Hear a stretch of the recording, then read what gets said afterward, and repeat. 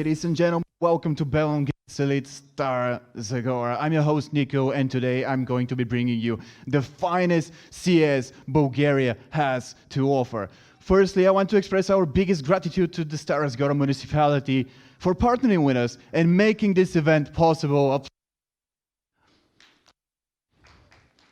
Come on. Let's go. Thank you. This is the biggest in Bulgaria. $10,000 are on the line. Teams from all around the country, even international, are going to be competing in what will be an absolute bloodbath. The likes of Skade, Fate, Tenerife Titans are all aiming to take the first place, but without further ado, let's take it to our masters, JP.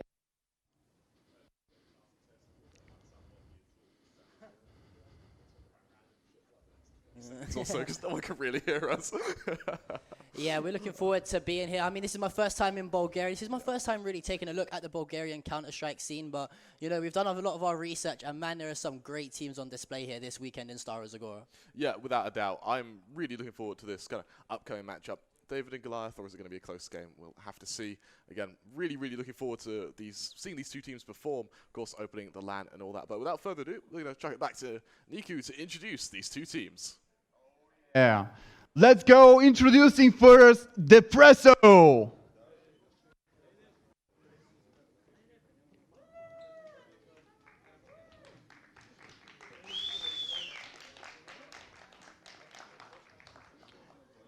right, guys, just come a little bit closer, please. All of you. All right, come here. All right. What do you think will happen in this game? There's a lot of possibility. All right, we need to start the microphone, please. Production, thank you. Working now, I guess. Okay. Yeah, it's working. I don't know. There's a lot of possibilities in this match. I guess we're the underdogs here. Yeah, obviously. But I have a lot of faith in my friend Mix. So Teammates, you said that you guys are puggers. Yeah. You're not really a team, so. No, it's not a team.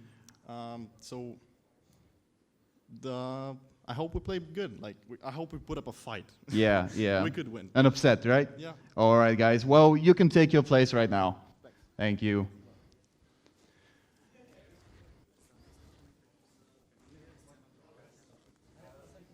Right now?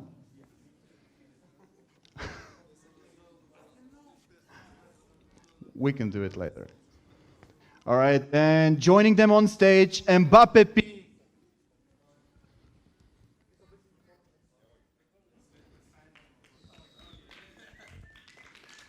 Applause, guys, applause. Thank you.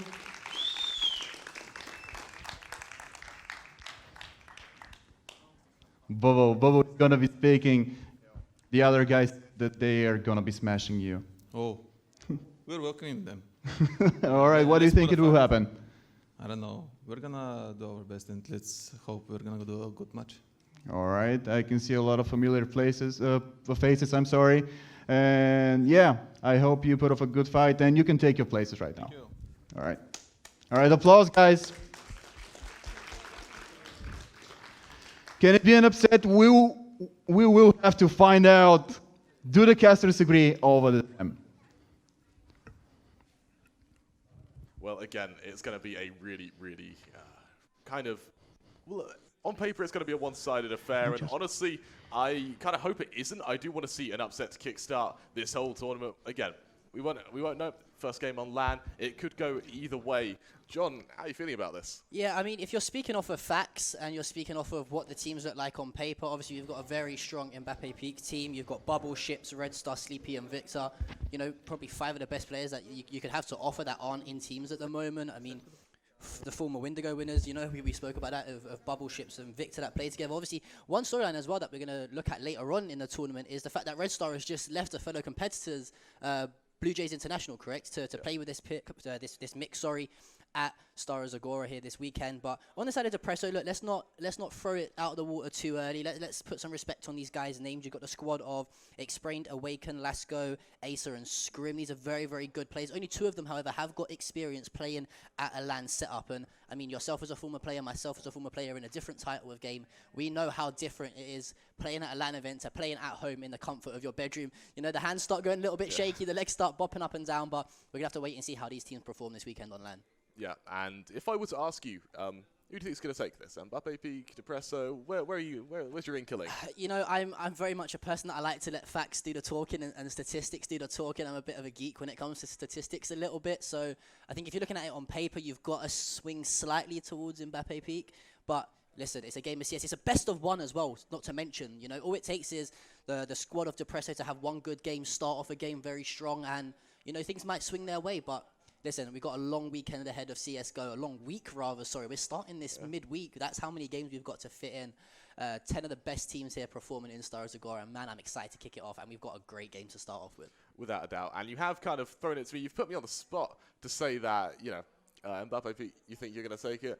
Honestly, I'm on Team Depreso. I think they could upset. Okay. I'm looking for an upset. Both these teams, you know, they're formidable players on either side. It isn't MBAPEEK being categorically better. It's just they've been as a team longer. Yep. They've practiced together. They've got a kind of bit of cohesion that we might not see from Depreso, but Depreso still solid players, and I really expect them to potentially do a bit of a number on MBAPEEK. Yeah, I mean, again, like I said a minute ago, let's not take away from the talent that is on this Depreso squad. I mean, we were speaking about it yesterday before the start of the event. We said, look, Depreso can aim. You know, they've got some good aimers on their team. You know, they're very high elo ratings as well, 3K plus. So you can't take away from the talent here on this squad of Depreso. However, again, I'm a statistics man, and you've got players in this MBAPEEK team that have been there and done it. You know, I spoke about the former Windigo winning team within WESG. These players have been there. They've done it on a LAN setup. They've done it with thousands of people screaming in the crowd. I mean, obviously we've got slightly a smaller setup here. We haven't got the hundreds of thousands here due to the COVID regulations, but nevertheless, it's going to be a big different ballpark for Depreso to play at an event. And have they got the composure if things aren't going their way? You know, if they're going into the second half or either on a CT or a T side and they're down, you know, by 8, 9, 10 rounds, can they pick it back up going into that next half and pull out the straws and clutch up?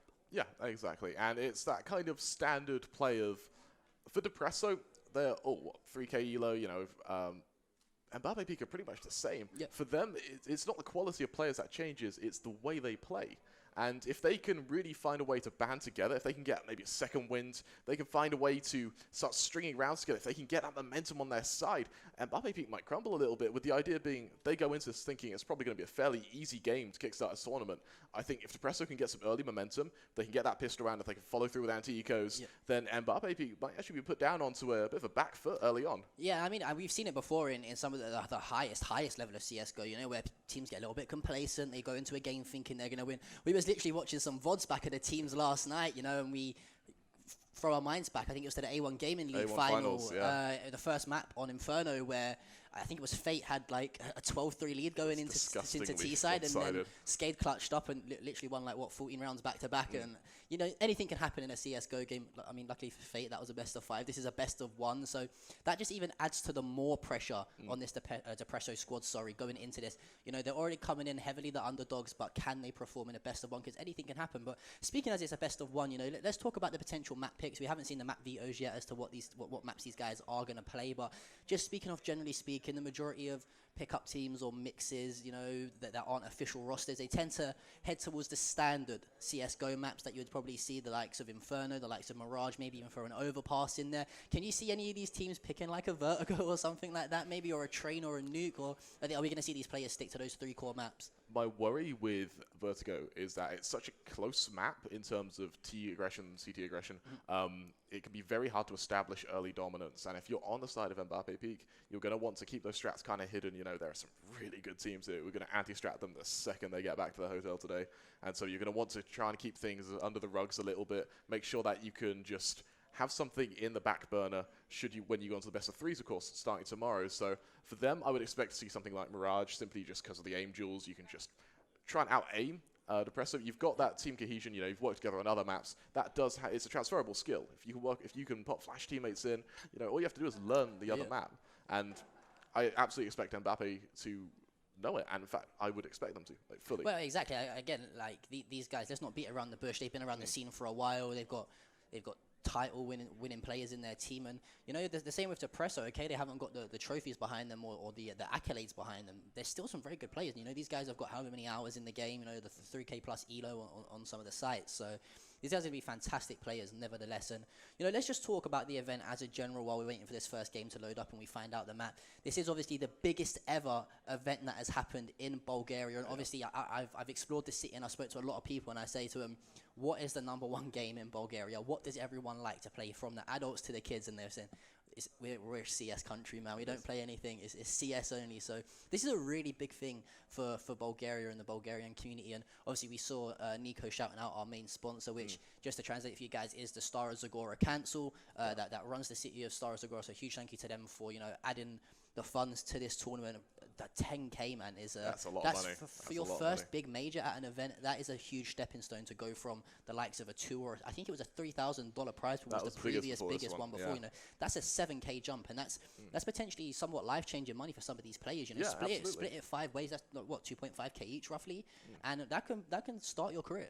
Yeah, without a doubt. And it just means pressure's already mattered on. It can go either way. This is really where it matters. And honestly, with teams here that are so close, because you're related in skill, you know, Tenerife Titans, Fate, Skade, and MBAPEEK, I don't think anyone can predict who's going to win this. The teams are just so close. And it really just falls down to the day. Who can show up in time and who can try and beat the other. Yeah, and I mean, you know, the likes of, you got Skade, you got Fate, Tenerife Titans. Who out of the whole weekend, I'm going to do this to everyone that I cast with, so I'm throwing you under the bus a little bit here to start the show off. Who is your team to watch out for, or that would be guaranteed to pretty much win the tournament? If you said, I had to put my house on this team to win the event, who are you picking? And not only that, who is the underdog that you might be looking at to potentially make an upset here? I think team going in as favourite, I would lean for Fate, simply because I think Fate and Skade go in as #1, #2 seed, but Fate, they had a previous result against Skade, best of 5, 3-2 victory in A1 Gaming. Yeah. That was the most recent time these two teams have played against one another. If Fate can just maintain that momentum, I think they're probably primary team to take it in terms of on paper. In terms of teams that could upset, I want to see Peak, Tenerife Titans. I think both of them have the ability to upset these teams. The question being is, can they? Yeah, and that's the question that you got to ask. I mean, again, sorry to sound like a broken record, but these guys have been there and done it. Okay, they're playing as a mix, but 3 of these players have already played together before. They know who the IGL is. They know who's going to be running the AWP, who the riflers are. It's not like these teams have probably played together on Face It or, you know, as a pickup in some other events before, right? It's not like it's a brand new thing to them. But if you're looking at a favorite, I did an interview earlier on the social media page for Belongens that I do look at the likes of the 1 and 2 seed coming into this. You've got Skade, you've got Fate. Obviously, you've got the added drama and the added storyline, like you said, from the A1 Gaming League, where we saw some rocky things happen back and forth in those games, some very tight games. And you know what? I want to lean more towards Skade this event, because I feel like they've got more of a point to prove after coming off that loss to Fate in the A1 Gaming League. They're going to have no doubt watched hundreds of demos back of themselves to fix their mistakes. And not only that, they know they can clutch up if they're down, because they've done it before. They've proven that. And it's kind of on Fate going into this. I would probably say as the favourites that most people would have to live up to that expectation. But I completely agree with your point on MBAPEEK there, that they're probably going into this as not somewhat the dark horses, but they could be, you know, a team to watch out for in the long run.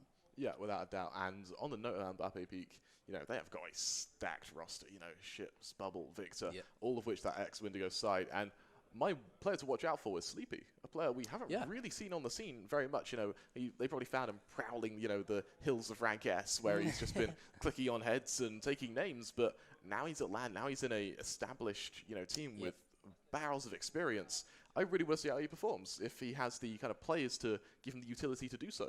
Yeah, and maybe this is the first step in his career. You know, I mean, if you look at it from ourselves, like from a UK CSGO point of view, we've seen it a few times where players have kind of come up the ranks out of nowhere. Most recently, you've got the likes of Mezzy and Alex, who have just joined C9 and got their big chance at C9. So maybe this is his chance to be in the limelight and get spotted, because all it takes is for him to pop off at one event, and he's gonna be knocking on the door of some of these bigger rosters to say, listen, I've done it. I've got that experience now. I can perform on the biggest stages. Okay, this isn't the stages of some of, like, you know, the big majors of, like, the Face It majors and the ESL majors or whatever, but this is still a relatively high standard of CSGO here. These guys are all pro players, you know. These guys are contracted. These guys do this for a living. This is their 9 to 5. So it's going to be interesting to see whether or not he can perform. Yeah, without a doubt. And, you asked me about map choices, with it most likely being Mirage, Vertigo, Vertigo, Mirage, Overpass. That's sort of kind of standard. What are you looking to see here? I mean, myself, any CSGO player that starts off playing the game, the first map that they probably jump into is a Mirage, for example. It's the most bog standard CSGO map you can probably play. It's a map that you can just hold the angles and out-aim your opponents 9 out of 10 times. And you'd probably see a lot of the mixes prefer to do that and just use their raw gun skill in opposed to the teamwork. You mentioned the maps like Train, for example, Vertigo, all those types of maps. They require a lot more quote-unquote prac in essence to learn your strats, know your play calls, and unless you've got a solid IGL going into the event, that is literally just like a mastermind in knowing where to put every player on the map at each time. It's going to be very hard for these teams to play the harder maps like the Trains, like the Vertigos, for example. So I'm going to lean towards either a Mirage or an Inferno. You mentioned earlier the Inferno takes a little bit more slight team communication and building, but again, these players have played all of these maps back to back. They know them like the back of their hand. They've got enough experience, but I don't know, man. There's no better way to kick off a tournament than playing probably the most bog standard CSGO map at Mirage and just have an all-out aim duel. Yeah. On the topic of all-out aim duel, I wouldn't mind seeing an Inferno, a map where when you first play CS, the first bit of aggression on CT side you learn is banana control on Inferno. Exactly. Smoke goes down, 2 people push it with an AWP supporting them. That is the standard take, and it's a lot of teams, they build off that. They build off that early aggression. And we see some disgustingly aggressive CT sides where we have AWPs just bombing it down mid control being established, peaks towards second mid. It's that sort of kind of up-in-your-face gameplay that we see from CT sides on Inferno that I love seeing. And for a team like Depreso, where you're going in as a mix, you're going to want to try and catch MBAPEEK off guard, you know? And I would love to see, just constant aggression from them, just to constantly be up in the face and just not give them a chance to breathe. And Inferno's just the map to do so. Yeah, and going back to, you talk about the standard banana push on CT where you throw the smokes out and you use a lot of your utility. How are we going to see these mixes of teams? They might not have got the strats, like I mentioned, to throw the utility down, throw the smokes, molly something off, pop a flash out onto the site. This is where we're going to see the highest level players, make potentially the mistakes that they wouldn't necessarily make if they were playing with an actual proper team, because the communication might not be there.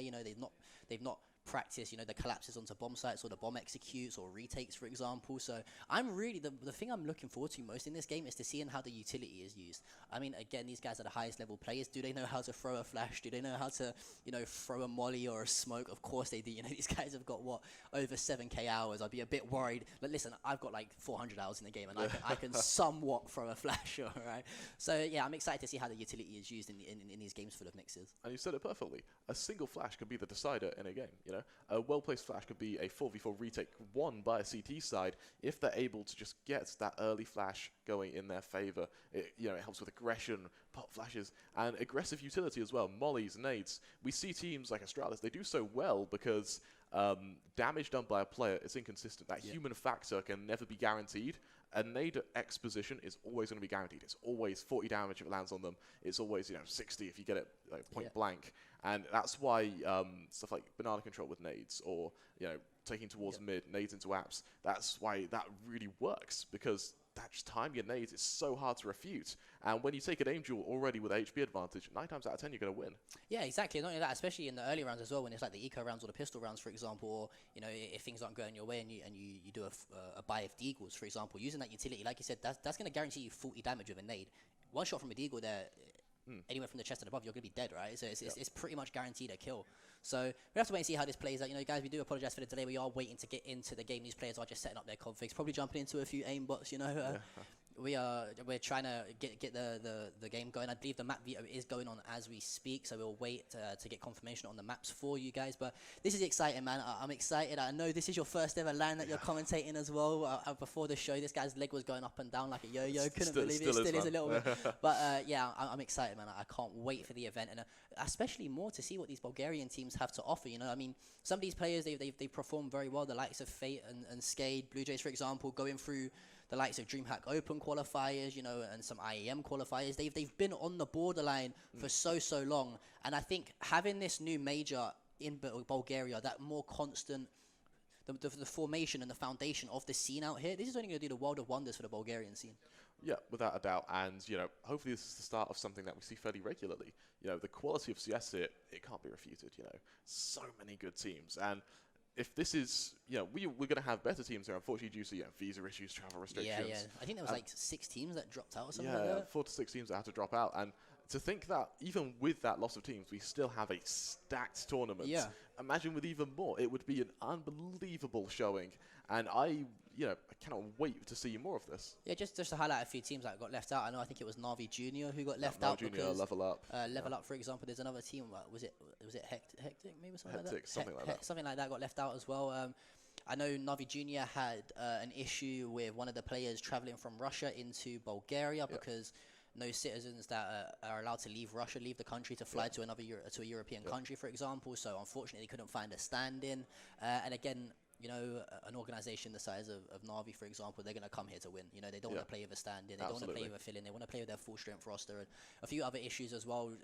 I know one team got stranded in Warsaw. Yeah, the first night, and they had to sleep overnight on the floor in the airport until the next flight was out of Warsaw. So, obviously we're trying to do this as best we can, guys. With the recent regulations for COVID, we encourage you guys to stay at home, stay safe, and not travel unless you're like us that have to for work or something like that. But yeah, please stay safe, and hopefully with the teams that we have got here, eventually we are in for an awesome tournament. Yeah, as well. And on top of awesome tournament, I cannot wait. We've just got word from production. It's going to be a couple minutes just waiting on the vetoes to come on through. And, I think we said all we can about maps.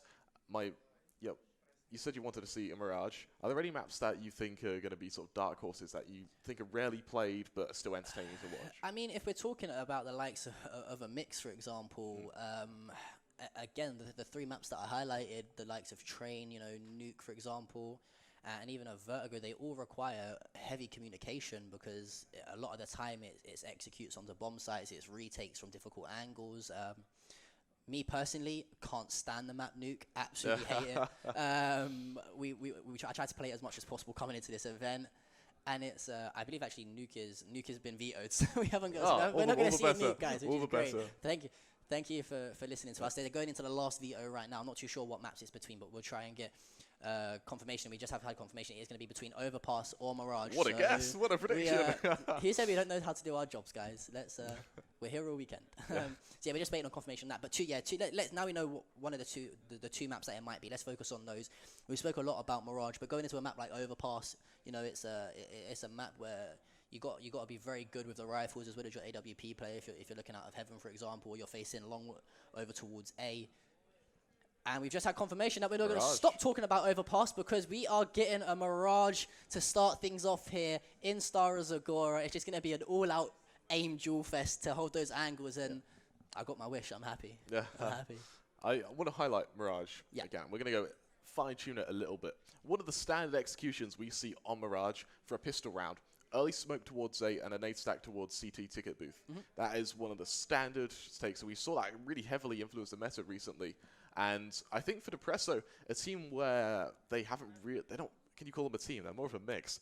And I think that with that knowledge of a standard setup, I would love to see just a few smokes over to A, that nade setup. And MBAPEEK, I think they're going to be going into this with a bit more, bit more confidence, a bit more swagger. I would expect to see, a full armor buy, for instance. Maybe one player with a kit, a few flashes for a retake. Just play retake on it, use the flashes to go forward. And when the second that bomb goes down, the ball's in the T's court. And for Depreso, if they can just get onto those sites, I can really see them doing some damage here. Yeah, I mean, I think you said it perfectly there as well in terms of, this is the bog standard CSGO map. This is probably one of the, similar to the CT push on Banana from Inferno, this is probably the first map you learn to play as a CSGO player. So you'll probably see a lot more of the executes on the bomb site, like you said, nade stacking over towards ticket booth and pushing out onto that site. We're going to probably see, a lot more teamwork and a lot easier teamwork on the map of Mirage in opposed to the harder maps. But I'm excited. It's going to be a great way to kick off this event. We have got a Mirage. It's going to be MBAPEEK versus Depreso. We've already spoke about the little predictions, but now that you've heard the map is Mirage, is there anything sway in your mind a little bit? Not at all. Not at all. Not at all. My boys at Depreso, they can do this. Yeah. I know they can. See, now I found out that it's Mirage. I think it's going to be a slightly more even game in opposed to, a game that's going to be more individual player heavy. But then again, I still think MBAPEEK have got what it takes. Like you said, they're going to play with confidence, and one thing I hate, even just playing, the likes of Face It or for example, where you're just solo queuing, is playing against that one player that has just got so much delusional confidence that you're literally like, what are you doing? Like, why are you there? Why are you sprinting out onto A bomb site when you've been flashed like 4 times, for example? But if the players are confident in their ability, you might see them turn on the footwork a little bit, as you would say, and showboat a tiny bit. But who knows? We'll have to wait and see. Absolutely, and it's that topic of confidence. And for me, confidence ties into momentum. Once you get those early rounds, you start building forward. Depreso, they need at least 2 or 3 of the first 5 rounds just to establish that presence, to keep MBAPEEK down and make sure that they don't get a chance to erupt onto Mirage. And Mirage, as everything we've said about it being fairly closely tied, if a CT side or T side can get that early momentum, we've seen massive strings, because the bomb sites are actually fairly close to the spawns, we see really, really early pushes. We see like rounds just string off in favor, and win streaks are really easy to build on Mirage. So for Depreso, they just need a few rounds every now and then just to keep that MBAPEEK aggression down, keep them in a kind of economic standpoint where they're not having to force buy every round. If they can do that, they genuinely stand a chance. Yeah, and I think especially as well, like, for example, if you're looking at, like, the CT side is, that each single bomb site has the 3 main entry points. For example, on A, you either come from Palace ramp or usually push out towards Connector, for example, and on B site, you go down short, you go into apartments, or you come through kitchen or market. Which are you, by the way? Are you a kitchener or a marketer? For the call out. Market. You're a marketer, okay. It's market. What do you mean marketer? Okay. That's the correct call, market. Okay. You're an old school player. Or kitchens at the back of the apps. In the kitchen. Yeah, we have this conversation all the time with the people that I play, but unfortunately, I'm a bit of a noob, guys. I call it kitchen. Actually, but we move anyway. We move. We'll soon. But yeah, so these players, they know the routes, but not only that. I mean, straight away, you can see the T side pretty much play as a CT side while being on T side if they get that bomb down. Again, they know the entry routes that are going to play, and it's pretty much a standard push. You have one person watching short, one person watching apps, and one person in market, as you would call it, if you're planting on the B bomb site, for example. So it's a very standard map to play, and that's why I think it's going to be slightly closer than I initially expected. If it was the maps like the the Inferno, or the likes of Overpass, I'd think MBAPEEK might have stomped it a little bit more. But again, the team of Depreso, they're very good aimers. They're very good at the game. So is MBAPEEK. It's going to be a great game on the Mirage. Yeah, without a doubt. And on the topic of Mirage, you mentioned that B site. What I've seen being done quite recently as well, and it works perfectly, is to have a very fast rotation from window. The second there's any inkling towards B, straight out window into market. And then once that bomb plant goes down, they kickstart a retake before the T's can get into position. Because B site is a really hard site to retake. If you've got players kind of fighting before the T's can reposition and readjust, it's going to be a very easy retake. It's going to be quick, swift, and once you get onto that site, once you get that initial planter kill, if you can cancel the plant, even better. But if you could just prevent T's from repositioning and getting dug in, it works so well in their favor. Yeah, and I mean, just speaking of technically speaking, if you're looking at mixes, what bomb site do people prefer to usually play towards? Again, like you said, you're going to probably look at that, especially in the early rounds, that nade stack over towards ticket box and push out onto the A site, right? But can you see any of these teams, making any crazy plays or any running any ludicrous strats as a mix, maybe? I think as a but for example, like we saw on an Inferno game in A1 Gaming League where there was like a triple fake to B, and then they had A site completely uncontested. I think that was in the Fate vs Skade game. Yeah, but obviously they're teams that have strats to play with. Mix is going to have those kind of strats, or? I think their strat's going to be a lot more flash heavy, flash dependent. Those sort of fakes, it's very smoke execution. You manage what utility you use early game, just so you have that expenditure when it comes to late game. I honestly think that for Depreso, we're going to see these sort of strats where they just bomb flashes over mid. They get someone up that bench into window as quick as humanly possible and try to outmaneuver MBAPEEK. Granted, MBAPEEK, they are definitely going to be wary for this, but the question is, can Depreso kind of beat them to it? And my worry as well is those fast strats where you just bomb flashes over to mid, you get that player in window as soon as humanly possible. That only really works once. Yeah. Once it happens once, MBAPEEK, they readjust, they have a player towards jungle, they're wary of the presence, and you're going to have to fight somewhere else. You pulled away from window, go for short splits. And we just need to see Depreso constantly readjusting their aggression rather than speeding or slowing down. And I think one thing that's going to be interesting to see is, the 2 players from Depreso who have got that LAN experience. I'm not too sure on the actual 2 players that have got it, but it's going to be transferring that knowledge over to the likes, to the 3 other players from Depreso, right? And again, it's a completely different ball game playing on LAN. You know, it's a big thing when you got the crowd going. You know, you got hundreds or thousands of people watching from home. You can become slightly nervous. You know, I mean, we get nervous, and all we're doing is sitting in front of a camera doing our jobs that we literally do every day of the week. So yeah, it's going to be interesting to see. But you said you're a Depreso boy going into this. Out of the 5 players on the team, who are you looking to have sort of the biggest impact? You know, who's going to be the person that is there to support the team, whether it be with going clutch with a huge flash or a huge smoke, for example, to enter the site, or who's just going to out aim everyone for the squad of Depreso?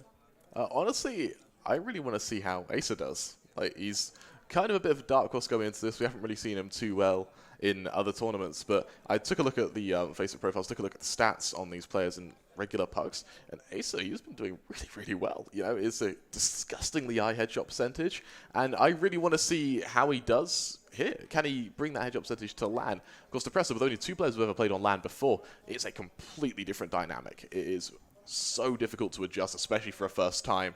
I pray they can, and I pray they give some good CS, but I do worry.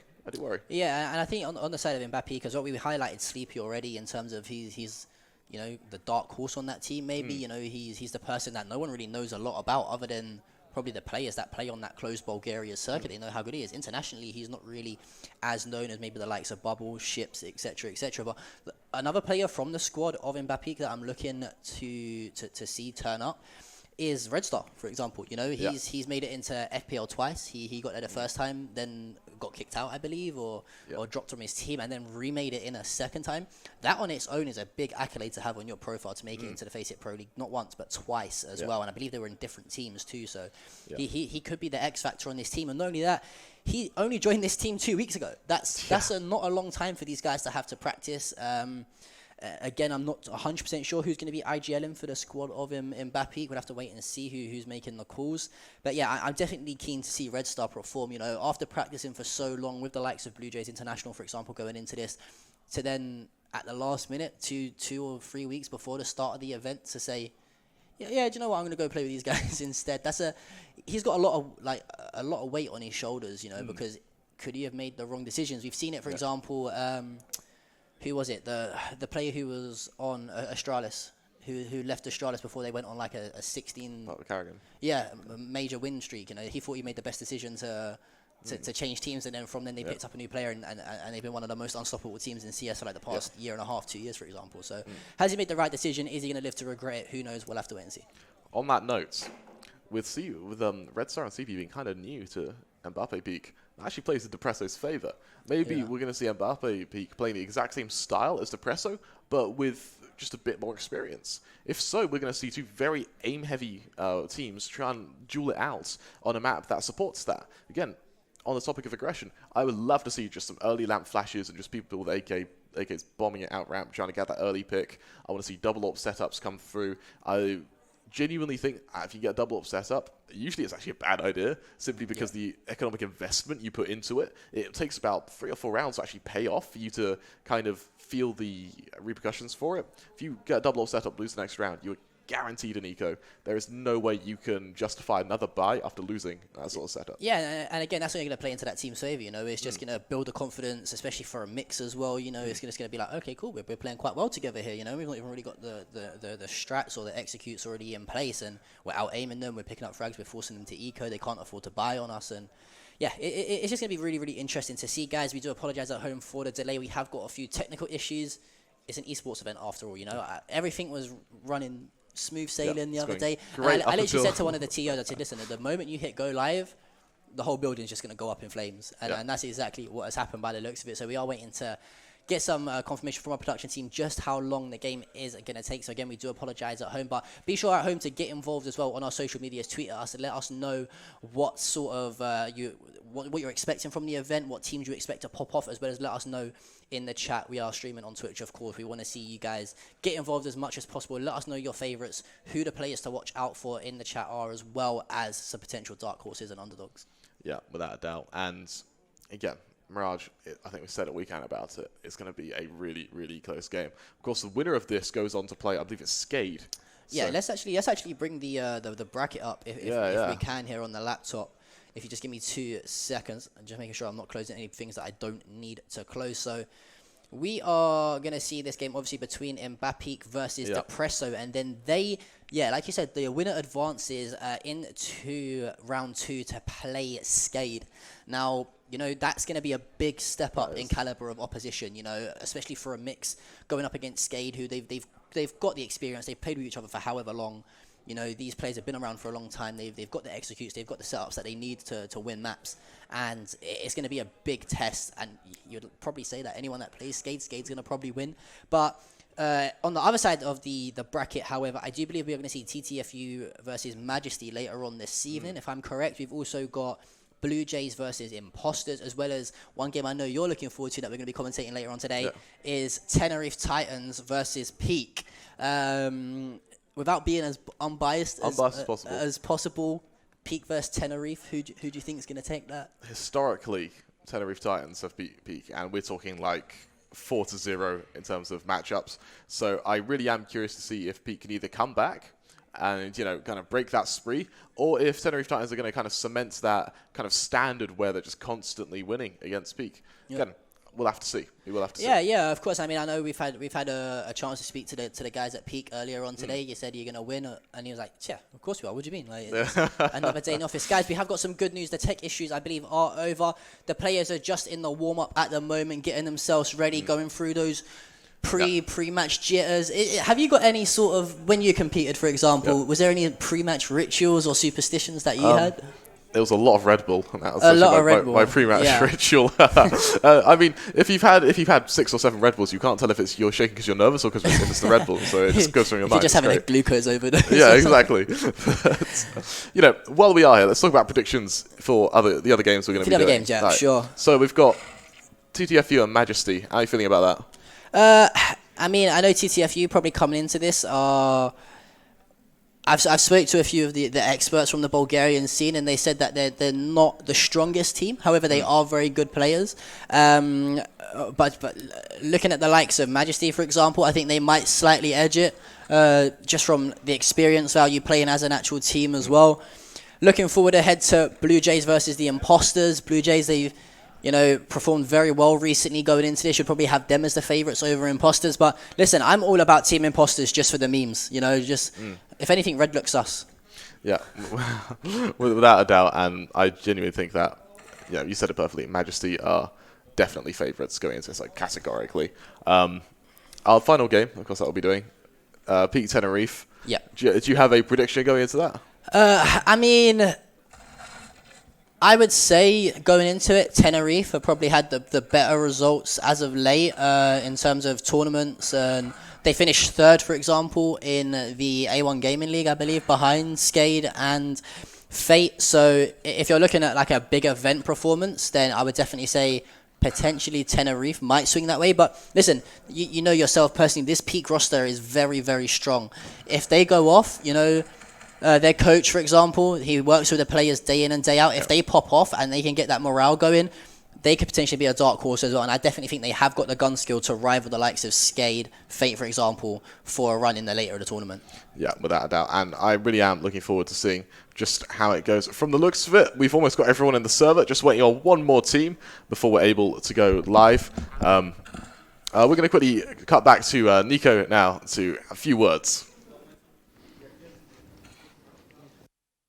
All right, guys, as you know, municipality is our partner, so I would like to invite Mayor Krasimira Chahova on stage. So applause, please. Thank you. Thank you. That's it. Thank you. You can use this one. Добър ден, уважаеми участници. Особено ми е приятно да ви приветствам с добре дошли в нашия прекрасен град. Ще превеждате ли да говоря? Ще превеждате ли? Радвам се, че Стара Загора е домакин на турнира по електронни спортове с награден фонд $10 000. Разбрах, че някои от вас снощи са успели да поиграят в футбол. Надявам се през тези няколко дни между игрите да имате възможност да се насладите и на нашето богато културно-историческо наследство.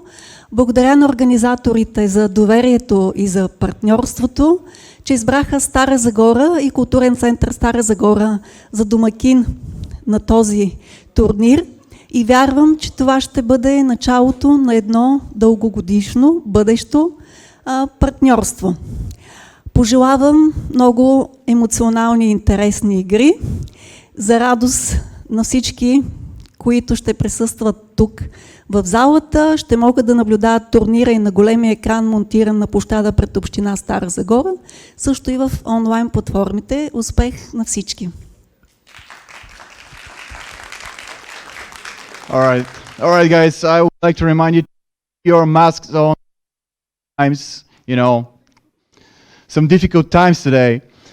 Nowadays, and I think that we are ready to continue with our action show. So I will be transferring you to our caster desk with Jumpy and Kremer again.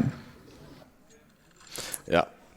Well, you want to take it here? We are ready. I do believe we are just fixing a few issues for the audio on our behalf. That's not going to affect the game, however.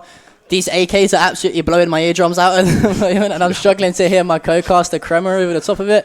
But without further ado, we've got about 3 minutes left of the warm-up for these players, and we are going to head into the opening game here at Bluejays here, live from the Culture Centre here in Stara Zagora. These players, they've gone through qualifiers. Some teams have been invited. All of the practice, hours upon hours, weeks upon weeks, have all led to this moment. The time is now. I'm excited, Kremer. What about you? Yeah, I really cannot wait to get things underway. Again, we spoke so much about this. Depreso, it really is David versus Goliath for them. I just would love to see if they're able to, upset here. Yeah, it's gonna be a great event regardless. There's gonna be upsets. There's gonna be favourites potentially winning the whole thing. And I'm just excited to see how it is. I mean, I can't speak Bulgarian, but there's a few words going on in the in-game text chat right now. No doubt these teams having a bit of friendly banter back and forth. But yeah, 2 minutes until we are jumping into this game. I'm excited. I hope you guys at home are excited. Again, do not forget to check out all our social medias. They'll be displayed somewhere on the screen or in the chat at home to make sure you get involved. Tweet at us your predictions. Share in the chat who you think is going to win. And I don't know, maybe we can get a bit of a poll set up in the chat for who's going to win the first game. Let us know, are you Team Depreso or are you Team MBAPEEK? I'm going MBAPEEK. You said you're going Depreso. Yeah. But give me a score prediction. Give me a round prediction here, Kremer. I think if we do see Depreso take it, it's going to be a long game. I think 16-10, it's 16-12. It could even go to overtime. To kind of ballpark it, I would say 16-10 in favour of Depreso. What are you feeling with this? I'm just going to be controversial and go for a stomp. I'm going to talk along the likes of like a 16-4, maybe a 16-3. That's how much we're going to get into I think that it's going to... But you never know, do you? It's so hard. Yeah. The worst thing about being a caster is making a prediction and your prediction being awfully wrong and you just get memed about it. It's happened so many times in my career, so sometimes I just stay away from predictions. But 1 minute left and we are heading into the game. It's MBAPEEK versus Depreso. The game's going to start up in a few seconds' time. I think we actually, speaking of devil, we've had a few disconnects as well, so we might be slightly delayed even further. But I'm excited, man. Give me a prediction. First round, what are we going to see? Are we going to see a B push? Are we going to see an A rush from the T side? Really put me on the pressure here. Yeah, listen, you're the analyst here, not me. I said to you, what do you want me to do? Do you want me to do the analyst work or I do the play-by-play? He was like, no, John, I'll do the analyst work. You can do the play-by-play. So I'm not even going to attempt a London accent to try and get back at you with this, but... Yeah, honestly, I would expect to see kind of standard A push. Yeah. What we see quite commonly as well is a jungle smoke, then players coming up through a connector smoke from underpass. Regardless, it'll be an A hit. I think 2 smokes committed, jungle and something, either deep jungle or jungle and stairs. We'll have to see how Depreso are feeling. Again, goes to the knife round. It might even be a MBAPEEK starting. I think Depreso is kind of easier to predict because they are a mix. For MBAPEEK, I think we might see a bit more of a kind of... on their CT side at least, more of a kind of gamble stack, whether it be that 3-man setup towards A or 3-man setup towards B. Regardless, I expect it will be an A setup. Regardless. Yeah, obviously we have to wait and see how the knife round turns out to see what team's going to play on which half to start things off. We do have a few more connection issues, guys. I think a few players have dropped out of the server. We're just going to get a few game restarts in, and then we will be back up and running into the lobby as quickly as possible. Realistically here, Kremer, should this, for example, let's say Depreso win the game. Mm-hmm. They then go up against Skade. Yeah. can you see these teams taking on the likes of Skade and making a run in the tournament to potentially pick up the $10,000? Or is it going to be, you know, impress while you can and then kind of surrender to the better teams in the competition later on? I think for Depreso, if they win this, awesome. They've done really, really well. My worry is that it's an upset, and you can only upset so many times. We rarely see upset tournament runs, rather upset games. I think if they do win this, Skade are more than likely going to take it. Of course, that has even more scary repercussions because we then go back from MBAPEEK, who are going to meet them in the lower bracket in a best of 3, and best of 3s are really hard to upset. It's likely in a best of 1, it's probable in a best of 1, but in a best of 3, I can't see it happening. Yeah, and I think that's just where, you know, the actual teams themselves, they have the more experience. Like I said, they've got the chemistry together, they've got the squad morale, and in a best of 3, if you say, all right, we lost the first map, is beginner's luck, would you call it that, or it's the luck of the draw, and then they kind of stomp them in the second map and assert the dominance into the third as well. So we are just waiting for these players to connect. I'm trying to see what 2 players have not actually joined. I think it's going to be Awaken from the squad of Depreso, and it's going to be it's going to be Red Star, I think, for the squad of MBAPEEK. So just waiting on those 2 guys to get into the event. We're still waiting, hopefully, to get the game audio lowered a little bit because it is blowing my ears out. But hey, it's an esports event. Things go wrong. What can you say? But yeah, let's again just talk about the whole tournament in general, going into the later stages. While this is going on, I'm just going to bring up the bracket one more time for you.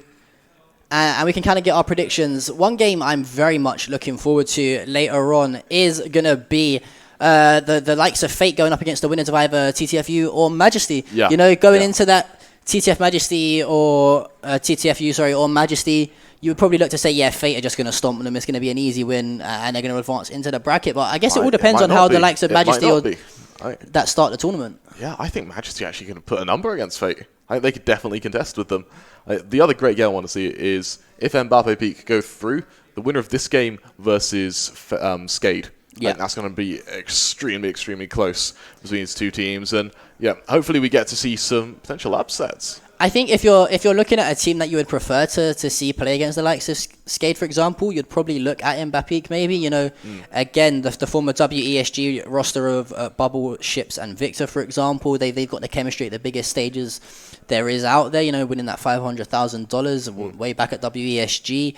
I would say if anyone's going to give them a run for their money or potentially cause an upset, it would be them. But then again, you know, Depreso could come out swinging on Mirage here and look absolutely fantastic, you know, and look like everything's going well for them. It's just more of a matter of time will tell going into the later stages of the tournament. Again, I don't like to predict too many things because usually anything a caster says goes absolutely the opposite way, and they're like, why do these guys even employ them? They don't even know what they're talking about. It's like, you look like an absolute idiot a little bit, but yeah, it's all going to be who can stay the most consistent throughout the rest of the tournament, I think. Yeah, without a doubt. And I think we have all 5 players in the game now. Yeah, we might start. This has been quite the way. I mean, props to you, John, for being able to fill for this. It's called the gift of the gab, is what we call it back in London, in England. You know, just being able to regurgitate nonsense out of your mouth to act like you know what you're talking about. But we're looking forward to it. Anyway, I do believe we have got all 5 players in the lobbies. I think the game is about to start up here, Crema. We are heading into map number 1. It's MBAPEEK versus Depreso. The 9th round is obviously in play to determine the sides, and Crema, finally we're kicking things off and I'm excited. Yeah, genuinely can't wait. 9th round coming underway. Going to see some swinging and slashing from either side. MBAPEEK taking a moment just to size up their enemy. Going in for early, stabbing forward and back. Red Star opens and it's an utter collapse. I say that actually. It goes back into a 1v1. Awaken winning with just 3 HP as Depreso. They take that 9th round. They're going to decide what side they start on. Most likely that CT side. Yep. For MBAPEEK, you know, we said that it'll probably be an A-hit with this pistol round. Really looking forward to seeing how both these teams fare, and maybe Depreso can upset her. Yeah, it does look like MBAPEEK are going to stay on that T side. We're going to see the team of Depreso holding the bomb sites down on the counter-terrorists here. Really excited for this. We've built up to this moment. We've spoke about how excited we are, and let's see how things are going to kick off. It looks like both teams are going to split off. Looks like the bomb is making its way towards Palace, slowly but surely. 2 players Red Star and his teammate Victor looking to shift down mid.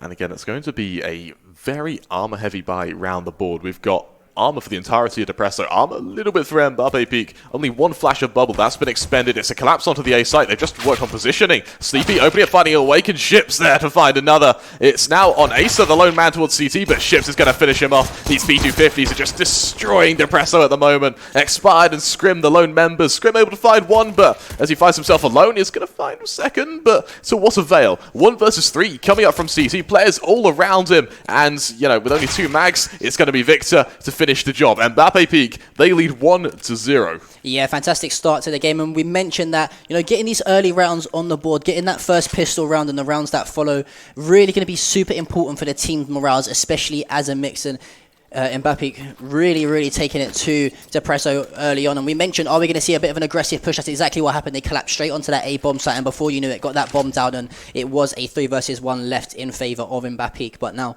bomb is going to be hanging out towards the back apps. And I like this here from MBAPEEK here. They're just taking their time with the bomb a little bit. You know, they're not overly committing too much to one site, and it's actually going to be the full squad of Depreso who are stacked A due to the fact that they are obviously forced to eco with those pistols. Yeah, I do wonder if it'll come in to account. Depreso, they've just stacked the wrong site, unfortunately. Ships on the other side of connector right now. He's going to spot all of the flash goes out. Oh, it's a beautiful flash. He's forced away by some miracle. He doesn't fall. DSP swing wide from connector. It's an easy little mop up.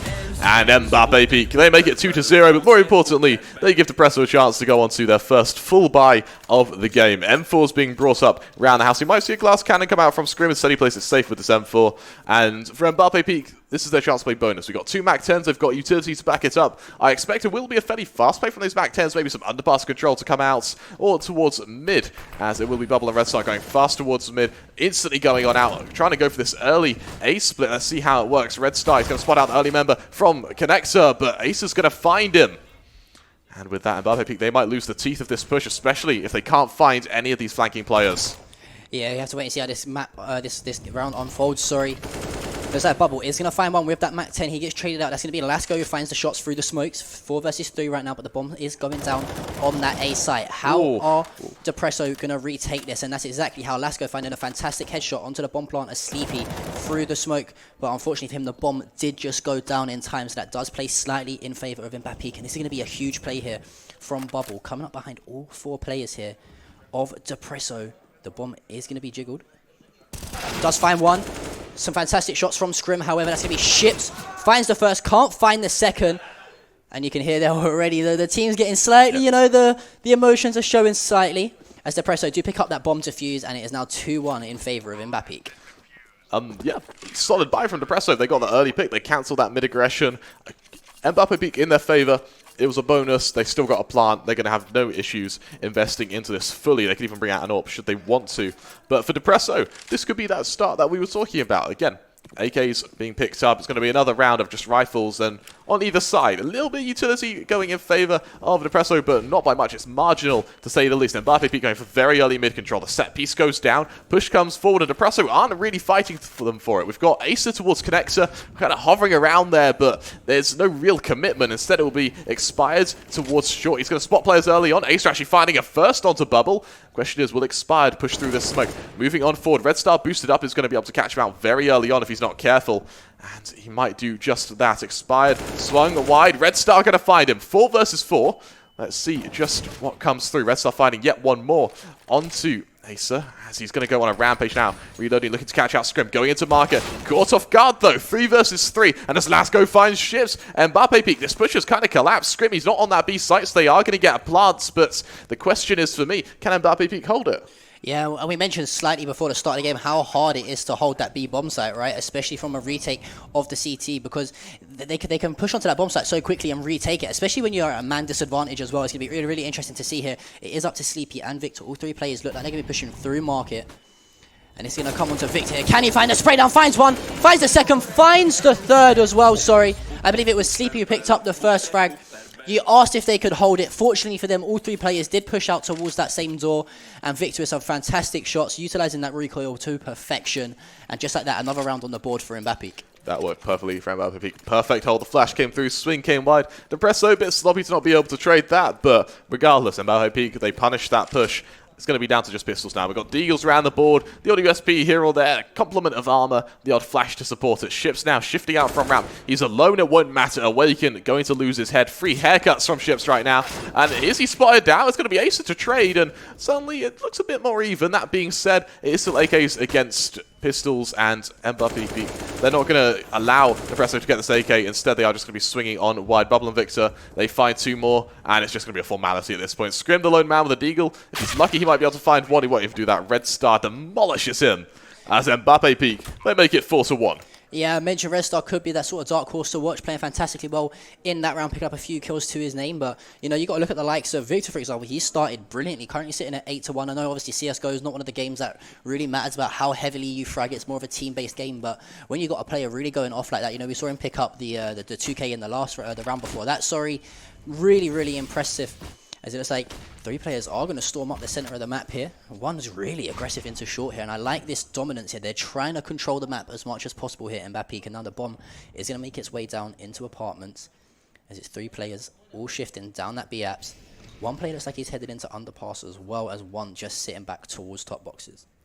Again, the question is, can Expired find Ships right now? Ships, he did a great job to get fast into kind of ladder room, but now that sense of urgency is gone, he could be caught out. It's going to be a stand execution coming forward. Expired finding 1 bubble to trade. Expired finding 1 more with no short push. This is going to be a very scary precedent for MBAPEEK. Scrim finding 1, 2, and 3. It's a lovely little lineup. And Depreso with their second round secured. The question being, can they hit that kind of nail home with MBAPEEK going on to what could potentially be the final kind of buy left in their economy? Yeah, this is definitely a huge round here for MBAPEEK. They want to win it, you know, to keep that economy rolling. If not, they're pretty much going to be reset and forced to eco in the next round.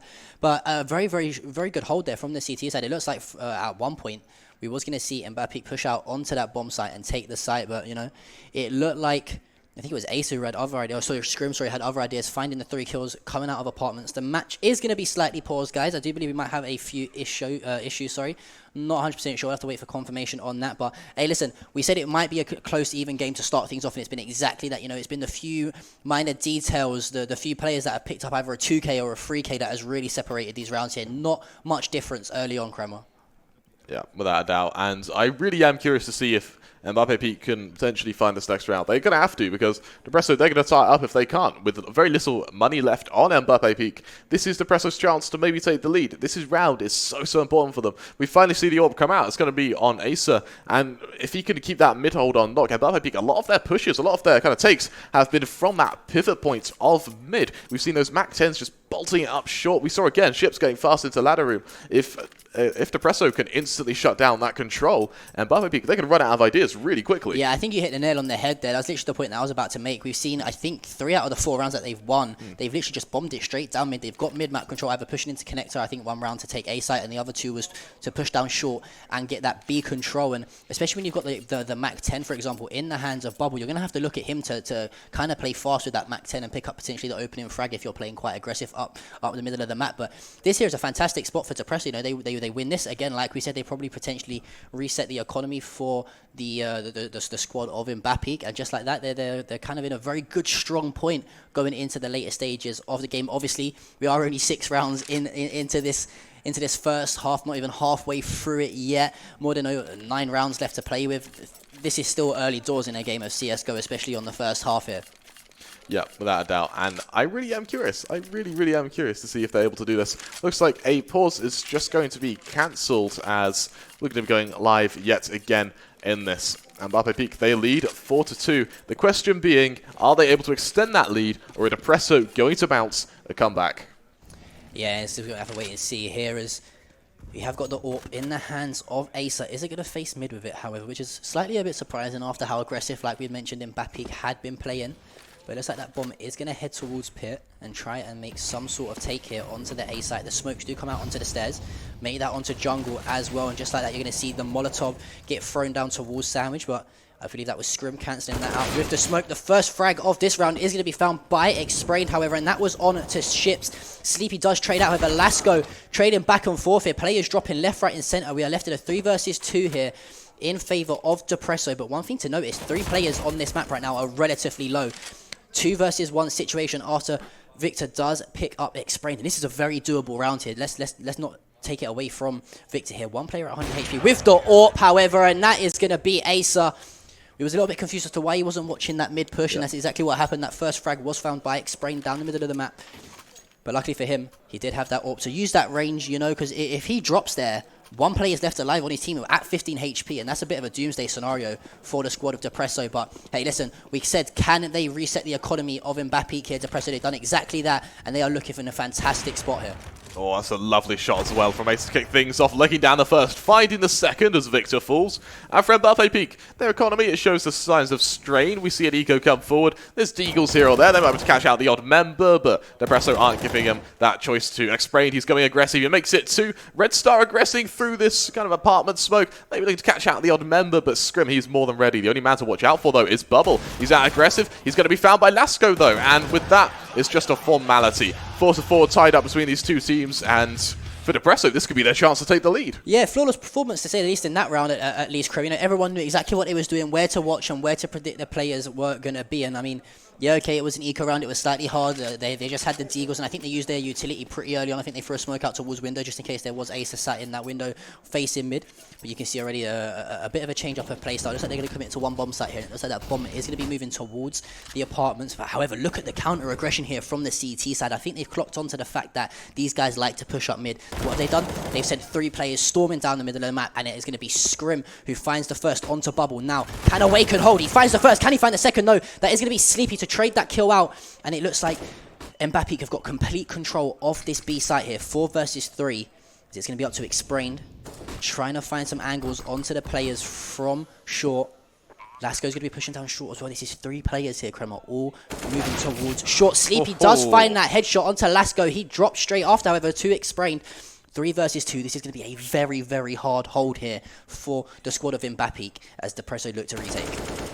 As Ace falls, Ships going to open up a lovely little second kill. It's down to Explained. He'll make it 1, but Ships goes on a rampage. That's a lovely little 3K there, securing MBAPEEK their 5th round. And with a 1-round lead now, Depreso, they've had a chance to build some economy. They can invest into this, but you need to remember that CT side is substantially more expensive than that T side, and that money management needs to come through right now. Depreso, they're showing that kind of sign, the kind of hallmarks of a broken economy. No head armor and some players, kind of lackluster utility here or there. Still enough to fight the round with, but a little bit to worry about. MBAPEEK again go for early short control Awaken.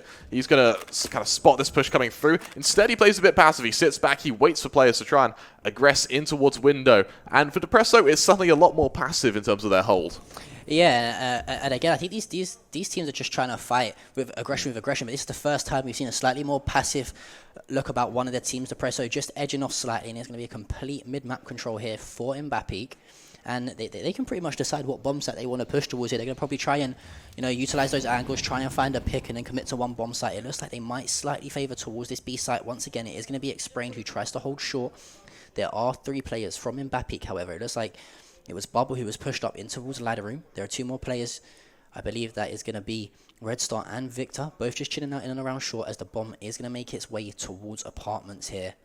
And I think it looks like these guys might just try and take and collapse onto the site as possible, but Explained had other ideas. Ships finds 1 with that AWP. Can he find the second? No. It's going to be Asa who completely outaims him. He finds the second. Just like that, Scrim is going to drop Red Star as well. A 4 versus 1 in favor of Depreso, and it's all up to Bubble. The bomb is down. Bubble can't even find the first. The Scrim is a man on a mission right now, finding 3 kills, I think it was, in that round. Superb shooting out of Scrim.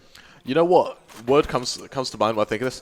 Clean. That was a lovely round from Depreso. They saw that push come into the ladder room. They didn't stagnate. They just reacted calmly. They kept a player towards jungle. Orpal went round towards kitchen. Once the kill came through, trade followed, and it was just a formality. The rest, the collapse came through. The bait setup went perfectly on balcony, and it was a very clean round from Depreso. Tying it up 5-5, and MBAPEEK again going on to a poor buy. We've got Deagles here or there, a bit of armor to accompany it, but no utility whatsoever. This is going to be Angel Central, and they just need to win them. Unfortunately, they haven't really spotted anything yet. There's a bit of contact made, but it's through a smoke. It's lackluster. It's hopeful at best. Red Star, though, he's been able to get out of Palace. He's now down under balcony, lurking, trying to find Lasco, and there's no way Lasco expects him to be here. He's going to have that initial advantage, but was he spotted? Awaken, he's going to spot him, but Red Star, a lovely deagle shot. Looking for one more, ringing out a few shots here or there. The bomb is going to come back around. It looks like that. Another shot from Red Star as well. And MBAPEEK, they might get a plant out of this. Again, 5 versus 3 now. Lasco, he's going to aggress early on. CP fighting him. Ships fighting Explained on the retake. It's down to Scrim. 1 versus 5. And Depreso have just collapsed on this site. Ships, he's going to spot Scrim. And unfortunately, Scrim, the only thing that could have possibly went in his favor here was the element of surprise. Look at Mbappe's peak position. They're just going to hunt him down like a wild dog. He's going to find 1. He'll make it 2, but with only 4 HP. How does he look to win this? Red Star, the man of the hour for MBAPEEK. He makes it 3K. Another kind of follow-up with that. AK and a 6th round secured for MBAPEEK. I mean, we mentioned, that the squad of MBAPEEK, anyone can show up at any time and make that play that wins a team around, and it was Red Star that time, finding 2 fantastic headshots there with the deagle to open up that A bomb site, and then from there the team completely collapses, takes the bomb site and leaves Scrim in a 5 versus 1, and only one team is going to win that. And what a fantastic, sort of somewhat eco round. They brought the deagles, and that was that. And they do find a full buy once again. It's going to be Ships finding the first kill onto Xbrain. He does get tagged up home, and the nade comes in onto Lasco. But Awaken finding the kill onto Ships eventually at top mid. It's a 4 versus 3 now. 2 players advance heavily up towards the top of that map. I do believe it was Bubble who did leg him with the AWP. Red Star does finish that kill off. It was Scrimmer who dropped 4 versus 2 now. And again, MBAPEEK swinging things in this favor early on with some fantastic communication and really play well as a team, surprisingly here. As the fact that we mentioned, they are a mix, and sometimes the communication isn't there. But it looks like they know exactly where to be at all times. Bubble finding the kill onto Acer, and again, it is Awaken left in a 1 versus 4. And oh my, do it. Oh no! Oh no! Oh no! Oh no! Please! Oh, Red Star, you cheeky man! You cheeky! Oh, God, the disrespect from Red Star with the knife. And I don't want to flame anyone too badly, but Awaken has not started the best in this game, and that is just added insult to industry. Red Star really putting out all the stops right now. Without doubt. And for Depreso, they're going to try and scrape themselves back into it. It's a poor buy, to say the least. Scrim with only an MP9. Acer, he does have an AWP, and he's had a fairly good game with this AWP. It's another missed window smoke from MBAPEEK, and they were almost punished for that. Does Acer look to re-aggress? Is he feeling confident? We'll have to see. Is Victor make his way towards Connector, looking to catch out the odd member for MBAPEEK? They're wrapping themselves up for what's going to be an ace split, but Depreso, their response is perfect. It's just aggression towards Ramp. Sleepy needs to be careful. This aim duel between Lasco and Sleepy is going to pretty much be the decider of how clean this take will be. And for Awaken, he's going to have to watch out in Palace as well. Ace is spotted out by Ships. The booster came through perfectly. He's going to swing around looking for one more. It's going to be Xbrain trying to ring out a few shots, but it's negligible damage either way. Red Star leading that charge now, looking to try and catch out the odd member towards jungle. As this setup from MBAPEEK, it's confusing to say the least. Red Star, he'll drop down. He's made noise. Awaken's ready for him. Will Awaken find him? No, he went. It's a lovely shot from Red Star now. Lasco, the lone man, as well as Scrim. Scrim going to be caught out. He'll find Victor. That's 1, but Sleepy there to trade. Lasco going to be the lone man towards Ramp. That push didn't quite work out. Red Star's going to spot him, and with his position known, it's just going to be a matter of hunting him down. Red Star, another great round from him. The man's going 11-7. Solid performance. And for MBAPEEK, they're going to secure a victory in the half. The question is, how much of a victory? We enter the penultimate round of the first half, and Depreso again with a broken economy. Yeah, it's going to be a bit of a tough situation for Depreso to put a few rounds on the board here. Their economy isn't looking too great. And I think going back to that last round, one thing that he did fantastically in MBAPEEK was not allowing the bomb to be shown or spotted at any time. That's why it was such a confusing setup. It looked like they were going to push A. 3 people were on the A bomb site, and before you know it, the bomb was rotated over towards B, and they get the site and get the win. Just like that, though, Scrim does find the first onto Red Star. Sleepy, however, does trade that straight out. The AK in the hands of Lasco now. Bomb just hanging around the top mid. There's going to be a player. He finds one. Can he find the second one to Lasco? He does. That's going to be Ships with the 2K. 4 versus 2 now. Fantastic shots from Awaken. A clean headshot with that deagle. Ships is going to drop 3 versus 2 now. But you're looking at, if you're looking at the guns in hand here for MBAPEEK, it's more of a when, not even if they win the round. 3 versus 1. Awaken left alone. Does find that headshot. I mean, I think Awaken should just run with a deagle. I think he's had more kills in this round than he has since the start of the game, and that's with the deagle alone. 2 versus 1 situation. Sleepy versus Bubble. The bomb is going to be planted over towards that B site, and it's up to Awaken now to try and step up for his team and take this retake. Well, again, for Awaken, he's buying next round regardless. Why not go for it? Why not try and do some damage? Maybe make MBAPEEK sweat a little bit. Sleepy in kitchen, he's going to be flashed off guard, but regardless, Bubble there to support him. That was almost very, very scary for MBAPEEK. They're able to quickly finish off the job. They're able to make sure he doesn't get too out of control. As they make it 9, then look at that, you know, look at those further stats. Scrim, still with 100 ADR. He's still doing a lot of damage. And the enemy's flash from Awaken as well. He's supporting his team admirably. Not as much utility damage as I would expect to see, but again, when your aim is that good, do you really need it? Yeah, we are going to be heading into this final round here on the first half of Mirage. 2 full buys coming in to play. And it looks like the bomb is hanging around pit here.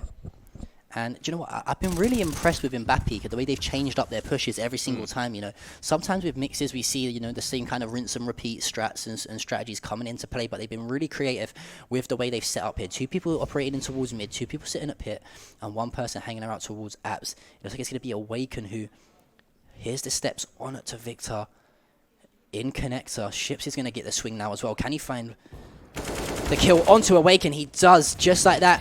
Awaken is dropped, and you can see already just how aggressively they push out onto this A site. They know there's going to be 1 player hanging out towards CT. They instantly molly that out, flash out as well, but it is going to be Acer finding the kill on to Sleepy.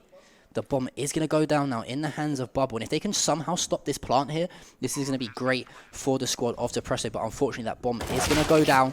Red Star finds the headshot onto Explain. 4 versus 3 now in favor of MBAPEEK. Make it a 3 versus 3 as Lasco finds 1, but a lineup in favor of Victor. Make it a 3rd. The 3K to finish off the round from Victor. And, you know, I was getting a bit of a flashback to that round on B site where they all pushed out of kitchen. They just lined up absolutely fantastically for Victor there. And, you know what, a somewhat strong performance out of MBAPEEK there on the first half as they now head in to this CT side. That was a lovely little 3K there. That last shot was actually a 1-tap from Victor, so really a bit scary to watch out for. Depreso going on to that T side and already with a round disadvantage. It is a scary thing to watch out for. We'll have to see. It's going to be a standard mid-push coming through. There's a little bit of utility and molly and smoke to support it, but for MBAPEEK, it's going to be full armor round the board. They are going for Angels and they're going for heavy Angels. It was invasion towards ramp. They know there's no one there. They're wary of Lasco and Palace, but they don't know for sure. Victor with such an aggressive push as well. Contact made towards connector. Ship's trying to catch out the odd member. He won't actually. He'll just be spammed down by those Glocks. Bubble now towards connector, also looking for some of his own, but Lasco, the flank comes through, and suddenly this looks perfect for Depreso. Well, it's going to be a flank from Victor, but to what avail? The last 2 members for MBAPEEK are all the way at the other side of the map, and Expand wants to try to take that fight on short. Red Star ringing out a few shots with him. He is very low on HP, but it's going to be Sleepy to find 1 and 2, and that's perfect for Sleepy for MBAPEEK. We'll have to see what happens now as the flank comes through from Victor. Is he able to catch him off? Yes, he does. Awaken falls. X-Sprayed able to find Red Star, but that bomb is planted perfectly for that T side. There's no kit for MBAPEEK. It's a very scary thing to watch out for. Explained with that. With only 3 HP, Swing comes around.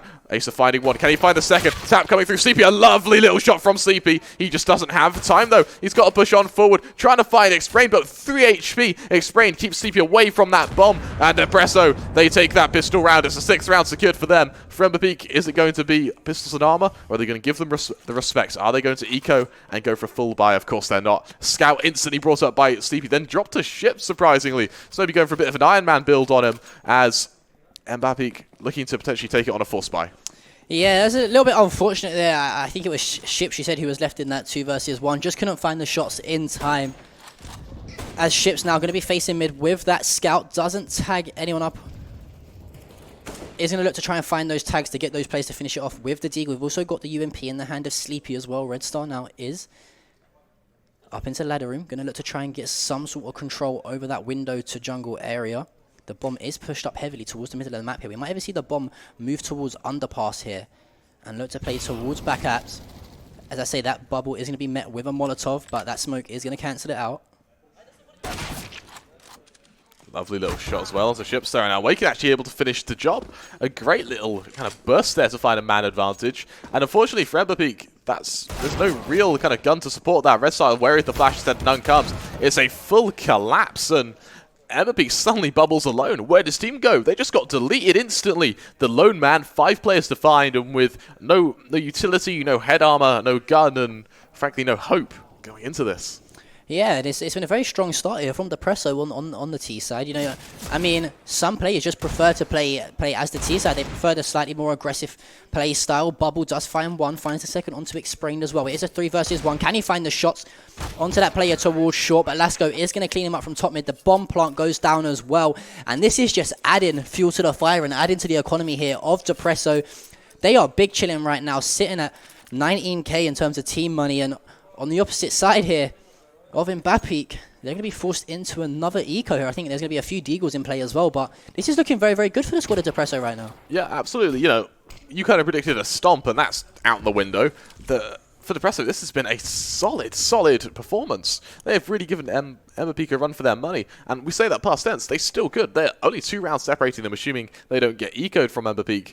And for MBAPEEK, it's a poor bite. There's no armor, there's only 1 flash, there's a complement of deagles, but what good can it do unless you hit a godly flash? And, you know, it's doable, but Depreso, they're just spread out around the map. They know it's going to be a pull buy from MBAPEEK. They're taking their time, they're slow, they're methodical, they wait for the push to come, and they wait to try and punish some aggression. Aggression comes. Bubble going towards top mid. He's going to catch out Awaken if he's not careful, we'll have to see.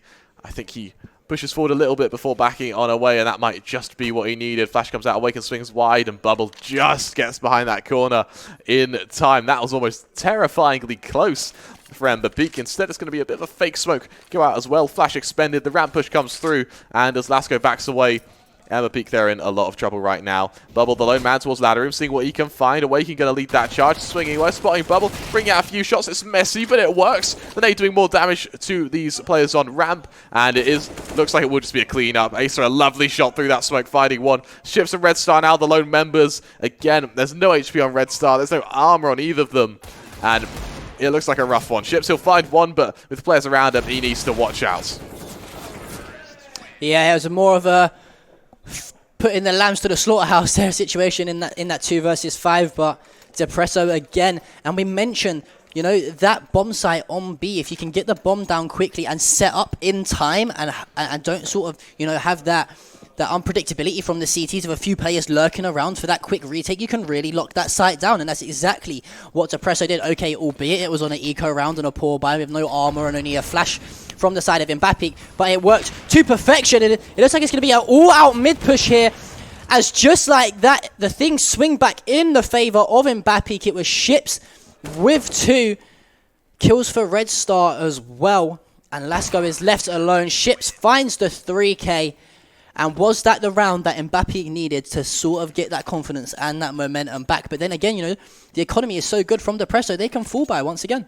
Now, my worry for Depreso right now is they utterly collapsed to MBAPEEK's aggression there. There was no real response. Trades attempted to come through. They did damage, but they just couldn't follow them through. And for MBAPEEK, are they just going to keep aggressing further and further, or are Depreso going to find a way to kind of counteract this? As we've got Red Star again just swinging wide on short. We've got that boost up from Ships looking to aggress in apps, and Depreso, they can, you know, they were able to buy this round, but they can't do it again. They can't afford to lose rounds that one-sidedly, as unfortunately as he backs away, that is the gun spotted by Ships as well, so Scrim, he really needs to be careful on apps right now. He's got a molly with his name on it, and as he backs away, Ships going to look to find him. Spotting him, but not committing to it. Now he looks to aggress behind it, and now he looks to start invading towards Zaps. Ace is actually scoped up, looking to trade, but Ships, he'll find Scrim. He'll back on away, unpunished. Contact made towards mid. Red Star ringing out a few shots here or there. The support comes through from Bubble, but again, no kill in mid. Depreso with a man disadvantage. Have to try and find a way to put it back without taking too much damage. Yeah. 4 versus 5 now, as the bomb is going to be towards the top middle of the map. No doubt that bomb has been spotted multiple times. The callouts are going to come into play. And you can see there is actually one player from Depreso really up aggressive B here. And he might...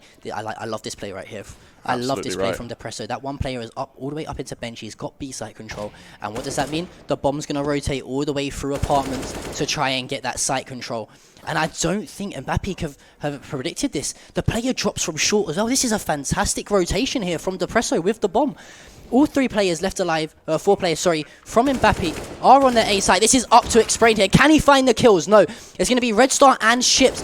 And what looked like a fantastic push here from Depreso might be slowly falling back into the hands of MBAPEEK, sorry.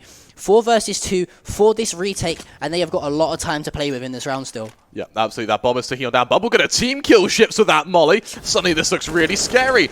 Sleepy's able to find one Awaken now, 1 versus 2. He knows there's another player around him. He's just exchanging shots with Red Star. Red Star able to find him. 7 HP left. The defuse comes on through. I think there's just fractionally enough time left. And with that, MBAPEEK, they're gonna make it their 12th round, but that was scary for a second for them. Depreso outmaneuvering them, finding a hole and exploiting it. As we're going to take a look at these kind of more stats right now, and I'm really curious to see the flash assists, because that early control that comes through on mid from MBAPEEK works perfectly in their favor. Yeah, and I think we saw it on the T side from MBAPEEK as well. When they started to play aggressively, the squad of Depreso really had no answer. They started to play aggressively, they started to play a little bit unpredictable, they sent a few different players to different sites, and now that they've gone back to that aggressive way of playing, they're really, really struggling. Speaking of aggression, it's going to be Sleepy who finds 2. Bubble finds 1, Victor finds the 4th, and just like that, it's all up to Scrim. Run away, my friend, you're on 4 HP, and you got a hungry MBAPEEK team searching for that kill. And this is exactly what we was waiting to see from MBAPEEK, you know, that aggressive playstyle, picking up those entry frags as the squad of Depreso try to take the site, and it's going to be Victor to find his 2nd kill of the round. And we are starting to see this MBAPEEK team slightly start to pull away here. But luckily for the squad of Depreso, their economy is still somewhat good. Somewhat good. They've got nothing left. It's all riding on this buy round. And MBAPEEK, if they're able to, yeah, you said it, they've pulled away. This is their chance to close out the map fairly early on. For Depreso, they need this round, or they need to make it really expensive for MBAPEEK. But Ships swings wide, winning that AWP duel with Acer, and Ships having a phenomenally good game right now. I think that's his 25th kill, so he is really just running circles around Depreso. For Depreso, it's going to be a standard default towards B. We got a few members around underpass. There's the odd man in Palace to try and make it just a bit easier, maybe sell a fake for Depreso. For MBAPEEK, look at that positioning. There is no fake to be sold. They are spread out like a web over this kind of A, mid, B site, and it's going to be so hard for Depreso to try and find a hole in this setup. And we spoke prior to the start of the game, as the opening frag does go in favour of MBAPEEK, that is the experience from the squad of MBAPEEK going to start to play dividends in the later rounds? You know, when things might not be going right for Depreso, can they find a way to outmaneuver and outplay MBAPEEK? Whereas MBAPEEK's been there, they've done it, they've got the experience to find the answers to any questions Depreso should throw their way. And again, just look at the position on this map here, Kremer. Everyone has all angles covered. It's going to be Sleepy finding not one. Oh, so he does only find one as Ships finds the kill onto Awaken with the AWP. Explain and Lesko, however, ties things up momentarily, but Sleepy finds the kill onto Lesko, and just like that, Victor's going to find the kill onto Explain. 14-8 now, as we could be heading into the penultimate round here on this game of Mirage. 14-8 in favour of Depreso, and my oh my, this squad of MBAPEEK are really starting to pull away with us. Yeah, they kind of started a bit shaky. I think that's probably due to the kind of technical delays, but now they've woken up. Now they're on this favoured CT side. They are really pulling ahead. We're going to see Depreso with just Eagles once more, trying to get a bit of early aggression. Lasco trying to catch out Mazzy jump spots, but to what avail? They've only got armor on a limited amount of players. Ships, he's still going aggressive, and it's just unpunished. He's able to keep re-peeking because he can. And Sprain's going to fall, and there's no trade from Depreso. It's going to be Lasco towards Ramp, bringing out a few shots, but it's just a difficult scenario to be in. I can't see, even if he does get that kill, how do you get that gun? Doesn't even matter, Sleepy, he's had enough. He just aggresses and kills him. The lone members for Depreso now all towards mid, and Sleepy's just going to tap them down. It's like whack-a-mole as he makes it 2. Looking to make it a 3rd, it won't matter. Bubble and Victor, they respond. MBAPEEK, they make it 15. And for Depreso, they need a Hail Mary, and they need it now. Yeah, and especially, you know, towards the later stages of the game, being forced to pick up just Deagles, you're pretty much saying, all right, guys, we just got to go out there, hope we hit our shots and someone makes a crazy 2-piece turn on or something like that, you know. It's so hard to win those rounds at the start of the game when nothing really matters, let alone when your back's against the wall, and we are now potentially heading in to the final round. 15 rounds to 8, a huge lead here for MBAPEEK. You know, their economy is fantastic. They can lose multiple rounds and still utilize that full buy with full utility as well. It's going to be really, really hard here for the squad of Depreso. I think we are going to see a full buy just about come into play. I'm not too sure if Asa might have lagged out here. Everyone else is fully bought. That's tactical. It's a tactical pause, actually, yeah. So this is where they're going to be saying to each other, listen, we need to step up here or we're going home. We need to perform. This is where they have to step up, and they cannot afford. They pretty much got to play perfect CS:GO from here on, from out. They can't make any mistakes. They can't lose a round because they're out. To get to overtime as well. That won't even finish them. I won't even finish it for them. And yeah, you said it perfectly. What do Depreso do to beat MBAPEEK? Well, honestly, from my point of view, I haven't seen Depreso take a round where they've had a man advantage. MBAPEEK, with ships on that AWP, he's just constantly aggressive, he's constantly fighting, and he's always winning these duels. Depreso, with just AKs, have to try and find some way, somehow, to win against ships, but as he goes 27-15, that looks almost impossible. Victor Hill aggressive to Apps, and there we have it, they just do it. Lasco finds Victor, as suddenly the aggression from MBAPEEK stagnates. We're going to see a few players again set up towards A and B, but they've completely abandoned mid. They realize it's going to be a hard kind of ask for them to hold that, as well as external sights. It will be Sleepy to push forward from underpass. At least they can justify a 3-man stack towards A, as it looks like it's a set piece going out towards A from Depreso. The smokes go down, the players to follow. It's a lovely nade from Ships there, so he tries to hold beautiful nade damage. Ships, he's missing his shots. Can he just finish off these kills? It won't matter. X-Brain finds one. Bubble from underbout. He'll find yet one more. This is a Red Star comes in. Kills going either way, and suddenly it's all on Sleepy. He's on a flank. He's behind these players. Can he actually make it onto the site in time? But it looks like Awaken's wary for it. He's wary of the push. Sleepy, he fires one. 2 left to find. Swinging wide on ramp, doing damage where he can. That molly's going to be incredible as it lands out their feet, forcing them on forward to spot the first and the second. That is a beautiful play from CP. A 1 versus 3. And with MBAPEEK, that's going to be their 16th round. A 16-8 victory and an insane way to finish the round. And we mentioned at the start of the game, how are these teams going to use their utility? And we saw it, especially at the start of that round, a fantastic Molotov and nade going in towards pit, really tagging up those players to say, like, even if our players on A site die here, we believe in Sleepy, and with these players at half HP to finish the job. He then heard the bomb get planted, throwed that Molotov straight onto A site, forcing those players out of those corners that they were playing in, and just like that, he picks up a fantastic 1 versus 3 there to see out the game. And fantastic performance from the whole squad of MBAPEEK, I mean, I hate to say I told you so, but I told you so. I mean, it weren't quite the stomp that we, expected, but nevertheless, it was a fantastic performance. I do believe we are going to have an interview with one of the players relatively soon when we get the go-ahead from production. But one man, I got to say, played fantastically well was Ships. Without a doubt, that was incredible. Ships, I think he dropped, was it like 28 to 17 in the end? So something like that. It's disgustingly good. Yeah, fantastic plays.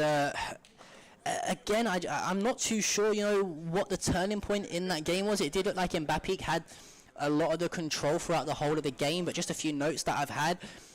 In the 19th round, I think it was 11-8 when things started to get slightly close. Yep. We saw MBAPEEK go back to playing their aggressive style of play, really surging forward up the map, taking that control over the middle of the map on a site, and it really swung in their favor. From then, they went on to win, 5 rounds in a row and see the game out. In the 20th round, we saw a fantastic retake from them, where it was a fantastic rotation actually from the squad of Depreso, who had complete control of the B bomb site, but all of the players died in short. I think one player dropped in CT and jungles when it was left over 2 versus 5. They retook that relatively easy.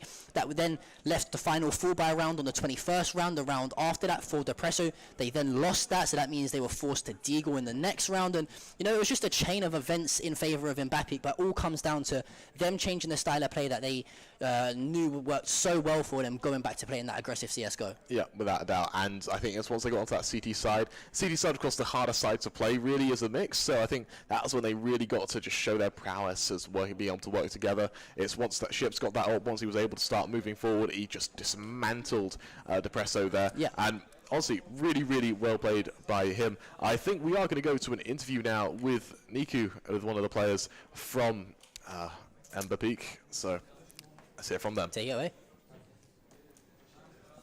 So I'm here with Bobo, the winner of the first match of Bellum against it. So yeah, thank you for the applause. Thank you. All right, Bobo, so what went well for your team? Well, obviously the CT side was pretty good for us. The T side was kind of shaky. It was good that we took the pistol. We didn't lose any eco round.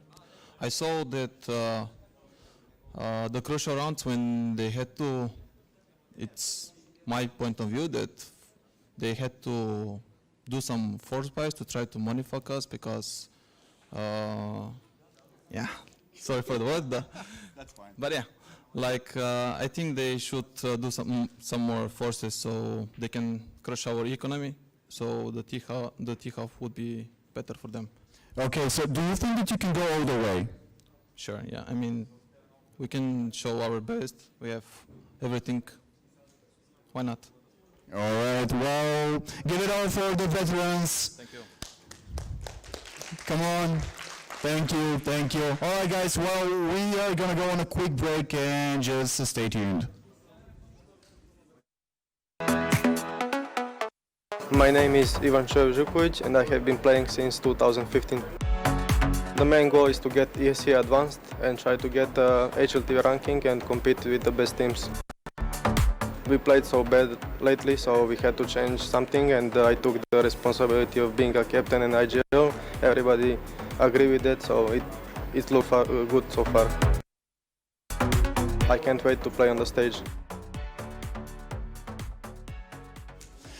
Welcome back, ladies and gentlemen. We saw the first match of the day, but now we expect to see the clash between BGE Esports and Tenerife Titans. But first, I would like to introduce to you our second pair of casters. That's going to be the lovely Jasmine and Ted. Wonderful introduction, Niku. Hello there, ladies and gentlemen. I am joined here by the one and only Ted. Ted, would you like to introduce yourself? Yeah, hello to everyone. Thank you for coming to watch the Belgium against Elite Stara Zagora with us. My name is Ted, and I'm a bit lonely here because I'm the only Bulgarian caster out of all four of us. But of course, I'm honored to have the possibility to cast with Jasmine. For those of you that don't know me, I've casted some tournaments in the past, but mainly in Bulgarian, so that's going to be my first and on LAN. Don't worry, Ted. I'm sure you'll be doing fine. And anything you can't cover, don't worry. I got your back. We got this. Of course. Dream team over here. And pretty much, ladies and gentlemen, now after the first game, it was a stunning match. Really impressive by Depreso, but at the end, like maybe the experience in MBAPEEK won them the game. Now we're heading to our next matchup, which will be Tenerife Titans versus BGE Sports. And now we're gonna go back to our lovely host Niku to introduce the teams. Back to you. All right, well, I would like to call Tenerife Titans on stage. Let's go!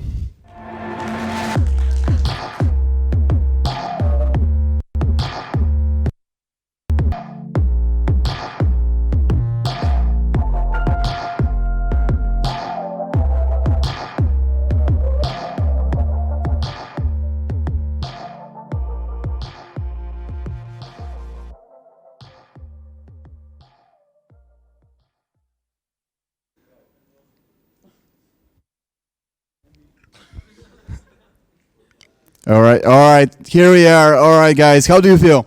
We feel great. I mean, we are confident, we are prepared for this match, and we're gonna win. All right, let's go. Okay, well, you can take your seats.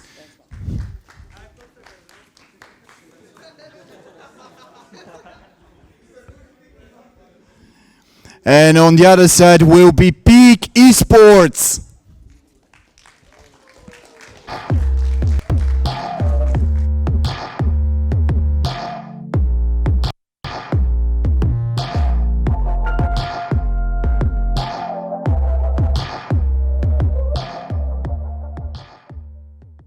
And yeah, we are on again. Choif, how do you feel? We feel really confident. That's all? You're just confident? Are you prepared? Yeah, we are here to win, and that's it. The whole thing, all the way? All right, guys, you can take your seats.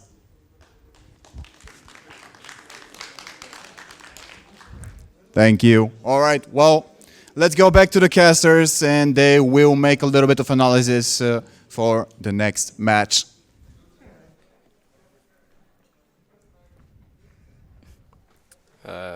So, ladies and gentlemen, welcome back to us, to our lovely caster's desk. Thank you to both Tenerife and BGE for the amazing words that they said on stage, like, how are you? Wonderful. How do you feel? Motivated. That's it. Short and clear. They're here to win. They're here, we heard from Choif, he's here to win and go all the way. So, what can we say about Tenerife? Of course, BGE being the underdogs, we will start with Tenerife. What information do you have about them? Well, some people might be led to believe that Tenerife have never actually played against Peak, but that is in fact incorrect.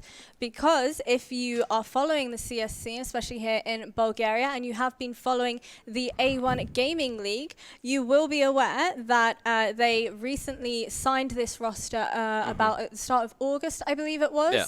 And just 1 month later, Tenerife Titans, they've managed to come third in the A1 Gaming League. And I don't know about you, Ted, but I think that's pretty damn amazing to put together a roster, sign a roster to this team, and 1 month later you're coming third in the A1 Gaming League. But during the A1 Gaming League, they also played against DZV.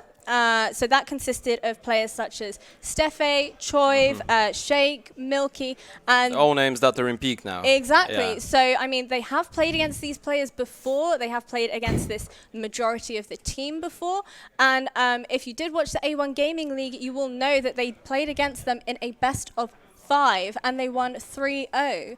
So I mean, I don't know about you, but 3-0, that's something, huh? Yeah, of course it is. Like, A1 Gaming League is probably a place close to this because there's most of the Bulgarian teams, especially like the best ones. There's a lot of mixes as well.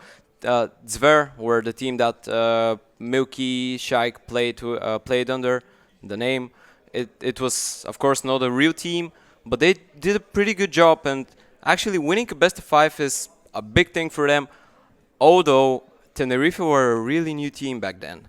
They were newly formed. They're playing with now they're with a stand-in. It's Flashback. He's standing in for Sereni, whom all of us wish fast recovery because he's got COVID, unfortunately, and he couldn't turn up to the tournament. But they had a lot of time to practice Tenerife. They played a tournament really recently. It was the CE Champions, if I'm not mistaken, where they won the Bulgarian qualifier by beating Skade on a best of 3. That's 2-1, which was a big thing. Of course, all of you know that when teams are playing, like when a team from one country is playing a team from another country, is really different to when they're both from the same place, because there's this like little like a chip part of BM. Like when you know the person, it's a really different thing. So it's gonna be an interesting matchup for sure, but. Peak, they've practiced a lot recently as well, not only Tenerife. But the thing is here, Ted, we've got to consider Tenerife, even though they won against Peak during this A1 Gaming League, we have to consider A1 Gaming League was online. Yeah. It wasn't on LAN, people. So now we're faced with the dilemma of, are you able to reenact and recreate the exact same performance that you had during A1 Gaming League, but transfer it on a LAN event? Yeah, and that's something that most people forget really often, that LAN CS has nothing to do with online CS. Like online, you're all comfy in your home, even if you're on bootcamp. Like, it's different because it's all comfy. There's no one watching you. You're alone in the room with your teammates, of course. But here, you're on the stage. Here, you can hear the other team. They can shout at you. There's people staring, and it's a really different atmosphere, and you can be a bit shaky. There's a lot of players who don't have a lot of experience that might be a bit shaky. Yeah, most definitely, especially when we have this wonderful audience over here joining us. Shout out to you guys. Clap, clap, clap. Yeah, especially when you have an audience like this watching your every move, in addition to the players watching you online. So, you know, there is pressure from all angles here. You're playing at a LAN event. You've got to reenact the same performance that you did during A1 Gaming League. Do you think they're capable of doing it, though, is the question? For me, it can't be a one-sided affair. I think it's going to be a close map. I think both sides could win. I really am not sure how to make a prediction even. I don't know how. I'm waiting for the map. Based on the map, I can say my prediction because, for example, for Tenerife and particularly for Double Magic, it's really like he loves Inferno. Mm-hmm. That's his go-to.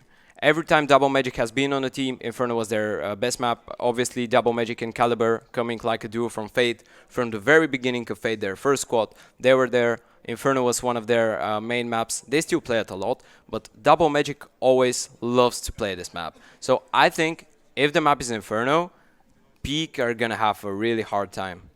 Well, I mean, it is worth noting, however, that when they did play in the A1 Gaming League, they didn't play Inferno. So they played Dust 2, Overpass, and Mirage. So, I don't know, I'm hoping we see one of those maps come into play here during the veto process, because I feel like we might have some sort of insight, but however, they, like you said earlier, they do have flashbacks standing in for them. So that is yet another additional factor that we have to consider when trying to make our predictions. Yeah, of course, and flashback, no offense to him, of course, he's not that experienced as the other players. There might be a bit of, like, he might be, it might be a bit hard for him to concentrate on stage. There might be a bit of pressure for him. He's played in a team before. He played in the BPro Academy team, if I'm not mistaken. But that's not the same. I doubt he's played on LANs. I don't think he's played on LANs. So that's going to be really interesting. And you can guess what happened.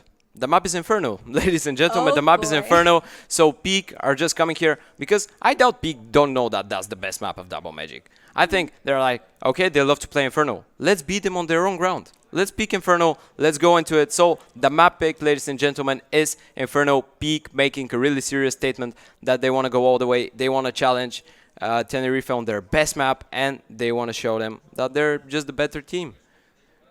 They mean business, huh, Ted? Yeah, they're not messing up. They're not messing around, of course. What can we say about...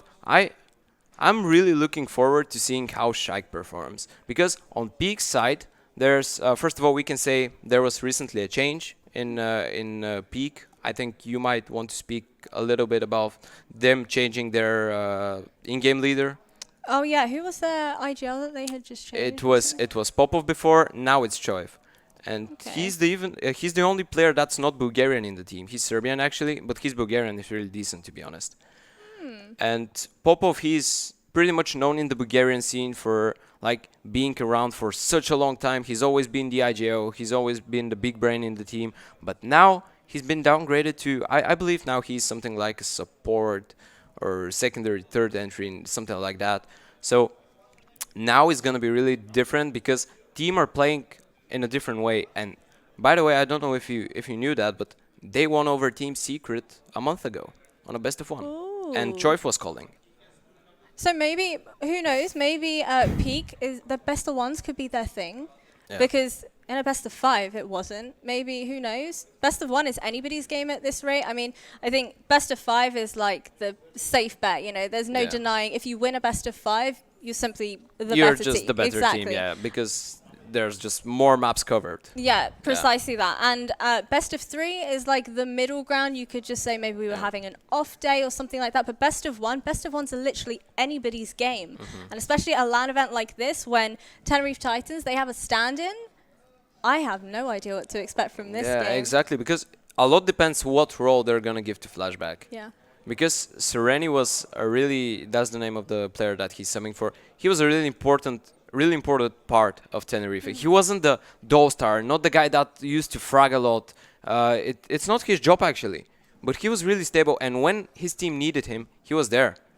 So it's really interesting for us to see how Flashback is going to adapt to playing in a team, because he hasn't played in such a serious team as Tenerife is. By the way, Tenerife played an official yesterday versus Level Up, who had to come here, but they didn't manage because of problems in Romania and traveling from there.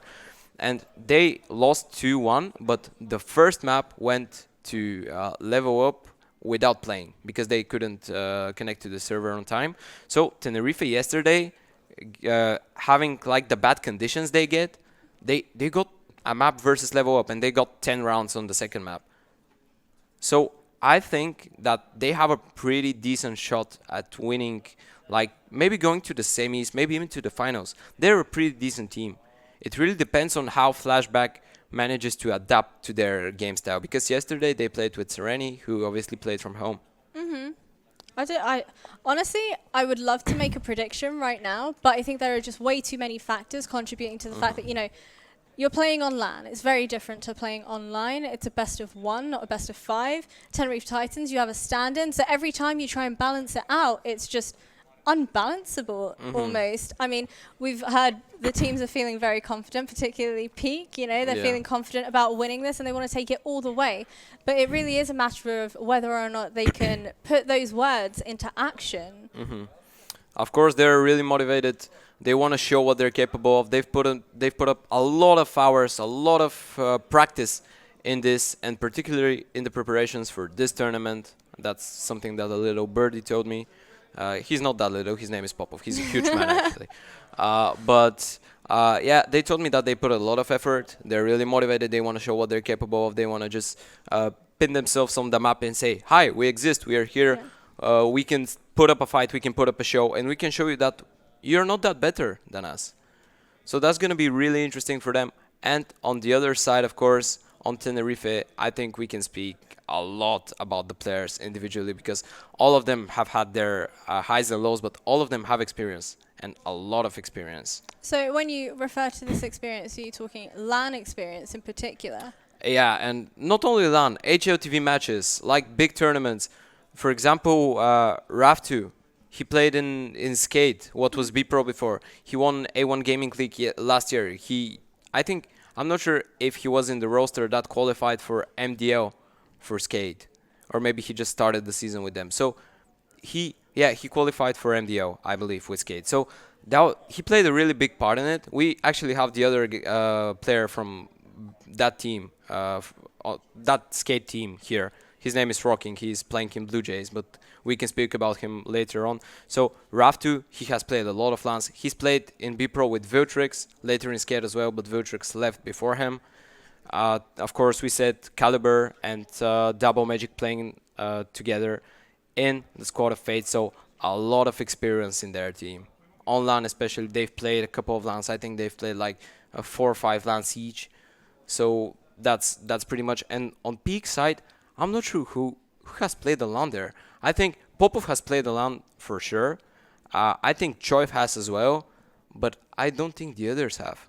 Now, my question to you is, do you think, knowing that these players that you're playing against have this wealth of experience, they've got the HLTV experience, they've got the LAN experience, they've got all these tournaments under their belt, do you think that kind of gets into your head? Do you think to yourself, I don't really stand a chance if I'm going up against people that have all this experience competing at tournaments? I think it might do as well the opposite. It might motivate them to show them, okay, they have HLTV, they've won LANs, they've played on LANs, but we're better and we're going to crush them. That's pretty much what we can say. By the way, Steffi has played on LANs as well. I forgot about him. But I think this is Milky and Shaik's first LAN events. Okay, I feel like nerves would definitely come into play here. At least if it was me, I know for a fact I would be nervous. Yeah, of course, especially for Milky and Shaik, because Milky is the entry fragger and Shaik is the main oper.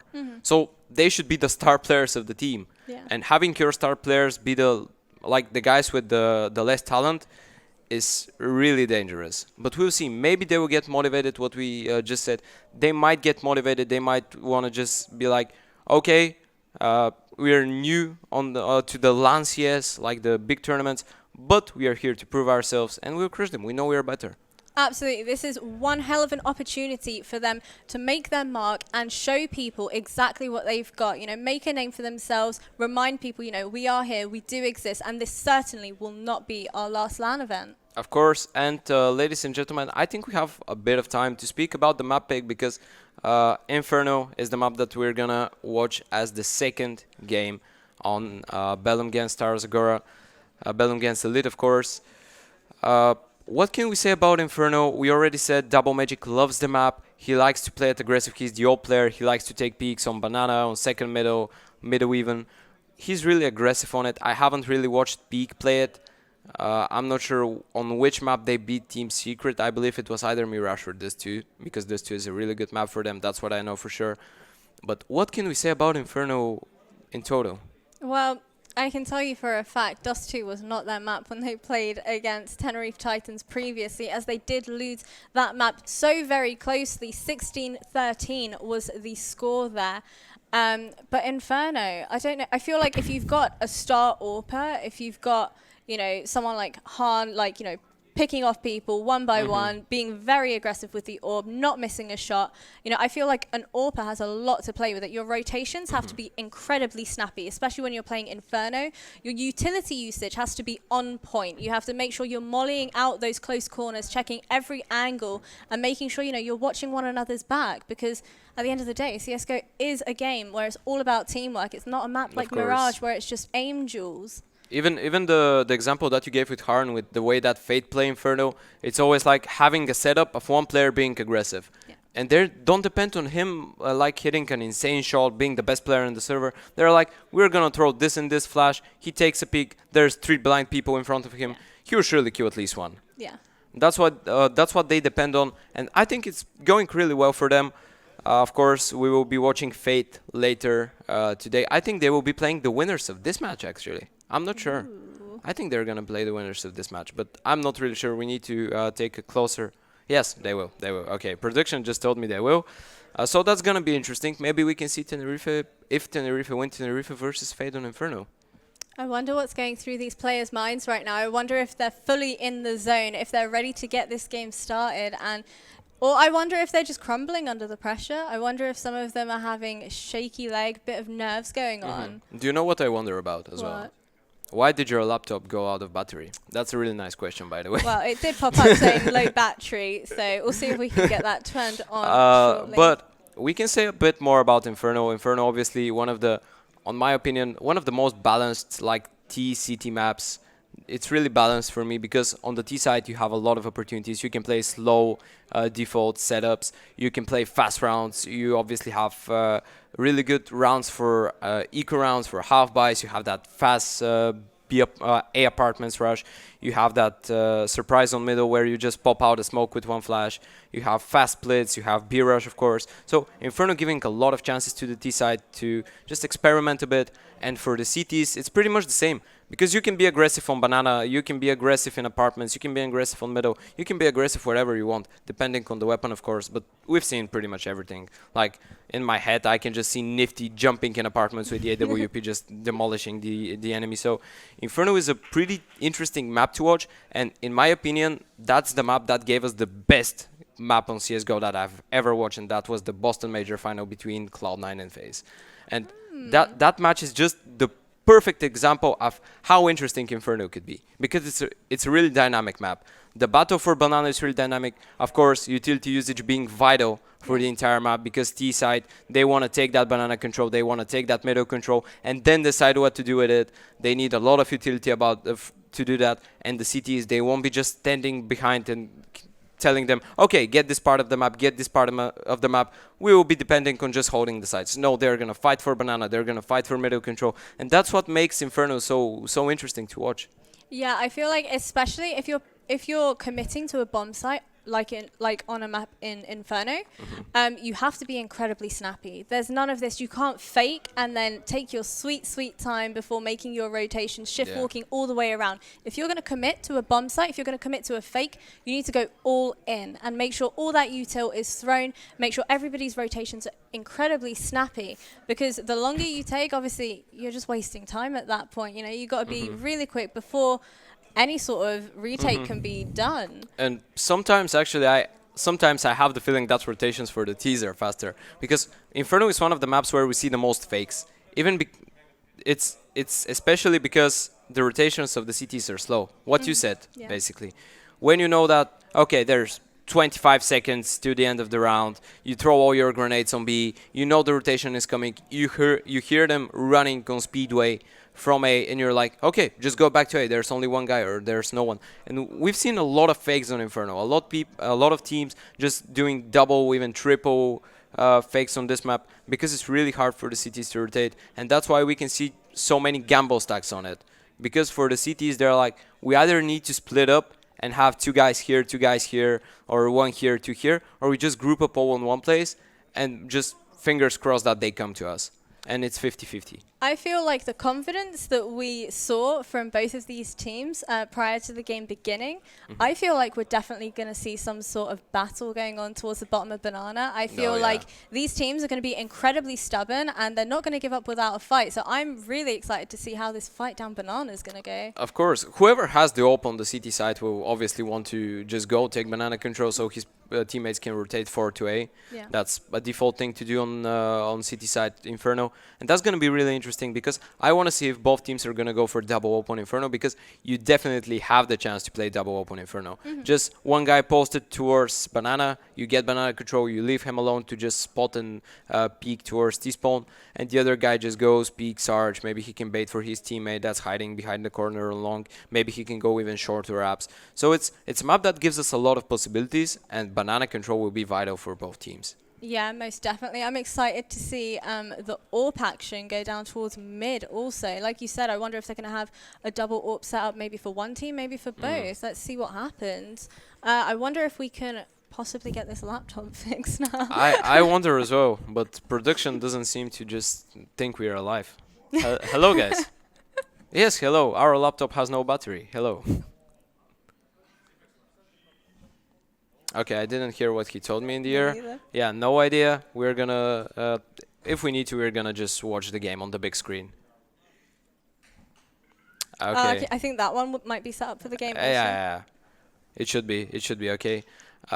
So we're really interested in watching. Of course, ladies and gentlemen, for those of you that are watching us on Twitch, let us know who do you think will win. What's your prediction for the game? Do you think BGE Esports will manage to do kind of an upset, being the underdog coming into this, or will Tenerife just book their place to play Fate later on? Because whoever wins this has even a bigger challenge next. Absolutely. I feel like I can't really form my own prediction right now. I'm torn. I feel like there's way too many factors going into this. Like I said previously, if anything, I feel like I'm just going to have to take other people on social media's predictions and kind of form it as my own. So let us know who you think is going to be taking this victory. Of course, I think I can say a prediction. You say a prediction as well.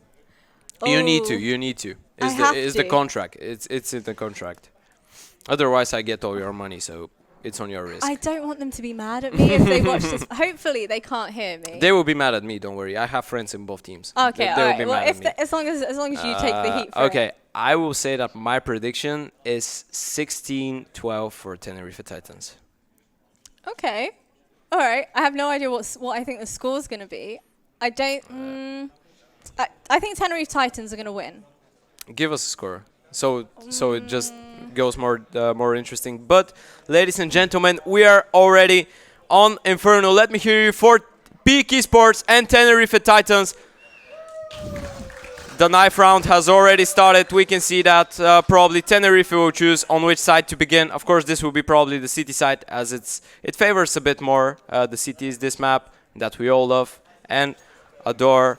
Peak, of course, on the T side. We'll see if they invest a bit in utility. Tenerife already buying this defuse kit in flashback and 2 flashes. On the other side, we have 4 armors and, of course, P250 smoke and a flash in Choiv. However, you do see here, we see our BGE Esports making their way with the bomb towards that A bomb site. So I wonder, are they going to use Choiv to try and kind of decoy people out towards B?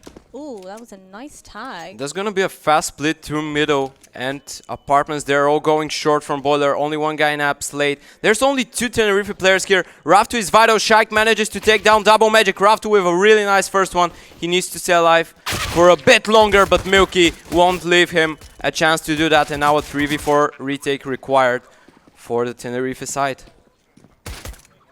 As you can see here, the CTs only seem to have 1 flashbang with them. Is flashbang going to throw the Oh!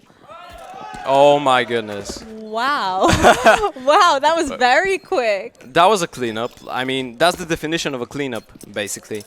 BGE Esports obviously doing pretty decent job to fake that they're going towards Banana, then just run their way through boiler, through short, catch the 2 players on site, have the man advantage on the after plan, but just afterwards it was just Tenerife all the way.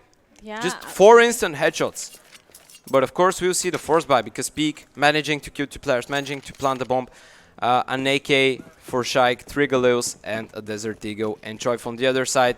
It's a bit of a weak buy for Tenerife, of course, after winning the pistol. That's why PEEK are forcing. They know that they're going to have SMGs, probably a scout, and not a lot of rifles. So they're going to risk it for the biscuit, but Shaik left on 9 HP so early and taken down. The teamwork there was amazing. You could see Double Magic very quick with the call out there, and his teammate just comes right in with an MP9 and cleans right up.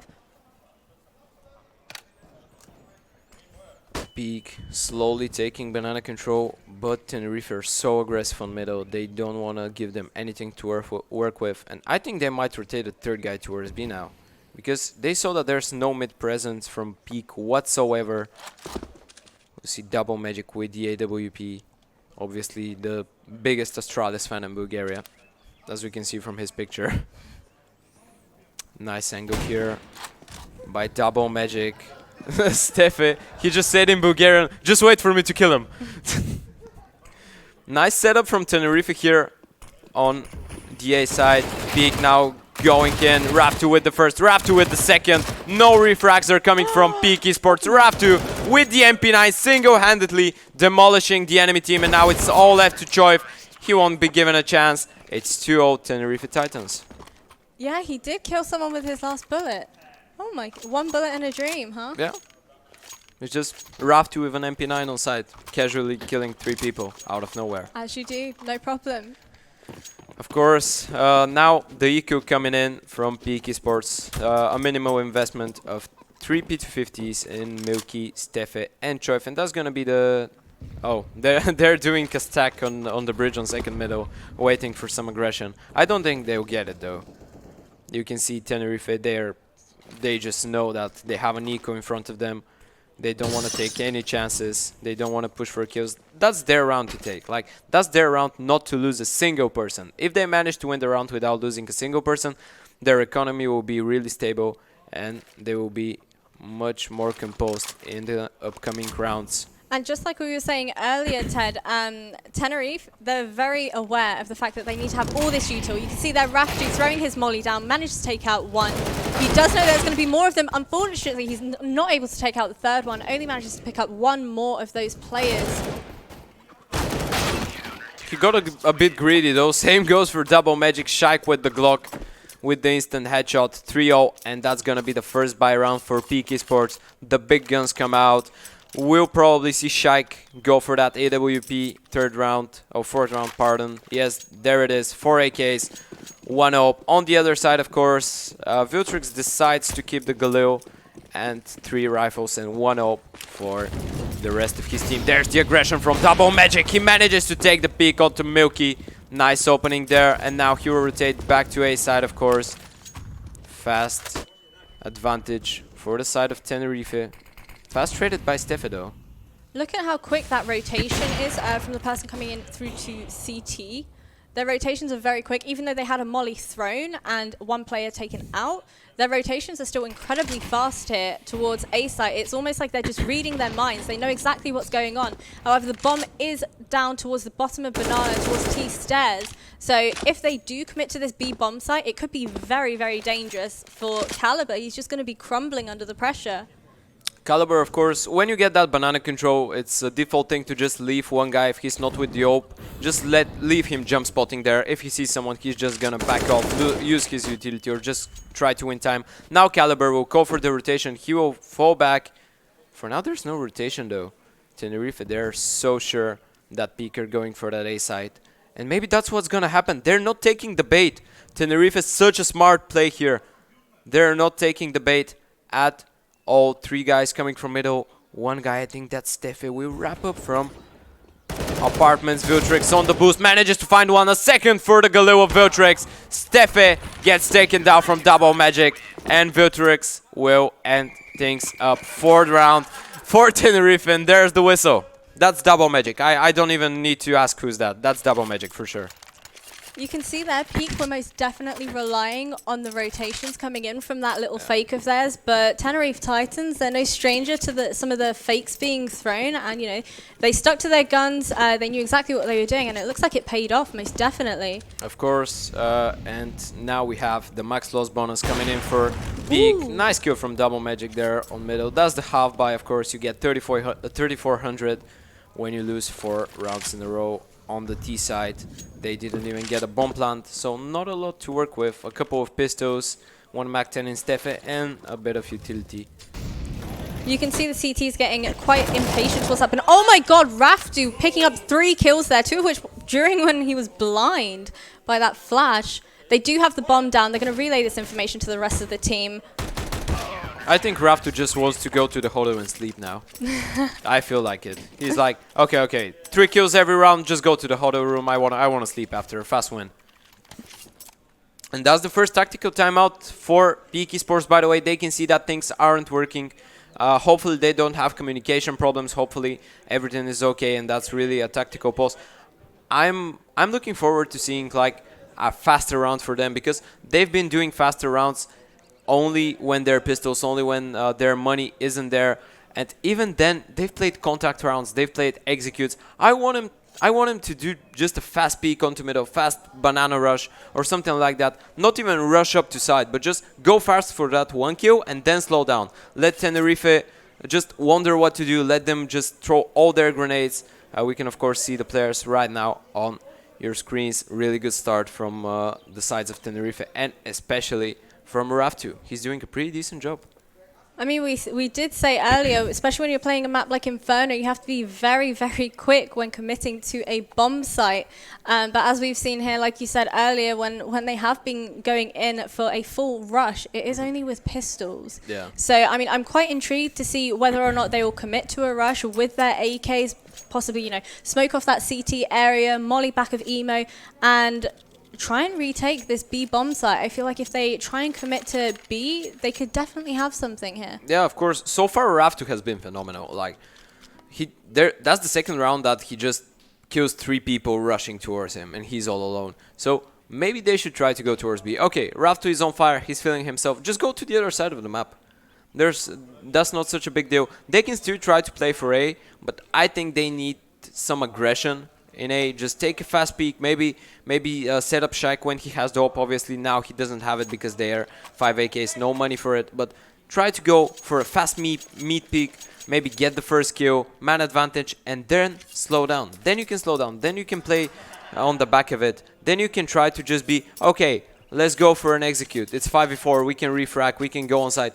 But so far, refrags not working for them in the way they would want to, because no one can refrag Raftu.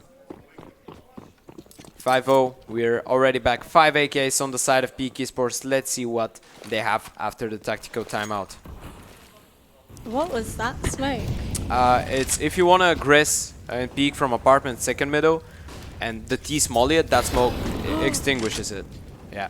As we said earlier, it looks like they are going to commit to this B push. However, the bomb is down towards bottom of T stairs. So I wonder if one player is going to swipe that bomb, try and work his way towards A.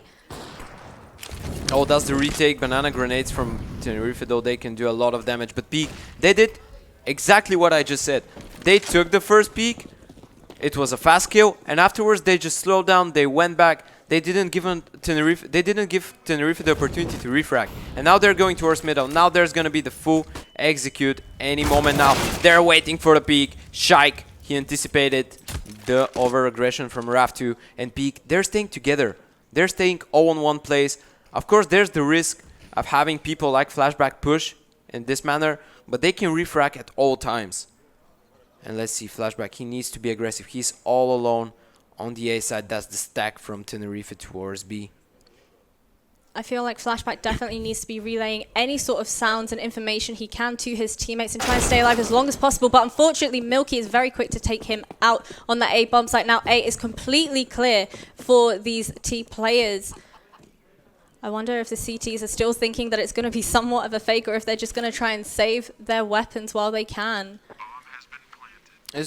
To be honest, it's just going to be a save. Like, No point in giving an AWP to the T's, no point in just helping them by giving them kills and money.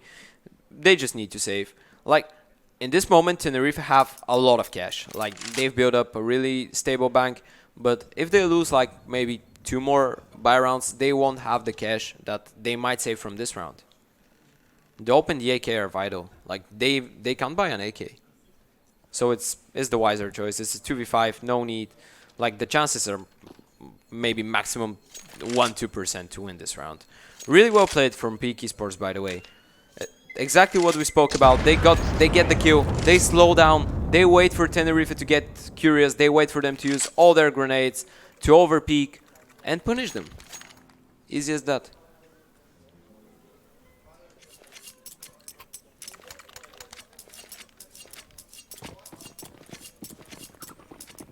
Round number 7 beginning, of course, Double Magic saving dope and the AK in Viltrix. There's the fast nades towards B again from Peak. They want to deny that banana control for Tenerife. They want to deny the peak from Double Magic. We see this time and time again. Oh, you managed to take out one of them. We see this time and time again, though. They kind of show that aggression towards banana, but then they seem to rotate for some bizarre reason. I have no idea why. I wonder, they're finally going to commit to the B bomb site. That was really nice entries again towards B. Missed shot there from Double Magic. Nice entry from Milky onto the first guy. And again, I think they will just save. Like Tenerife, they've been out of these 2 rounds. They haven't had a shot. They haven't had a chance. Really nice play from BGE Esports. They just went fast towards B. They refragged. Popov will take down Flashback, and now it's only Raf 2. And Peak, they don't need to hunt him. They can just use the round to build up some economy. They can leave Raf 2. They know on the other side there's still money. So it's maybe better for Tenerife if they manage to get a kill or 2 than for Peak. Still, they can go for the AWP. I'm really curious if Tenerife are going to go for the double AWP. I don't think they will, though. Because Flashback used to be an AWPer. Of course, he can't take the AWP from Double Magic because he's only a stand-in, but I really want to see a double AWP from one of the teams.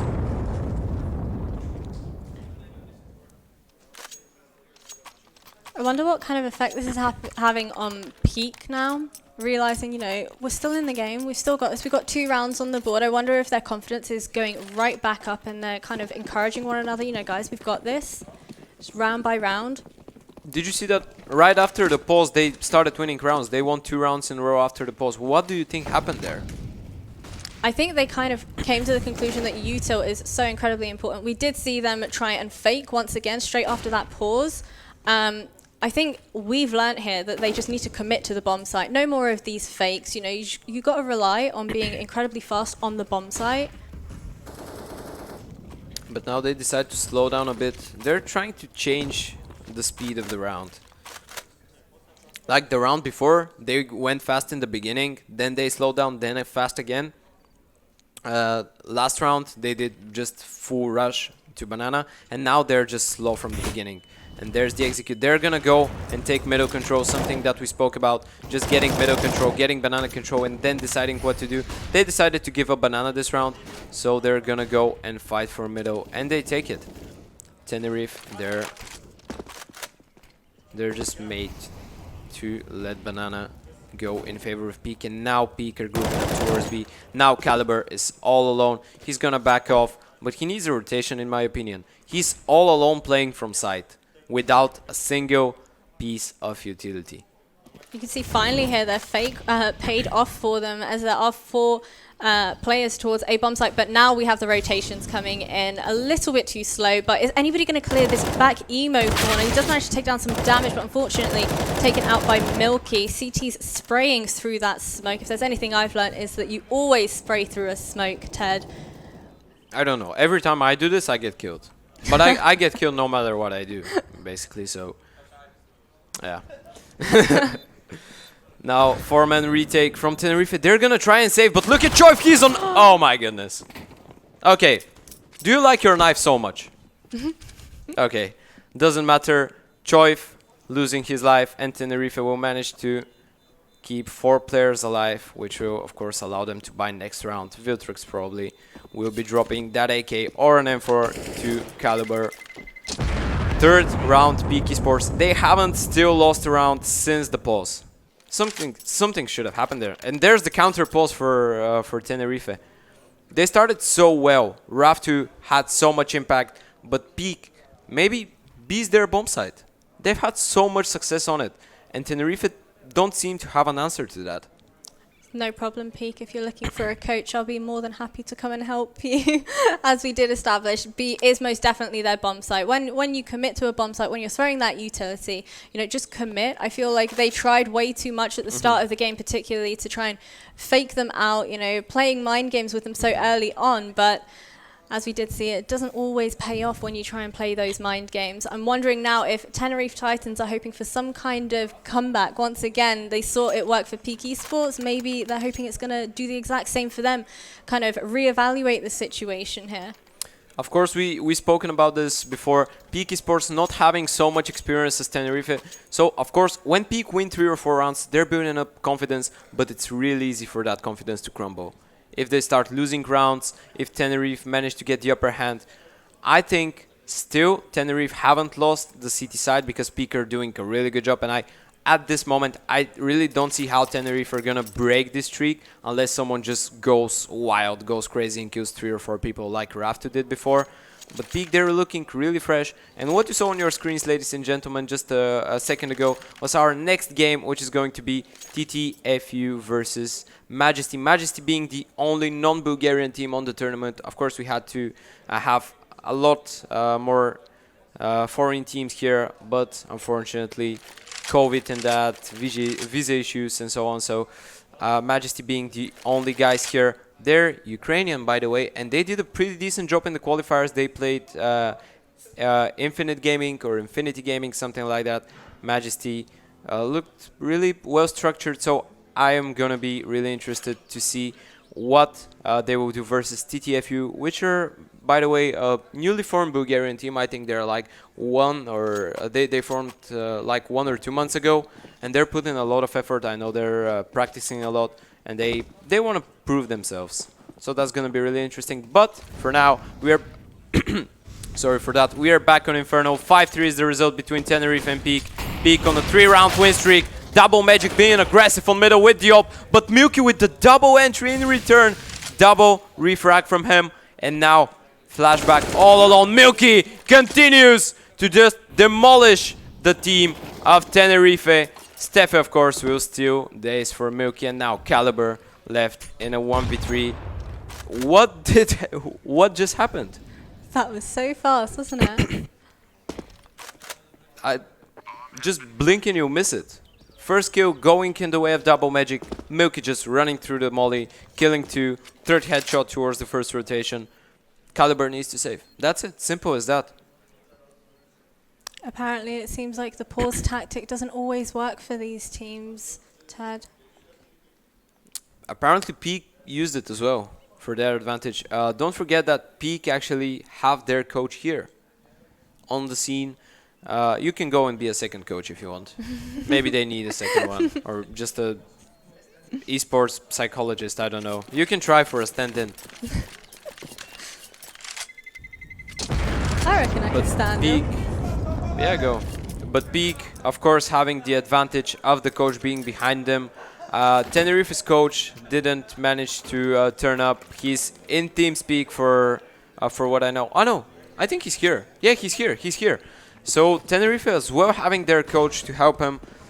They need his help now, because as much as Inferno is a well-balanced map, when you start with a 5-0 on the city side, you really want to win it, and you want to win it with a difference, and now that's not the best thing to happen. Caliber falling down in the beginning, and Viltrix needs to defend this B-bomb site all alone, manages to get the first, but Joyf with the immediate refrag, really nice from him.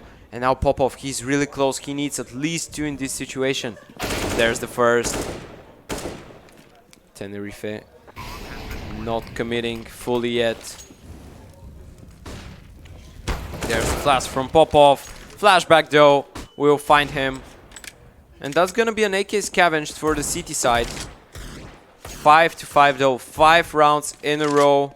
5 in a row in the beginning for Tenerife, and now 5 in a row for BGE Esports. What a game. They're just basically playing round for round. It's such a close game. Yeah, definitely playing round for round here. What do you reckon Tenerife's coach has said to them? I think he's like, guys, stay composed.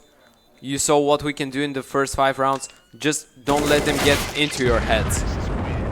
Don't let them get into your heads. You're the better team. You see, let them have a couple of rounds. But at the end, we will come strong. Just stay focused. Be careful in your game. Don't take risks. Don't tilt. And you can do it. And there's a post from Peak, actually. This might be the psychological game for Peak. They're like, okay, Tenerife are tilted. Let's just get a pulse, chill a bit, let them tilt more. Let them tilt even more. I feel like in situations like that, though, if you know the other team are going to be tilted, if you know they're losing rounds, you want to keep up that momentum. You want to keep up your own team's momentum of winning round after round, because you risk the pause could slow things down completely. Your team could just, you know, not be on the ball like they were previously. You need to go with the momentum. But I wonder if they're just going to change things up in their tactic now with this pause. You know, it's like a two-blade sword here, because on the other side, Tenerife could be, at this moment, they could be like, okay, they're winning 5 rounds in a row. Why the hell do they call a timeout? So basically, Fate were doing that in a couple of matches, I believe. It's the psychological attack. I'm not sure if they're the only team here that was doing that, but I'm sure for them because I watched the matches. And it's really funny, like they're something like 15-7 in the lead, and they just go, okay, let's give them a timeout to think why they lost the game. Of course, Peak and Tenerife, a lot more, I think, stress than that. I think stress gives its best now for both teams. They should be a bit shaky at least. And Raftu, something interesting, Raftu killed 10 people for the first, I think, 5 rounds. He hasn't had a kill in the last 5 rounds. He's been isolated from the game, basically. He just had to play retake every round or save. We can take a look at the utility damage, of course. For the CTs, it's a lot more. But Milky, they're going insane with the utility damage, actually, for the T side. A lot of flashes thrown by Double Magic and, of course, by Choif, who is the IGL, and obviously the support player for Peak's team. 5-5, the pulse has ended. We are back on Inferno. Diop in the hands of Double Magic, 4 rifles. And on the other side, of course, the sniper rifle in Shaik, who tried to challenge it. You know, one thing we still haven't seen yet is these two AWPers try and duel it out towards mid or towards banana. I would have loved to see that in a duel. Oh, there's the aggression from Double Magic and Raftu, but both of them lose their lives. Stefan taking down Flashback, and Peak, they're looking onto round number 6 now. What's happening with Tenerife? I'm stumped, actually. I can't believe what's happening. It seems like that pause didn't really do anything for them again. Peak just looking 10 times better. After the first pause, they look refreshed. They just look like a brand new team. They're playing with confidence. Their refragging is on point. And that's going to be a 6th round. Viltrix and Caliber, of course, will try to save what bit of nades and weaponry they have left. But the bank for Tenerife, as good as it was, is now gone. There's just no money. Double Magic on 1500. Of course, Flashback has some cash. Viltrix as well, but Raftu is on 0. Caliber going down. They can rebuy one more time Tenerife, but they're playing for a reset, and it's already 6-5 in favor of BGE Sports, who on their side have like 2 guys with 1400, which is insane. I feel like we definitely need to see... No, it's 14,000 actually, sorry for that. We definitely need to see another pause coming out very soon for Tenerife. They do in fact have 2 more pauses remaining, so they should make use of that as soon as they possibly can.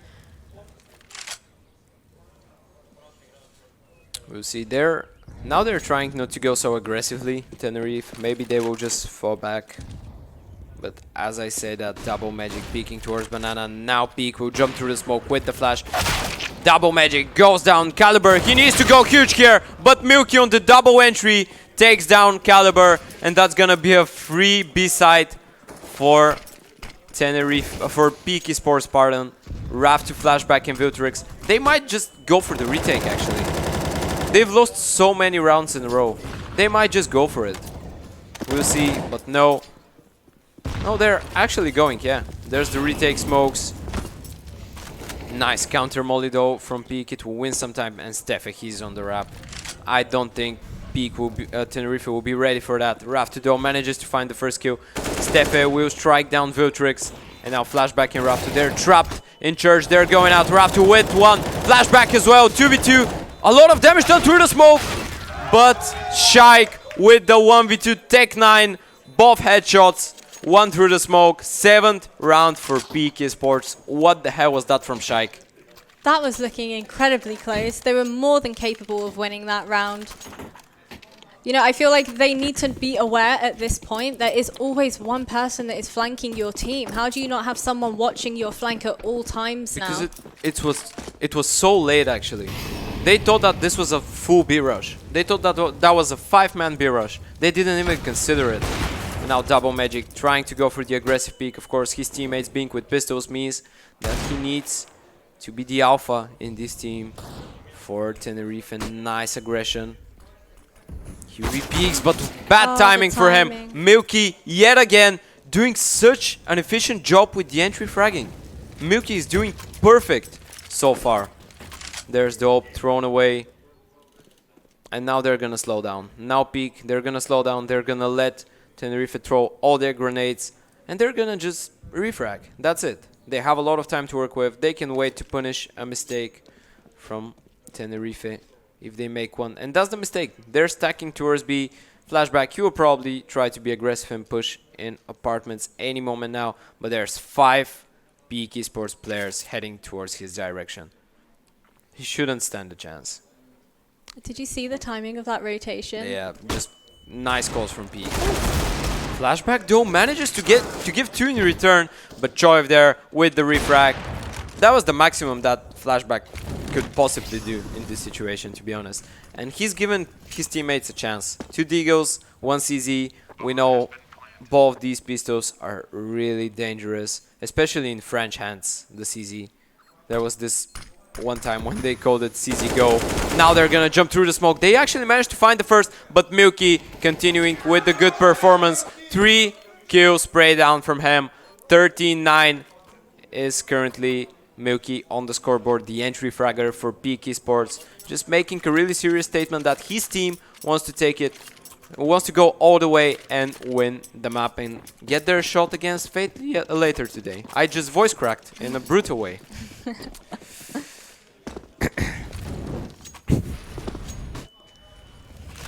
Buy round again from Tenerife. No money for Rob though, for Enforce and Famas. Milky through the smoke. Flashback still hiding in apartments. Nice first kill from him. Raf to there. Is this the end of Peak's terror? But no! Steffe with the double refrag, and now a 2v3 bomb will get planted any moment now. Tenerife, they haven't been closer to winning a round since that first tactical timeout, but they need to play it carefully. Shaik and Steffe.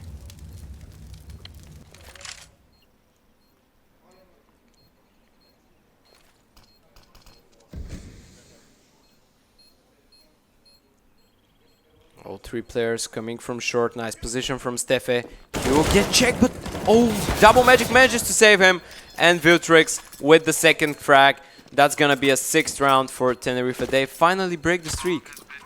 Tell you what, I was definitely not expecting that, especially considering the CTs did not have any sort of utility like a molly or a nade possibly to lure someone out of that pit area there, but still somehow they managed to pick up the kills when it counts and get another round on the board. I think Peak were playing for time here, and they expected a guy in apartments. That's why the under balcony player was just watching his back. They played on contact. They were playing for time. They just waited for Tenerife to get noisy, but they shifted their way up to side, and that's gonna be the round for them. Nice aggression from Choiv here. A lot of utility damage, both sides. Choif will probably go down here. Oh, Viltrix manages to escape on 6 HP. Tenerife, will they manage to get a second round? Before the end of the half, Milky with a nice entry onto Double Magic. There's the trade from Caliber, but Steffi as well. 3v3 now. Viltrix though, he's still here. There's the flash. He will back off. They will play for the retake here, Tenerife. They don't want to risk it.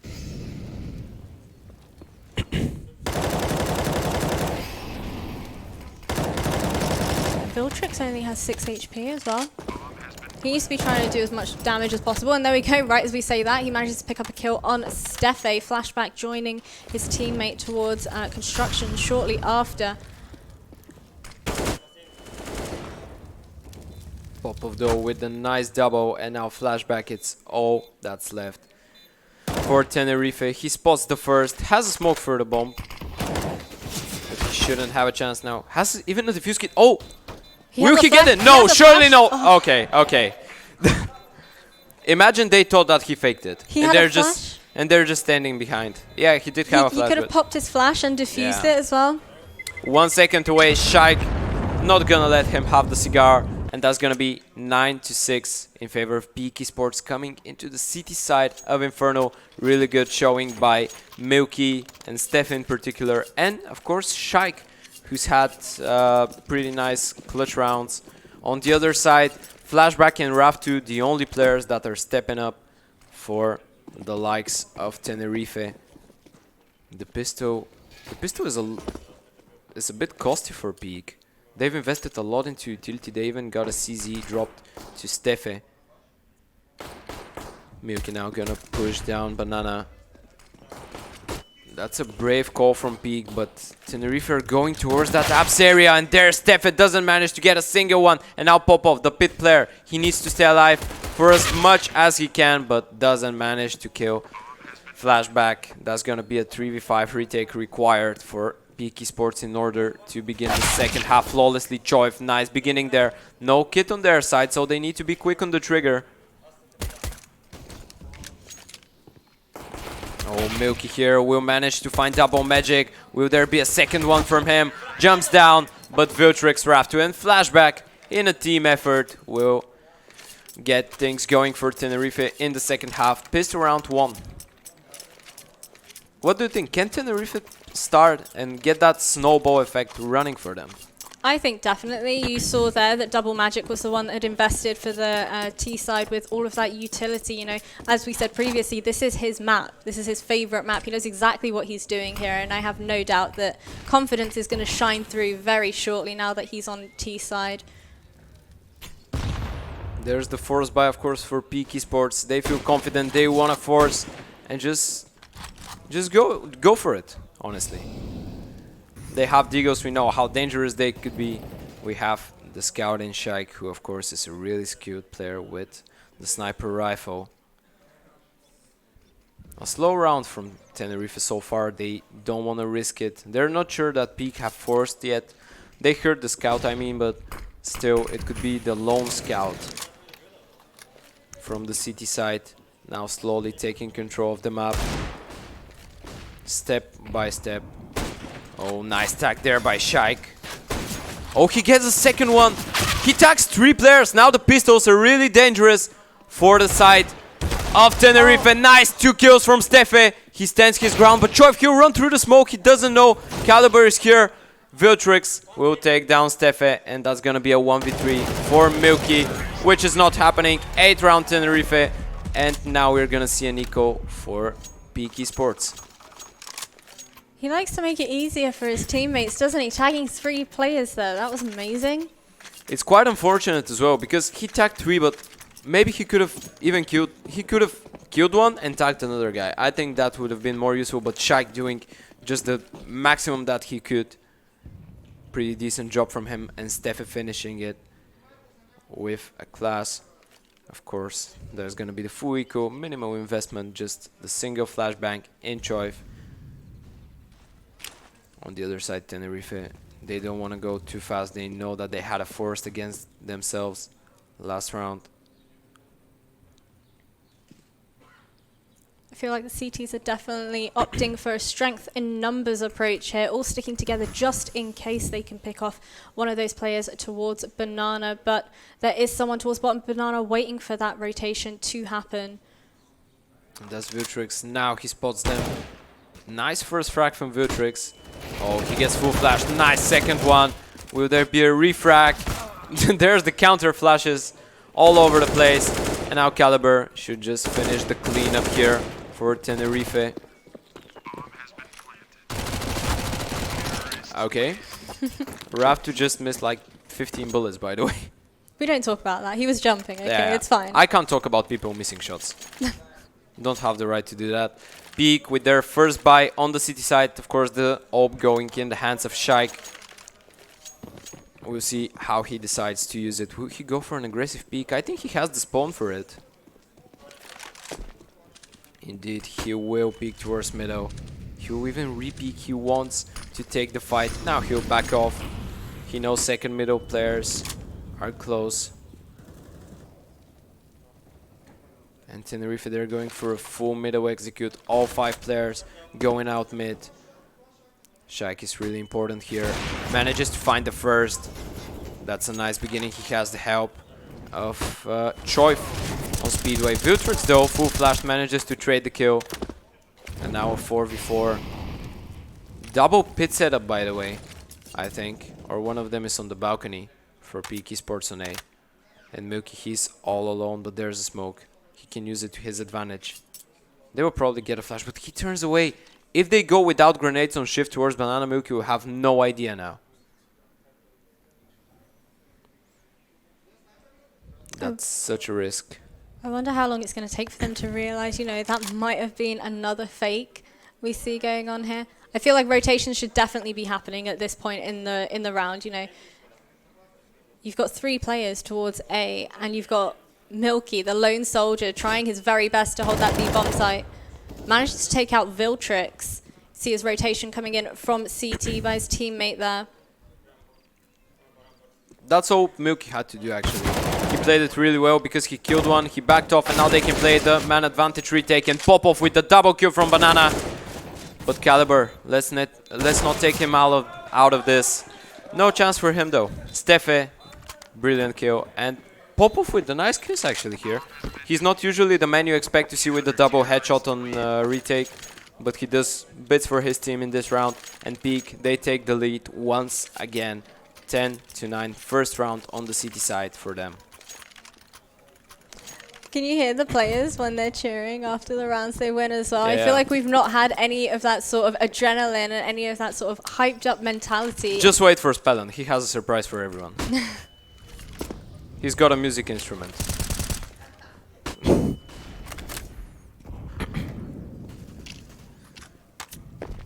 Slower round here for the T side. They're taking banana control. Of course, they have their presence towards second middle, but they're going for that B play yet again. Milky there waiting. He's on fire today, doing bits for his team. But Viltrix, he's playing on the contact. Oh, he's just shifting his way close.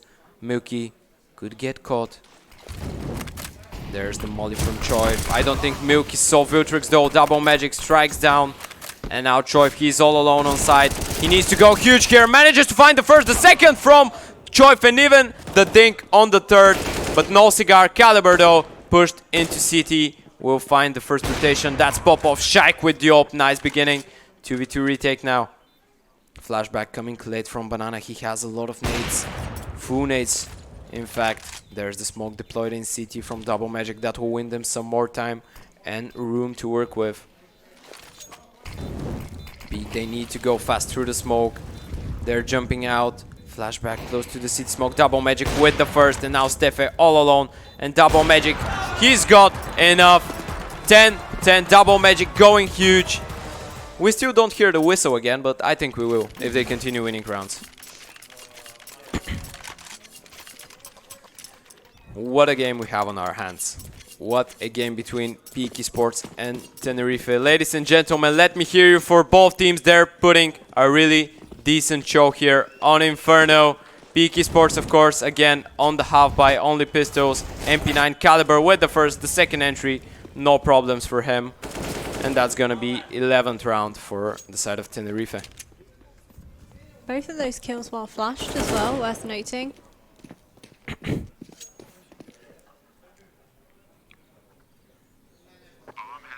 Steffi now all alone with his P250. He's just gonna hope to get maybe a gun to save in the next round. Raftu should take him down any moment now. Yeah, he spotted him.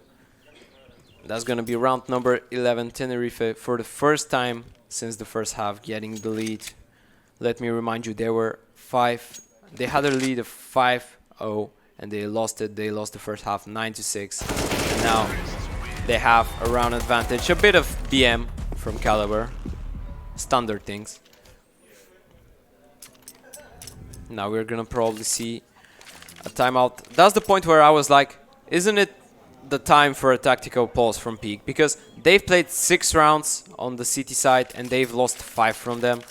We can see top fraggers for both teams are Viltrix and respectively Milky and Steffi for the side of Peak Esports. But Viltrix and Caliber doing pretty good job, as well as Raftu. Qs are really balanced in both teams actually. There's no one that's like way below the others, but Choif and Popov, but of course they're the IGO and the support player, so it's normal for them to have that. And look at the utility damage done by... How does Milky have so much utility damage? He was the entry. Steffi has 0 utility damage. I don't know how he managed to do that. But Caliber and Raftu doing bits as well with the grenades. A lot of damage from Milky, who's over 100 ADR so late into the game. On the other side, Caliber with 91 putting up a really good fight. How do you think that... What do you think Peak should say in this pause? Because Tenerife, they look like a new team on the T side. Well, honestly, I feel like they just have to be making very good use of their utility. As of right now, I feel like they could be doing a much better job. But like we said earlier, I mean, Tenerife Titans, Double Magic, this is his map. He knows exactly what he's doing, like we said earlier, you know. And I feel like it's definitely showing at this point. Like, I feel like Tenerife Titans, you can definitely tell they have more of that team chemistry, more experience than Peak Esports, simply because of how balanced all of these frags are on the T side. I'm wondering though, Peak Esports, are you able to bring it back? Are you able to do a repeat of the very first pause that you had in this game? Do you think that Dope has a vital part in just Peak managing to get their city sides rolling?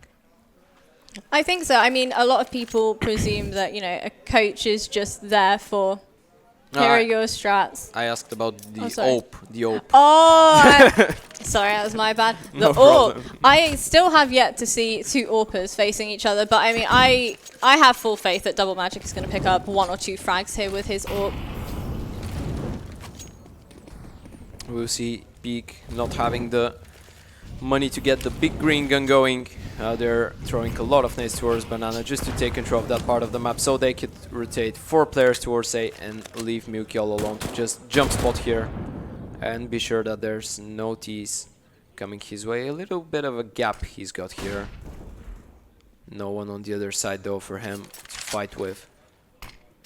And Tenerife, they're countering the Banana take from Peak with a middle take, and that's the 5-man stack towards A. No, Milky decides to go back. That was gonna be a really ballsy call from Peak Esports. 5-man stack towards A, but thank God they didn't do it, because I think that this round is going towards B for Tenerife. But there's the reaggress through the smoke. Popov goes. Raftu is ready. Spams it. He's ready for the second. Choif with the refrag. Shaik as well. They're retaking middle. Peak Esports, and they did pretty decent job doing that. Flashback here. Misses the timing. Conto Shaik. He does manage to find him. And now Milky. He'll just back off. He doesn't want to take the fight. They can retake in a 4v2 situation. Now Double Magic and Viltrix. There's Milky with the flash. And Viltrix now 1v4. The first is secured. Manages to even escape from there. Second headshot from Viltrix. But that will be everything. 11-11 between Peak Esports and Tenerife Titans. It's just round for round, isn't it?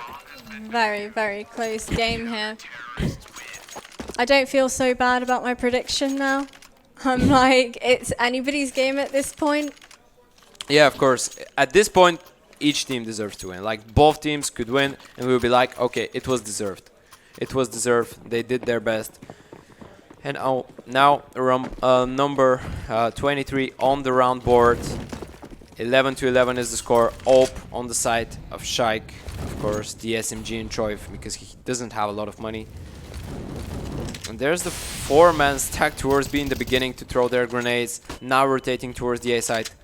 Tenerife, they're going for 4 guys apartments with AKs and only one towards Banana. What's the game plan here? Are they going to just jump out apps with a flash?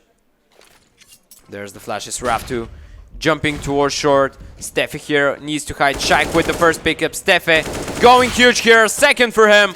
Caliber on the refrag. Second for Caliber, but Popov will shut down the player of Tenerife, and now double Magic in a 1v3 on the other side of the map. He's got a minute to work with, so it's surely not impossible. What absolutely blows my mind here, Ted, is the fact that they had access. They did have their mollies and their nades and their flashes, but yet they jumped straight out of balcony. Nobody thought to throw a nade to clear that. And Double Magic managed to pick up one, but unfortunately gets sent down by Milky. That was a nasty one-tap, by the way, by Double Magic. I don't know if you saw, but he didn't see the gun barrel of the guy that was next to him. Again, BGE Esports in the lead. We haven't had like a team win 2 rounds in a row for like how much? 4 or 5 rounds now? They're just playing round for round, and we're yet to see someone get a pretty decent lead. But BGE, they have a nice shot at winning the map if they win this round, and that's the best start they can wish for. Shaik with the AWP being aggressive to our second middle. Popov here with a lot to do, manages the first, not the second. Choiv though, he's fast on the rotation, gets taken down by Raftu, but will they anticipate Milky being so close? I don't think they will. I don't think they will, and he'll capitalize on that. Milky with the first kill. Now a 2v3, Raftu and Caliber. Raftu with a really nice position, but Milky is aware, and Caliber going with the bomb towards that apps area. Raftu and Milky, one next to each other. Oh, they're gonna push down middle. They think that this is a B round, and they're leaving the A side entirely open. You can see it definitely paid off there for Raftu. He started off the round with only a MAC-10 in hand, but went for the run and gun approach and managed to take out 2 players towards Archway. Milky, he should get the code to go back towards A. But actually they can gamble stack it as well, because that's what they're doing. They're just gambling B. But they're 3v2, they know Raftu is low HP, so they can try to go for the retake. Although the open Shaik could get things pretty tricky, especially if these go to headshot angles. And that's the alert. Now they know it's A. There's the retake going for BGE Esports. Milky, of course, will wait for his teammates. Why do I feel like Milky's going to throw that nade and kill Raftu? They're baiting. I don't think... That's the only chance they have, actually. Raftu on the low HP baiting for his teammate. Doesn't manage to find a single frag, but will they check for Caliber now? They don't. Caliber with the first, doesn't manage the second though, and there's the refrag. BGE Esports, 13 rounds. Of course, the bomb plant coming from... oh, do they have time, actually? There's only 2 seconds. Yeah. I think they got it. Oh, no, they didn't! Oh my goodness. And there's the whistle. There's the whistle. And BGE, everything looked so good for them, but they didn't have a defuse kit. I would definitely take a pause after Did the other player have a defuse kit? I'm not sure. If one of the players had a defuse kit, and that's not the guy that tried to defuse, that's a huge misplay from BGE. Oh my goodness, such a nice retake though from them. But Tenerife, they managed to win maybe the most important round so far in the game. Because now BGE have no money. They literally have nothing. Only Popov has money. BGE, they're broke. They're just broke. And on the other side, Tenerife, they should be the happiest man on earth right now. Because I think, the same as us, they thought, okay, we lost the round. And then they're like, oh, wait, they don't have time. Okay, sure, we'll take that. No problems. And now, 12-12. BGE, of course. I think they should go for the eco. Maybe Popov dropping a couple of Digos left, right, and center. and saving money, of course, to buy an op for Shaik later on. Tenerife will get the lead in the game, unless, of course, they lose versus Deco of BGE Esports in the most crucial time. What a game we're watching. Like, What both a teams doing bits. It's such an interesting match. Do you think at this point Peak are struggling? Do you think they're kind of thinking to themselves, oh crap, we're in trouble? That's the same as, I'm not sure who it was. There was a player playing on a tournament, like another professional player. They're like in the lead 15-13. They kill all of them. And he's like already, he stood up like shouting. He's like, okay, GG easy. And he just didn't defuse the bomb. He didn't have to defuse. I remember that, yeah. Yeah. He's just all sad, sits down, and they lose the map in overtime. I think the same thing happened here to Peak. I hope it doesn't affect them, because they were screaming already. They were like, okay, we won the round, easy. Now they don't have money. It's our game from now on. Boom, snap. Okay, we don't have time. Now we need to figure it out, because we don't have money. They're just like 5 AKs. Yeah, they don't have money as well, but we need to eco, which will be like that's gonna be the biggest struggle here. They need to concede the 13th round.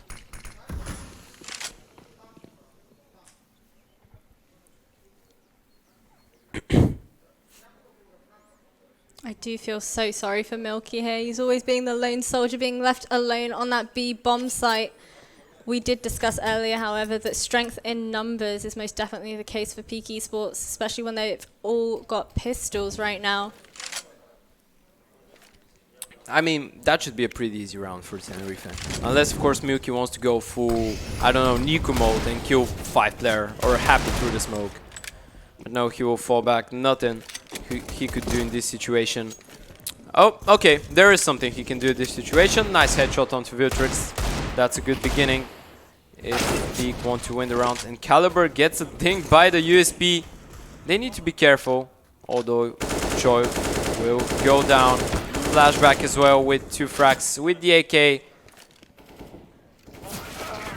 And that's gonna be 13 for the side of Tenerife. They get the lead, and now do or die time for Peak Esports. Has your prediction changed at all now? I said 16-12 for Tenerife, so it might happen. It still might happen.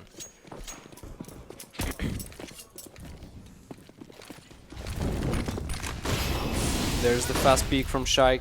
Of course, getting the one-way smoke towards Top Banana. He'll get flashed off the position. Such an important round here for both sides. Of course, mostly for Peak Esports, as they still don't have any money after they bought not a lot of grenades as well. Shaik trying to be the hero here, trying to go for the aggressive peek. Not working for him so far. Tenerife, they're flashing off every single angle of the ult on Banana. And now they're gonna clear it slowly. But there's the stack. Peak, they're pushing compartments. That's so smart from them. They're gonna have the full B stack, 3 players, and 2 guys pushing from behind once they start with the execute. And now they're going in. Viltrix with the first strike with ult. He needs to go huge here, but Viltrix has other plans. Shaik, he's still alive on site. Can he do it? And the answer is unfortunately no. Viltrix with the triple entry. Popov here with a nice kill onto Double Magic, but he and Steffe have a lot to do. And they might consider just saving at this point, and that's what they will.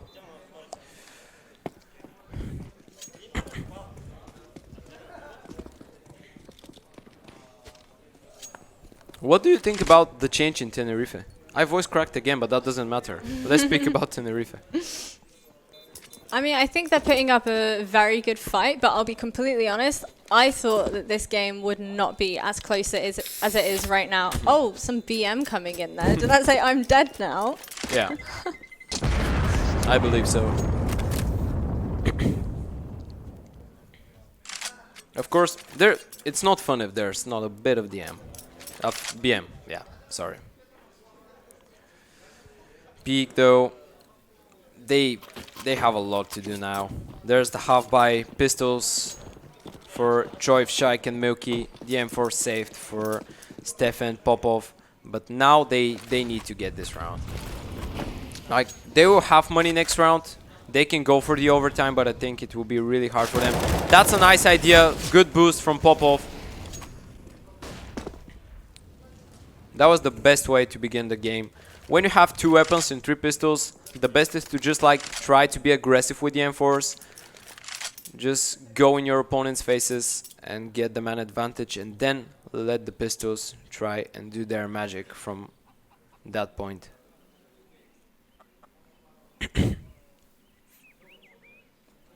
Surely Tenerife take this bomb site quite easily at this point. They've got the flashes, they've got the mollies. Shake doesn't even have armor at this point. Popov, he needs to go huge with the M4 here. Slow from Tenerife, they're clearing angle after angle, and Viltrix strikes down Popov. Shaik should be seen now by Raftu. Nice shot there from Shaik though. Maybe a follow-up. He's just gonna try and win time for the rotation to come. Now there's the molly. Shaik, he's still alive somehow, and his teammates are already here, but double magic. Strikes down one, strikes not the second, but Viltrix will find Choif. Shaik though still alive in pit. The entire rotation actually died before Shaik, and he was there for a solid 40 seconds. Yeah. But now, last chance for BGE Esports. 15 to 12. Double open Choif and Shaik. But isn't it too late for them to go for the double op? Yeah, I would have loved to see this play come out a lot sooner from them.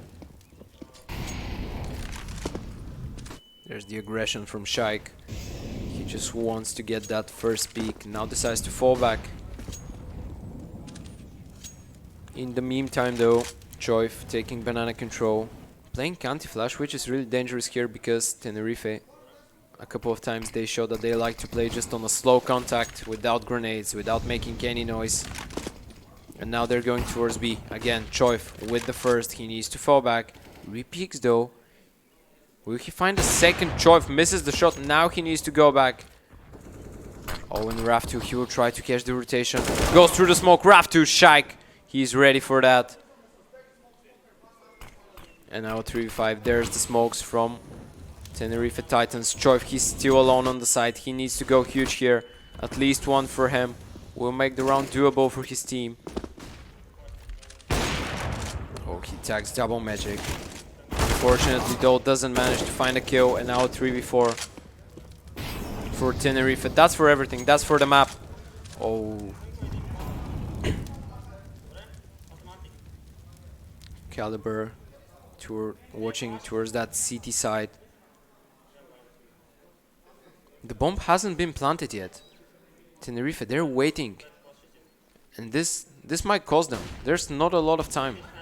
Shaik kills flashback. There's the refract from Caliber. Peeks to CT. Manages to find one. And now double magic 1v2. Doesn't manage to pull it out. And that's 15-13 in favor of Tenerife, but BGE Esports only 2 rounds away from taking us to overtime. They had the bomb site for so long. They had plenty of time to get that bomb down. They were just waiting for somebody to get curious. That's it. Unfortunately, not working for them. Shaik again with the middle peak. Raftu fast to take control of that banana part of the map.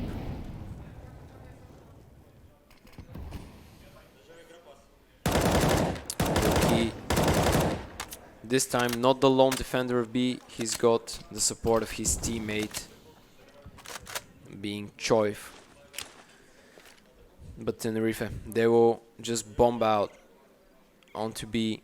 Milky, he has the smoke to win him some space to work with. Deploys it now. He needs to stay alive. Viltrix with the first. Milky going huge with 2 kills, but double magic with the refract, and now a 3v3 retake required for the side of BGE Esports to stay in the map.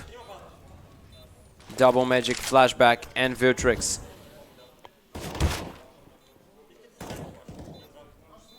They're playing for the round. They will probably just play through the smoke with a flash from Shaik. There's the counter smoke there. Double Magic is playing up close. The clock is ticking. They're jumping through. Double Magic is full flashed. No kills coming in, but Viltrix and Double Magic with fast 2, Popov with 1. He needs to stick it. No time for him.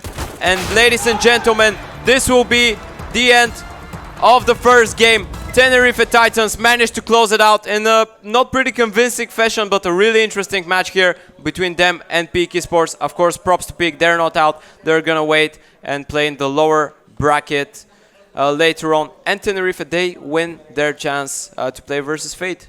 That was an amazing game. I was not expecting it to be that close, but that was a phenomenal boost. You could see the communication between the two players there on B-Bomb site. You know, you Molly, I'll smoke.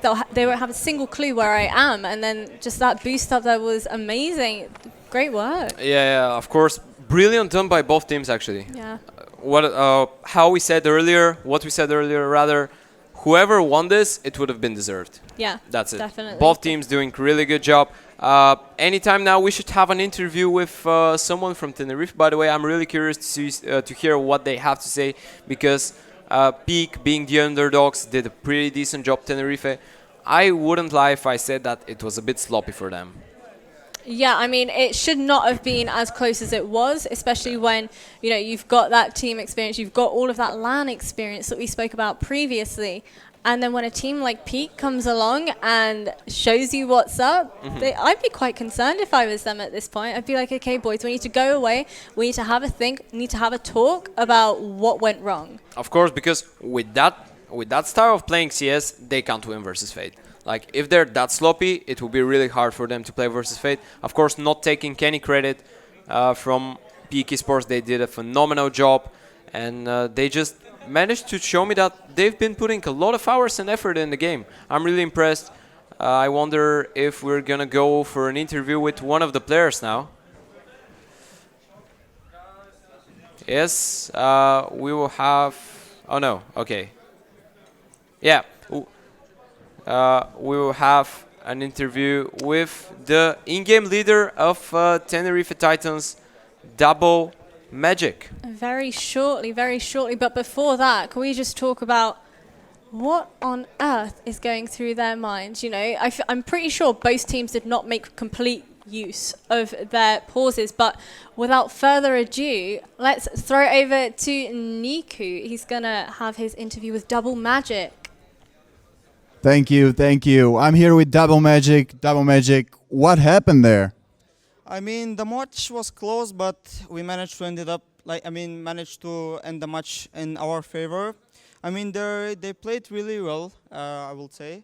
But yeah, I guess, we're playing with a stand-in, but I mean, it's difficult to play some rounds because with a stand-in, we didn't have much time to prepare and stuff like that. But in the end, we managed to win, so this is what it matters, you know. And Milky was playing out of his mind this game. What do you think about him? He's a newcomer here. Yeah, I mean, those Bulgarians started showing up a little bit. I mean, they need a little bit more time to, shine, I guess. But I guess they're still not developed in the way they need to be. I think they need a little bit more time. So you think there is a future for them? Of course. If you see the whole Bulgarian scene before and its history, you will see that new players are coming into the scene over and over again over the years. So there will be new players for sure, and I guess they're the new players which are gonna be in the future. All right, thank you, Double Magic. You're free to go. All right, guys, we are gonna go on a break, and you just wait for us. We're coming in a moment.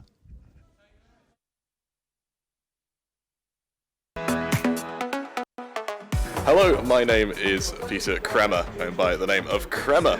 I'm a CSGO caster, having only a little bit of experience for about 6 months or so. Before that, I was a player for a number of years, and I hope that experience as a player is what's going to be able to give me that advantage going forward as a caster.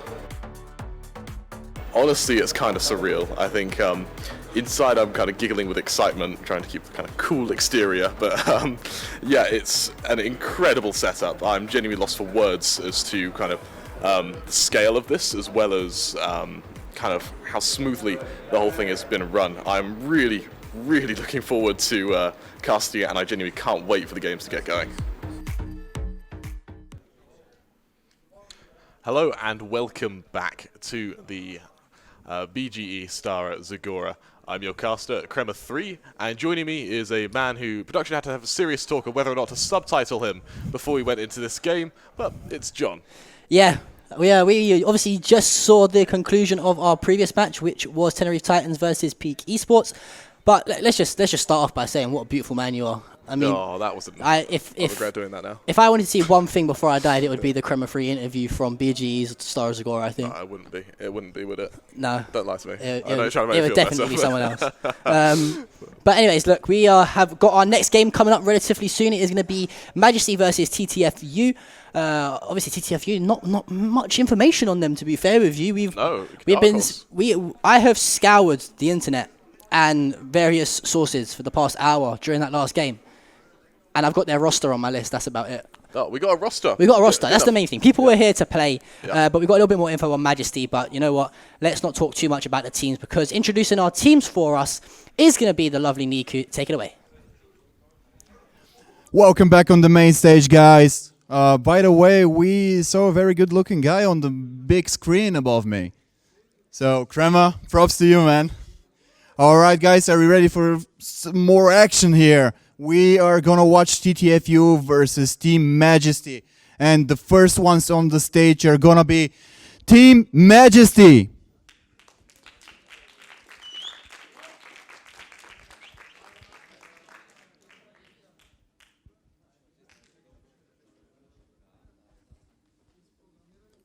Welcome, welcome, the Ukrainian machines. How do you feel today, guys? We're feeling fine.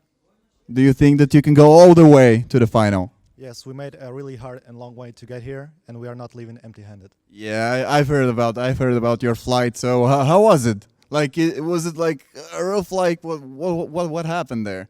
It was very rough. We stayed in Warsaw airport for 12 hours. Oh God! But you can still perform here, right? All right, you can take your seats over there. Come on, guys! Applause! Applause! Applause! Thank you. And coming up next, TTFU.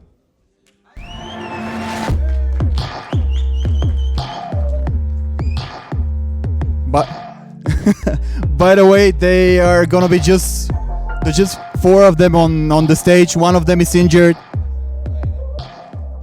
Come on, come closer, please. All right. How do you feel? Very excited about this tournament and just play. All right, then go and just play then. All right, all right.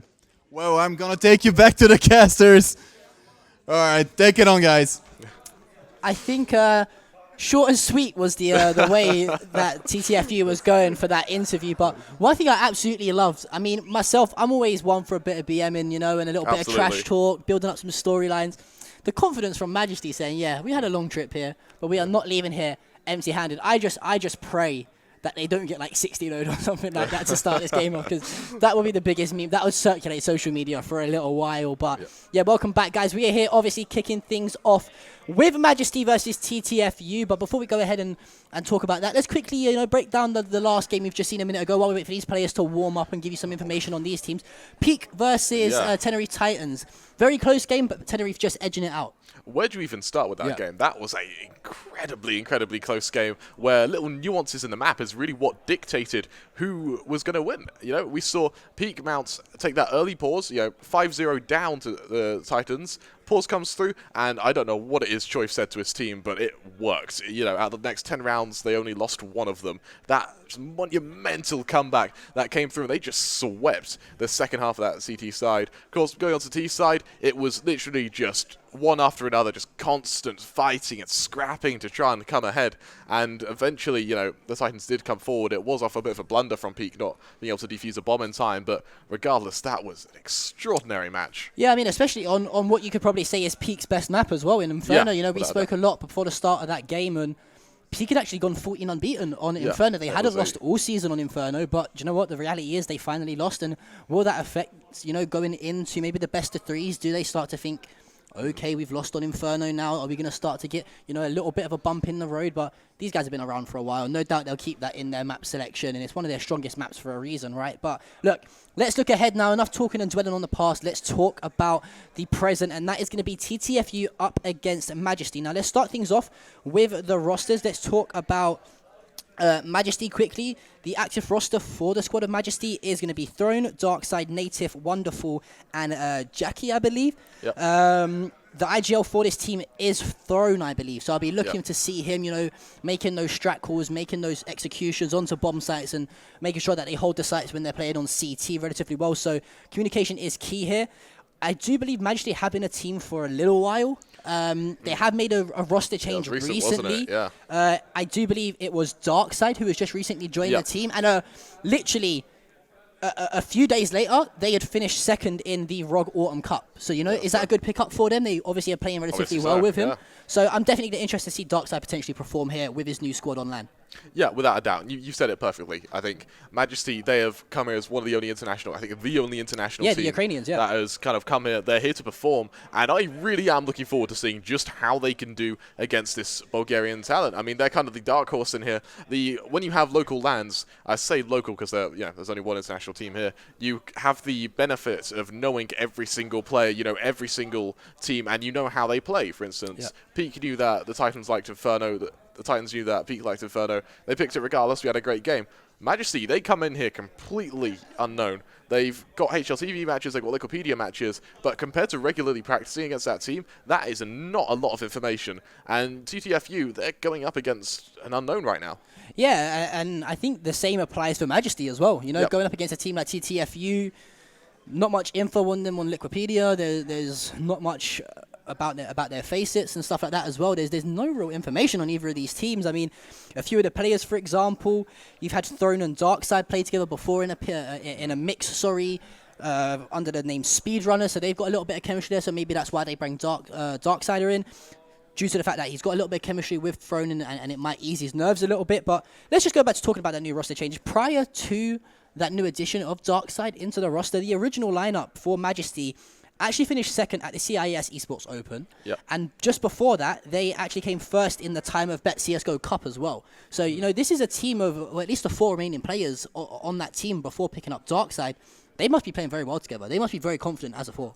I tell you what, you've talked about good results. We're going to bring out a fairly poor result that they've had recently. They didn't qualify for CEE, which was a regional-based tournament. So they lost to Navi Junior and Project X in a local qualifier for that. And I think Majesty they were one of the favourites to qualify. So a bit of a blunder there. And potentially TTFU can look at that matchup. They can look at where Majesty faltered and see if they can potentially anti-strat or just repeat what those other Ukrainian teams did to topple them. Yeah, it's just one of those things we're going to have to wait and see if their confidence is going to be rocked or not, especially when you're going into a tournament, like CEE, they're one of the favourites to qualify, it's a region-locked tournament, so they're not playing up against the big international teams just yet at that stage. It's just the particular teams from their region. Going in with such confidence, wanting to qualify, saying, you know what, we're going to qualify here, and then having that chink in the armor and really a bit of a shot in the dark of not qualifying, that's going to rock your confidence, especially with a new roster as well. These guys have just had the addition of Darkside as well. That's not the best of starts that you'd want for this new team. Yeah, without a doubt. Question is, though, are they going to be able to topple TTFU, a team that we know nothing about? I think they're a mix. That's about the extent of what I know about them. I've seen, people here have kind of spoke about them as friends, so I assume that they've been able to play with one another, and I assume that they've been able to play at a fairly high standard. But regardless, I think TTFU is still a mix, and going up against the likes of Majesty, a professional team, come here all the way from Ukraine. They've said it themselves. They don't want to leave here empty-handed. For TTFU, can they kind of defeat the Titans? Well, again, it's a best of 1. It could happen, but I'm not feeling it. I mean, we was discussing as casters before the start of the game as to the event. who are the favourites? You know, who do we look for to potentially cause an upset? And hate to throw him under the bus a little bit here, but we were speaking to Ted a little bit, and he said, yeah, TTFU, there's not much pressure on them going into this because they are heavily the dark horses and the severe underdogs. So it wouldn't surprise me if they get stomped a little bit or crushed a little bit. So who knows? They might be proving us wrong and make us casters look like idiots once again. And no, we don't know what we're talking about. But we mentioned when we saw the previous game that we casted to kick off today, MBAPEEK versus Depreso, that especially a team like a mixed team, which we think TTFU are, they're going to try to heavily favor towards those standard maps, those common maps, the likes of Mirage, the likes of Inferno, maybe even for an overpass in there as well. So if you're the likes of Majesty and you're feeling yourself a little bit here, surely you want to be picking one of the harder maps to work on as a mix, the likes of Train, the likes of Nuke, maybe even, you know, for a Vertigo in there to really throw this team off. I've actually had the privilege of casting Majesty twice before. Further your point, the 2 times I've cast them have been on Nuke, a really team-oriented map. And when you look at teams' map pools, usually they're the maps they favor kind of tie and sync. So teams that like Mirage also like Overpass simply because transferable skills. Teams that like Nuke usually like Train as well simply because of those transferable skills. So Majesty, their prowess, their skill might just come from these teamwork-oriented maps. And for TTFU, this could mean they have a really skewered veto in terms of trying to get against them. Yeah, exactly. And I think if we do see those, you know, those transferable maps, like you mentioned, you know, the likes of Train, the likes of Nuke, for example, it's just going to play into Majesty's hands, if you ask me. Absolutely. Again, we have no information on TTFU coming into this. You know, there was a bit of a late addition into the lineups after a few of the teams dropped out and couldn't make it. So for all we know, these guys could be nuts on the likes of Vertigo or something. We just have to wait and see how these games play out. Or for all we know, the map pick could be the likes of Mirage Inferno, and we might see somewhat of a more even game like we did see in the first game that we casted. But I do believe we are having the map veto process in the moment. Hopefully the production team can confirm to us what maps have been taken out of the map pool so far and what maps are left to pick. We'll have to wait and see. But let's just bring up our bracket again here quickly from the laptop to talk about the games we've got later on. Coming up after this one, we have got Bluejays International versus the Impostors. That's going to be a good one. That's going to be a fantastic game. And then we, I believe, are jumping back on the mic to commentate Skade versus MBAPEEK as well, which we said if there's one team, one mixed team that might cause some trouble for the likes of Skade or Fate, it could be MBAPEEK. Absolutely. You know? They've got some fantastic players on their roster, some relatively well-known players on their roster as well. And they were playing some very good Counter-Strike today. Yeah, they absolutely were. And MBAPEEK, once they got that ball rolling, once they actually eased themselves into the game, they were scary. Like, they were seriously scary. So I really want to see how they fare against Skade, a team we haven't actually seen externally from, you know, I think the most recent sort of result they've had, at least against Bulgarians, has been A1 Gaming. Of course, that's been a number of days since that's then passed. Again, other side of the bracket, though, we've also got Fates. How are you feeling about them? Yeah, well, obviously, the winner of this does advance into the next stage of the bracket, and they are going to be playing against Fate, so it's not exactly the easiest of tasks to play in their second game. Here from BGE Stara Zagora. You know, I think, are they first seed going into this? They're either first or second seed. I'm not 100% sure. First, Fate second. So Fate is second seed coming into this. So playing the second seed in your second game of a tournament, you're clutching at straws a little bit there, hoping that you perform well. And I think at that stage, we're going into best of 3, so it's not going to be a best of 1. This is where the best Counter-Strike team is going to be on show. This, of course, is a best of 1 game. Therefore, anything can happen. We saw it earlier on with Depreso and MBAPEEK. Maybe we saw a potential upset happening before MBAPEEK really, you know, took the game by the scruff of the neck and started to play the CSGO we know that they can play. But these best of 1s, man, you know, it's almost a little bit like MM in regions that anything can really happen, because all it takes is for you to pop off on one half and then you're looking strong going into that second half. Yeah, without a doubt. And yeah, you said it perfectly. It's an embodiment of that. It's a local tournament, but neither team knows of one another. Majesty going in with reputation, which is what's kind of dictating them forward. For TTFU, I genuinely am curious to see, firstly, what map they go for, and secondly, how they sort of respond to any further push. What map do you want to see here? I mean, I want to see the likes of a Train, I think, just to see how TTFU perform as a potential mix. Like we said, we're still not 100% sure if they're a signed team or if they're a confirmed team. We'll try and get that confirmation for you later in the tournament.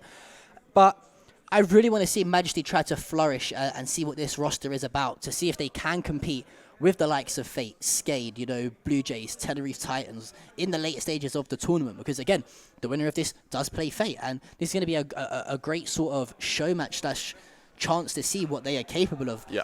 Again, the confidence on display from them, I love it. They said, you know, we're not leaving here. We've had an awful time getting here. We slept in the airport for 12 hours. We are not leaving here without that trophy. And, you know, these guys are fired up, and it might translate into their gameplay. Yeah, absolutely. And I really want to see if it can. You said that you want to see the likes of a train. I doubt TTFU are going to leave it in. What I would love to see is the Dust 2, a map which is so utility dependent, but you also have a lot of Angels coming from it. And I think it's a sort of map where we're going to see Majesty leave it in simply because they're going to want to ban the buggy maps. TTFU, they're going to want to ban kind of box standard teamwork maps, so nuke, train, you know, that sort of setup. And you end up with a few maps left over being, what, Vertigo, Dust 2, and whatever the last one will be. Yeah, Dust 2 is a great shout. Again, like you said, it's very heavy on the Utah as well to make sure that utility is worked, and that all comes down to communications with your team. Absolutely. You know, we saw that in the first game with MBAPEEK and Depreso when we were playing with 2 mix, and I think it was the teamwork of MBAPEEK that slightly edged that game out. There was a few flashes I remember on mid that, you know, a few people picked up 3Ks here and there from that great communication. So who knows? And I think we might be loading into our game. If this is what we're seeing, I think we have called it spot on here, Crema. Hopefully this is the map that we're loading into. We have got Dust 2 loading on our screens right now. We don't know if that is the official veto or if we're just testing some of the servers to make sure that they are okay. Looks like it. But no, it is. It looks like we are going to have a Dust 2 here, here, Crema. I tell you what. You've big-brained it and called it here. But look, let's talk about TTFU quickly. Yep. And why don't you just quickly discuss this roster for us? Yeah, again, what we got, Crypt, Mountain, BB, I think that's how you say it, Urchi, and I don't know, I can't even read your handwriting. Gosha. Gosha. And that's Molin, I think. Molin, okay. Right. Oh yeah, this is what happens when I read your notes. Yeah, sorry. My handwriting is not the best. I use my voice for a living for a reason. I'm not quite Christopher Columbus or whoever it is, or Charles Dickinson or whoever. I don't know. I'm a gamer, guys. Leave me alone, all right? Well, again, you know, it's a team of players that are fairly well known, you know, for being good. Again, they formed a mix. It's going to be mixed results against Majesty. You know, maybe they can just show up and stomp them, or, you know, are we going to see Majesty kind of show their experience, show why they're the professional team here, and just shut them down before they can really get things started? I think it might be a bit of a mirror to the first game we saw, because we saw Depreso coming out fantastically. I think they won 5 straight rounds at the start of their game, if I'm correct. And then we just saw MBAPEEK, you know, really flourish from there when they started to play that aggressive mid control. But again, Dust 2 is a completely different map from the likes of Mirage. You know, there's so much more use of teamwork, like you said, using the utilities, knowing what to smoke off, when to flash in onto a site, for example, what to molly off as to where people might be sitting and holding different angles. There's a lot of factors that go into a map like Dust 2, for example, and I'm really excited to see those Angels as well, like you mentioned. Yeah, without a doubt. Without further ado, we are going into the knife round. I saw Majesty there. They were in the server for about 5 minutes before they went, okay, we're ready, let's go. I love that, getting straight into the game. They don't want to wait. They don't want to, you know, muck about at all. They just come straight into this, ready to take TTFU down. Going straight into the knife round, of course. And Dust 2, your knife on long and not mid. Swinging and slashing on either side. We're actually going to see a team kill as Chris takes down Dark Side. Not that it matters. Majesty, they kick off that pistol, or that knife round. And they'll be deciding what side they want to start on. Is there anything you want to see on Dust 2 here, John? I mean, again, Majesty obviously being the actual team coming into this game, I think that their setups are going to be slightly better off. Obviously, we know Dust 2 predominantly at the time it is quite CT heavy. We like to see those people in the later rounds maybe holding that up. We've seen 2 flashbangs actually been brought early on here for the squad of Majesty. So they're really, like you mentioned earlier, using that utility on this type of map to hold a site, maybe call a flash and flash those T's out. Throne, of course, the only man with that utility never caught out, and that is a really ambitious cross on long. Without a single bit of utility from TTFU, they swing wide, instantly melting against Majesty. It's all down to Crip. He might be able to get the bomb if he's lucky. The flashes go out, and Majesty, they're just going to try and pressure him down. Second flash goes through. Swing comes wide, and Throne with a 3K is going to secure Majesty their first round. Yeah, and, you know, we mentioned it might be due to the setups that these teams have. You know, the mix of TTFU coming in might be a little bit confused as to the type of play style that they want to utilize in this game. It might take them a few rounds to kind of feel out Majesty. I'm not too sure if these guys have practiced against each other before or played against each other again. Like I said, TTFU, relatively unknown going into this game. But it looks like already it is going to be a scout buy for TTFU with the 4 other Deagles as well. And on the other side, we've got 4 MAC-10s and just a single M4 in the hand of Wonderful. A little bit of utility as well to work with here for the squad of Majesty. And, you know, these guys really want to make a statement early going for that MAC-10 buy. You're right. You said it perfectly. I think that Majesty, they're being a bit ballsy. They're being a bit confident. They're being, you know, they're just trying to put TTFU in their place. Some people would say greedy with 4 MP9s being brought up. Wonderful with the M4 going to be there to support at range, but I am worried for Majesty. Again, with this many MP9s, it's really difficult to take duels, especially at places like Long. You have to be up in their face. Again, how do you take a duel with this MP9 from Darkside against Eagles? He's able to do a bit of burst damage, but that's it. TTFU coming in for this flank towards the B site. Early contact made. Native kicking it off with the accompaniment of Darkside. It's an utter melt. TTFU finding one, actually. Molin finding one. Tox still surviving, being a tenacious man as he finds 2 more before he collapses. Molin now the lone member. 1 versus 3. Center site. Darkside won't give him a chance to even consider a bomb plant. He'll swing wide, instant bullet to the head, and Majesty make it their second. Yeah, you know, that quote-unquote ballsy play seems to have actually turned out just right for Majesty. And I think, luckily for Majesty, the strat call from TTFU actually played into their favor. We saw Majesty stack up quite heavy on that B site with those MP9s, hoping that to engage in some sort of close-range battle, and that's exactly what happened. We saw one player pick up 2 kills towards window as well as then turning on towards tunnels, but you can see here the utility coming into play, blocking off those double doors. Darkside does find the first onto Gosho. 4 versus 5 now, sorry.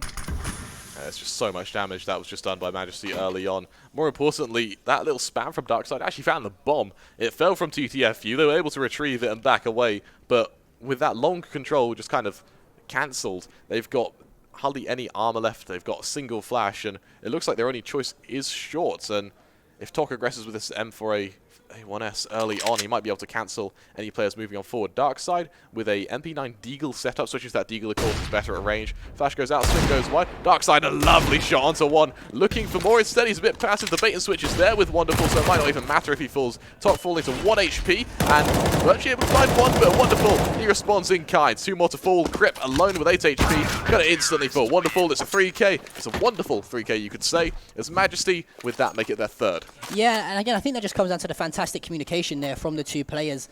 I think you said it was Wonderful and Native who were sat on that A bomb site. You know, Native doing the tags with the Deagles originally and saying, listen, these players are going to come through short in a minute. Just hold that angle tight to that box and then just find them the kills at short. And that's exactly what has happened. And as a result of it, Wonderful picks himself up. But the first kill, however, is going to go in favor of TTFU. That's traded straight out by Throne. He immediately drops, however. What a well-timed nade there.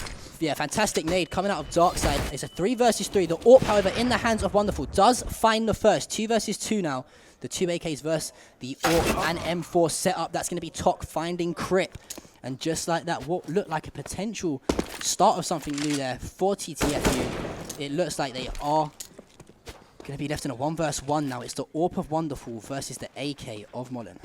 And what I love from Wonderful is that he just aggresses, goes out, gets an AK, backs away towards tunnels, and looks to cancel any rotation. He's going to be playing retake, though. Molin, he's committed to this beast, or this ace site, my apologies, making his way up long. Wonderful. If he can get up short in time, he might be able to contest this, but both players with a substantial amount of utility. Those numbers punched on in. TTFU looking like they want to find their first round. 1 versus 1. Wonderful. He's got HP, and he's got a little bit of utility to back it up, but that smoke from Molin, definitely not what he was after, and it all comes down to timing. Wonderful shifting on forward, just looking for the tip of Molin's head as he'll make his way onto this ramp. He'll spot the first player. Contact made either way. Wonderful. Going to secure the 1 versus 1. And he looked really comfortable in that. Yeah, calm, cool, and collected, I think, is the right phrase to use there. And I thought for a second that the opposition player from TTFU might have just found the slight timing onto Wonderful as he shift walked through the smoke there. But luckily for Wonderful, you know, a good bit of CSGO timing coming into play. How many times have we seen that in these past few games where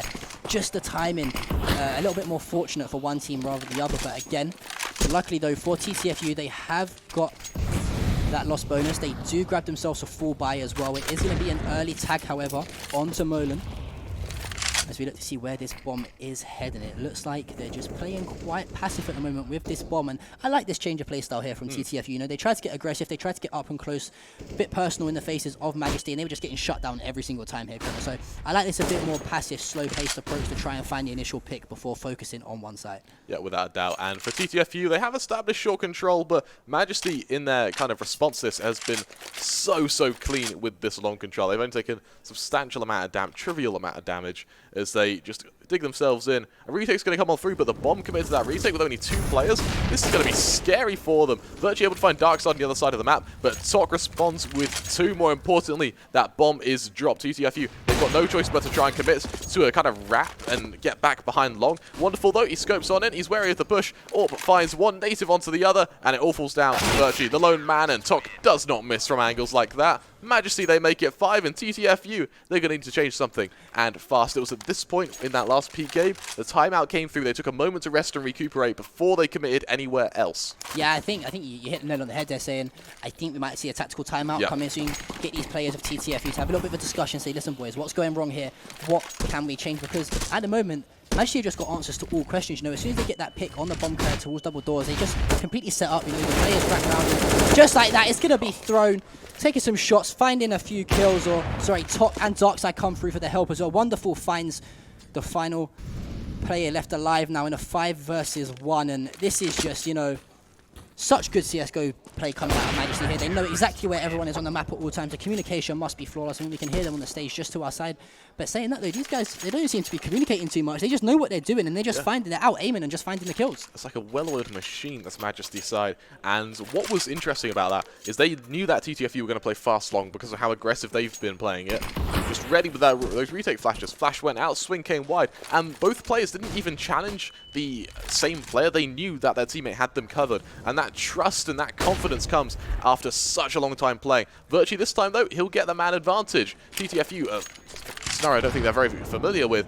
As Majesty, they respond with control towards tunnels, they make it known, and it's going to be a massive flank from Darkside early on. Wonderful though, he's going to have to try and hold this kind of short area alone. He finds one, he'll back away. That molly going to prevent too quick of a push, and again, it's perfect from Majesty. The response is just what is needed. TTFU, they do accelerate towards this ace site. Push comes around, Darksider's flank not really paying off at this point, but TTFU, it will be a 4 versus 4 after plant scenario.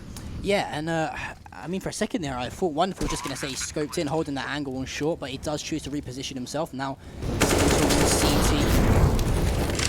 I reckon you're going to find some shots. Native does pick up one as well. 4 versus 3 situation here for Majesty as they try to retake this A site control and find the defuse. Gosho is going to pick up Native. Some unfortunate timing there as Tok picks up one. Darkside finds the other, and just like that, is Crip left alive in a 3 versus 1. Is going to spot 2 players towards long, but Wonderful finding that easy AWP shot onto him. And just like that, the collapse on the bomb site does come in, and TTFU, you can say that their hold collapsed itself.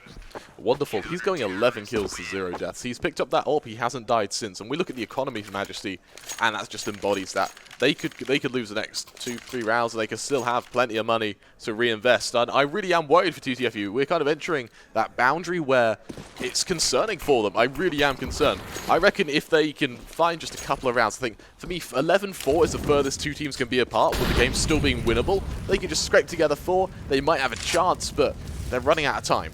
And to be totally honest with you here, Kremer, I can't see it happening, you know. Let's just look at that play right there, for example, throwing the fantastic use of utility there with the 2 Molotovs, Molly and close. That means, therefore, the players have to push slightly back. He then bounces that second Molotov off further towards the second set of doors, and it just forces the players out, and it's just easy kills left, right, and center. But Gosho does level things up momentarily before Darkside finds a fantastic 2K. Crip does trade out, and finally, this is the first time in the game here we have seen the numbers advantage in favor of TTFU. Is this going to be the round, Kremer, where finally we start to see some momentum swing their way? It genuinely could be. Thrown, the lone man coming in through doors. Crip's going to be at the ready. Nice little clean up. And with that, TTFU make it their first. You listen to the crowd. There is definitely a hometown favourite in this. Well, TTFU, they came in as underdogs. At least they got 1 round. At least it wasn't as, at least it's not 1-0 for a That's going while. on the Wikipedia page. 1 round that absolutely. Gens took off of Majesty. Absolutely, and maybe they can make it more. You know, we see another buy come through. Gosho, unfortunately, is only down to a deagle, and Majesty, they have no issue reinvesting into this. We'll have to see what the response is from TTFU from this long aggression from Majesty. It looks like it will just be maintaining a default, looking to get another pick here or there, but once they have a man advantage, they're actually fairly comfortable. Yeah, and not only that, I mean, we spoke about how TTFU at the start of the game tried to really play an aggressive game style towards the squad of Majesty, and they were just getting picked off every single time. They elected, you know, to relax a little bit. Again, the bomb is just hanging out towards their spawn. It looks like 4 players are going to be advancing towards the middle of the map, 2 rotating through tunnels, and this might be another push up towards short here. And if they can get this and execute this quick enough and try and set up that A take, they could be in a very good spot of winning their second round here. Yeah, absolutely. They're going to start. They're very quiet as well with this take. I don't think Darkside has heard this whatsoever. And so, wonderful. The mantle of responsibility lands firmly on his shoulders. Early contact made, flashed out of position. A nice first kill, turning back around, looking for a second. A lovely second. And of course, wasn't there to trade, but Darkside, the flanks come through. He makes it 1. He's going to make it 2 with that low HP player. Tok there to support him. Molan finds himself alone as Throne finishes him off. TTFU find themselves again with a buy, but hardly any utility to support it. Yeah, and one thing to mention there is how much of a great play Wonderful just made. You know, picking up those 2 kills with the AWP, and not only that, he called all 5 players out short. So what does that mean? As soon as those players get spotted and the bomb is called, they have to make an advance onto that A site as quickly as possible. That then opens up the door for Darksiders to sneak through the back, up short, and then all of a sudden he picks up the easiest kills of his life. And saying that, TTFU trying to fight fire with fire here. They do find the first frag, however. Darksiders does trade that out, leveling things up at a 4 versus 4 here. Wonderful, however, with that AWP, really, you know, been the playmaker as such here in this game. He's going to get tagged up down to 9 HP. He's going to rotate back. The timing on that smoke as well to get him out of card just as the molly hit. Native pushing up from short. Gonna not spot anyone actually as BB is able to trade. Darkside now aggressing on short himself. He won't even make it. He won't even make it 1. Wonderful there to trade, legging down another. He's going to be pressured down and no scope onto Crypt there. The CZ looking to finish it. A lovely another kill for him. That's a 3rd. And just like that, Virtue finds himself alone. 1 versus 2 coming up from long. And it looks like Wonderful's repositioned. Majesty, they are ready for TTFU and they're looking to punish them for that aggression. Yeah, that just can't happen there if you're TTFU. You know, they had to have known Wonderful was in and around short with that AWP. And if you're going to peek an AWP, you never peek it solo. You always swing together to make sure, okay, at least if one of us dies, we have the options there and we know where he is. And just like that, Wonderful, I believe, finds a 4K. Fantastic performance out of him. And he's really turning the style on right now. Just look at those stats. That utility damage is what makes me most impressed with this, because to get utility damage, we saw in our past 2 games, utility damage at the kind of round 10 mark was about 50 apiece. There's about 400, 500 on just the team of Majesty there, so that really shows how once you get your utility nailed, it does half the work for you. Yet again, Virtue starts the round falling to 21 HP just before he even spots anyone in tunnels as well. Native, he's going to spot that initial player. He's wary of the peak that's coming his way. The question is, does he fight it? TTFU lining themselves up for a fairly standard take, maybe a fake towards long, push towards B. They think down Native. That sign looks very possible. Darkside finding Crip and there's no response. Wonderful fighting Virtue. There's 3 players there for TTFU and they're just trapped in tunnels. Yeah, and it's just this. It's the same rinse and repeat thing that we're seeing each round here. You know, TTFU tried to make an advance on the map. They tried to dedicate themselves to one site and Majesty just have all the answers and the blocks there to stop them. Native now finding one as well. Finally, we see a kill on the board. That is going to be moving on to Tok. It looks like the bomb is going to be pushed out onto this B site, but just it looks like there's no communication in the TTFU lineup. Everyone's all over the place. The bomb's going to be dropped onto B. It's all up to Gosho. Wonderful finds yet another kill. 19-2 right now. Not only are we talking about how many frags he's got, you mentioned that utility damage. You mentioned that ADR as well. This is looking really, really I don't want to use the word embarrassing, you know, but if you're a supporter of TTFU here, you got to be thinking, boys, come on, you've got to step it up at some point. Yeah, and of course, Knight is still young. We've still got 4 rounds left. It could still find at least 3 of them, at least make it comfortable. Well, I say comfortable, as best as it could be going into, you know, that CT side. But for Majesty, it will be, again, a standard kind of default. It's aggression from Throne. He makes it 2 instantly. And as Wonderful finds BB, it's just a collapse from TTFU. Crip, he finds one of Wonderful, but to what avail? Is it a kind of...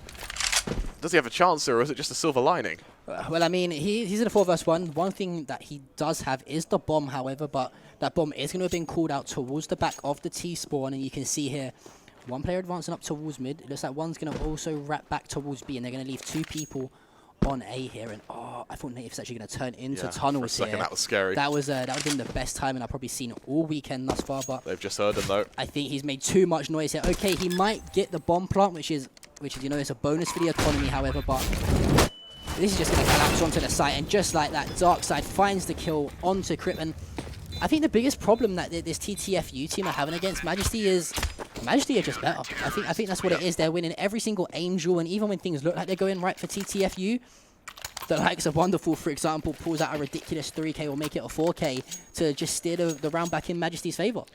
Again, so scary for TTFU.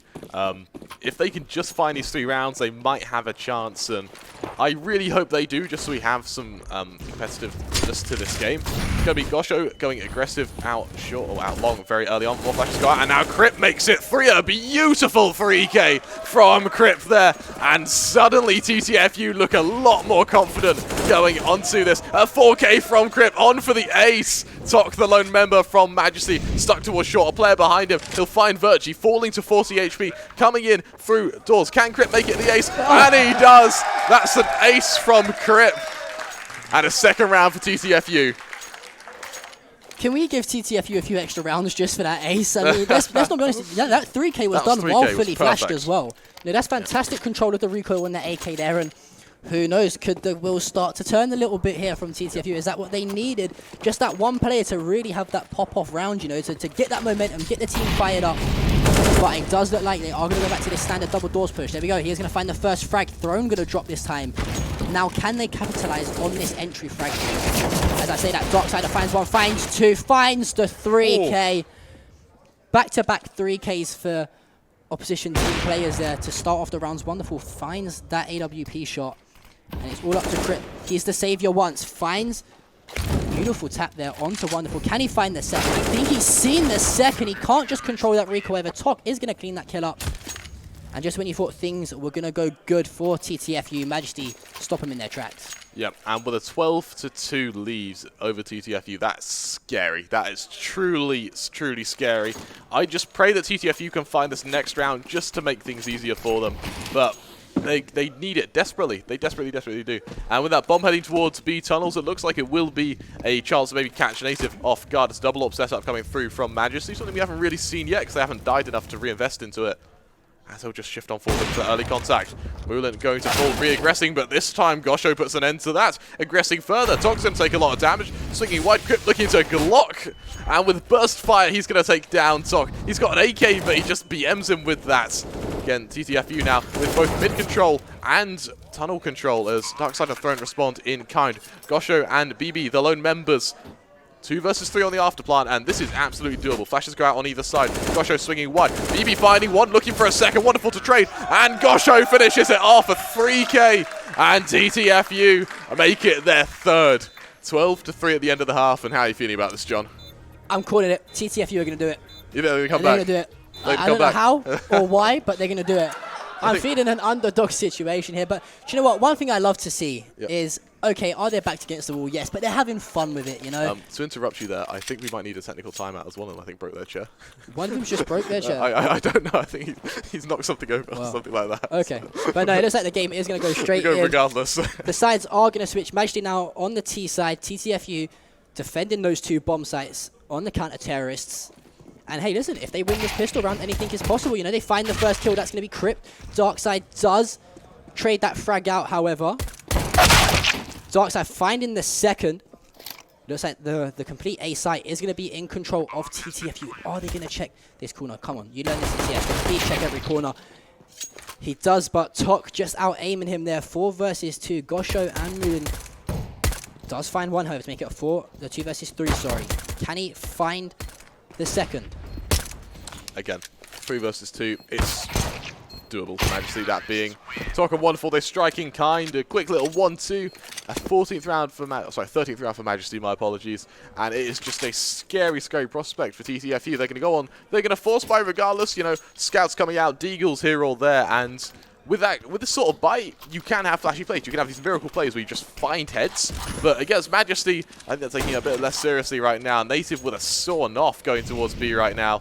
Let's see what TTFU have in store for us. Early execution goes down, flash goes out, swing goes wide. Darkside finding grip, trade coming through from Molin, looking for one, but Tok gets the final say in the matter. Wonderful finding BBM for Gosho and Virchi. It's going to be very difficult getting onto this site. B site of Dust 2, notoriously one of the hardest sites to get into on the game. Yeah, there's one player as well, Native, who's just shifting behind him. Does find some tags with that sawn off. Does pick up a kill, and just like that, it is all left up to Gosho in a 4 versus 1. Can he find the kill? No, it's going to be thrown there. Picking up probably one of the easiest kills of his life as that player was left with a deagle. 14-13 here. I'll be heading into the potential penultimate round here in this game on Dust 2. Majesty looking to get things done early on here and move on to obviously advance in the bracket and potentially set up a second round clash with Fate. Yeah, we'll have to see. For now, it's going to be TTFU going for early control towards short. Another force spike comes through, so they're playing for the victory rather than for the overtime. Majesty, they've already established control towards B. Flashes go out on either side. Swing comes wide. Virchi blocking his teammate as Molin almost falls there. Virchi's actually able to find one. The sawn off comes through from Native, though. Darkside finding one more. And Native another shot with that sawn off, making it a second and proving the effectiveness behind it. It's actually going to aggress further, looking for more, but Crypt puts an end to that. 1 versus 3 player coming up from behind. He's going to fall. Wonderful going to take him down. With a 15-3 scoreline. TTFU, they need to pull something out of the hat. Yeah, I think the game's pretty much a GG here if you ask me. You know, it's almost impossible for TTFU to bring this back here. Okay, they've got somewhat of a buy to work with. They've got the FAMAS and 2 scouts as well as 2 submachine guns as well. They do find the opening frag, however, Wonderful does drop. Throne drops down to 30 HP. They find the kill onto Native. Finally, that kill on Throne is going to be cleaned up, however. 2 versus 2, but Tok is down to 20 HP here. It's going to be really on dark side to make the play here with this AK, should they want to advance and take this B site control. The bomb is down, however. One play over towards Heaven. He's going to jump onto the site with that MP9. Doesn't find any shots. Dark side there. I said needed to be the player to make the play. He does just that to find the 2 kills with that AK. A 16-3 victory here for sorry, not for TTFU. For Majesty over TTFU. That was scary. That was really, really scary. Not so much for TTFU, but more for the fact that Majesty, they showed up and they proved that, you know, they really don't want to leave here empty-handed. That was a great game of Dust 2, and I'm really looking forward to seeing how they play against FaZe. Yeah, well, I think, you know, if you want to call it some sort of warm-up up against TTFU, you know, they seem to get the ball in motion, you know, they seem to get things free-flowing a little bit, trying to build that chemistry up on LAN. And this is where the real test happens. You know, this is where the big test happens up against the second-seeded team going into this tournament of Fate. You know, Fate, they've been around forever. You know, some of the biggest games in Bulgarian CSGO have involved Fate and the likes of Skade, for example. Can Majesty, the only foreign team in this tournament, the Ukrainians, really show up here at BGE Stara Zagora and take on and compete with the likes of Fate? Your personal opinion, can they do it, Kremer? I think they can. I think they can. In a best of 1, hard to say. Best of 3, I reckon Fate take it 2-1, but we'll have to see. And without further ado, it looks like we will be switching to the lovely host of Niku to provide an interview from one of the players of Majesty. All right, I'm here with Darkside, right? I've managed to make a mistake with your nickname 2 times already, so this time I hope it's right. All right, well, what happened there? I don't know. We just went for aim. You just went for aim, just like that. Well, okay. Well, this too is a map that it's like well, you have to use primarily your aim, not so much strategy wise. I guess you used your aim, like you said. All right. Well, what happened? Like you stomped them. Well, I think we just felt very comfortable, like very confident, and it was pretty easy for us. Like the guys they tried really hard, but I think we just came with the right mindset. We just came that if we go to LAN, we just need to hit our shots, and that would be easy. Okay, well, that's a pretty straightforward answer. So I think that you just made your bet, and you just made a statement that you want to go to the final. Yep. We are ready.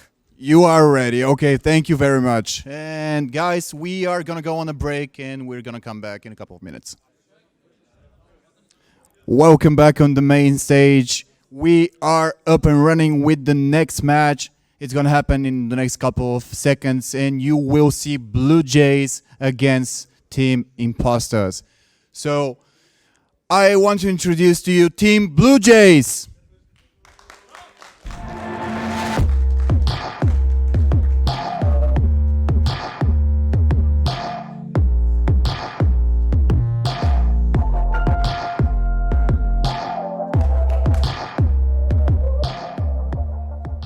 Hello guys, welcome to the main stage. How do you feel rocking? We're feeling chill and we're ready to play some CS. Alright, do you feel prepared with Nikchu? Yeah, sure. Where is his t-shirt? He lost it on the way to the tournament. Well, I've been watching him all day yesterday and I saw that he has a t-shirt, but it's like a dress, so what's up with that? Wrong calculations with the sizes. So. Okay guys, so do you think that you can go all the way to the final? Yeah. Okay, take your seats. Thank you.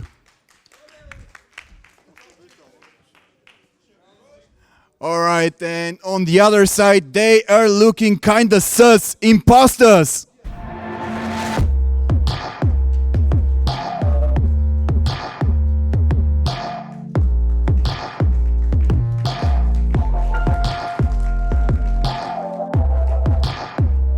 Well, there are like 8 guys over there. What's going on?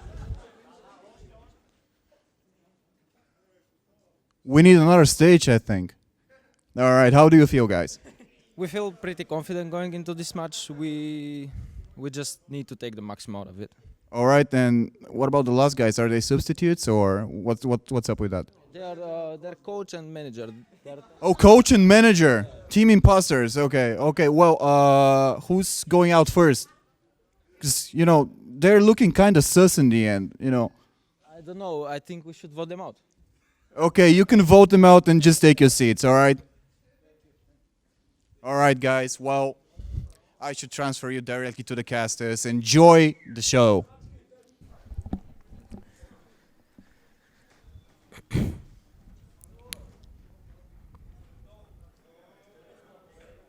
Welcome back, ladies and gentlemen.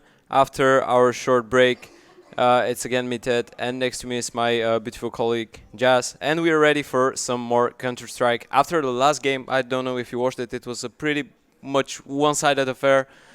Yeah. Not so much to say about it, really. But now we have a pretty interesting game coming in. We have Bluejays versus maybe the most unknown team in the entire tournament, Impostors, who are a Bulgarian mix. I couldn't say that there's someone out of the Impostors team that you would know, and it's pretty normal because I think the only guy that has played on LAN before is Zlati, who has played with a Bulgarian mix called Zver. He's played with a lot of good players, but no one else I think has played on LAN ever from the Impostors team. But on Bluejays' side, it's quite the opposite. Bluejays having the experience, having the most experienced players, having players that have played on LAN, that have won tournaments. I think they should have the upper hand.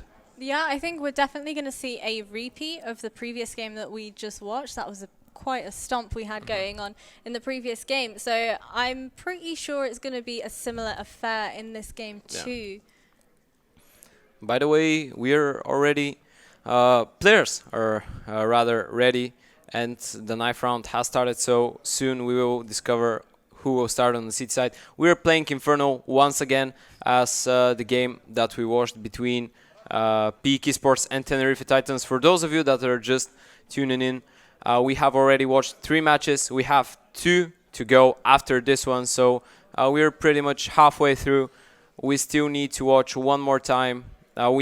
We need to watch one more time MBAPEEK play, and we need to watch as well Fate playing. MBAPEEK will be playing, of course, versus Skade, and Fate will be facing off Majesty, who have just demolished one of the Bulgarian teams here.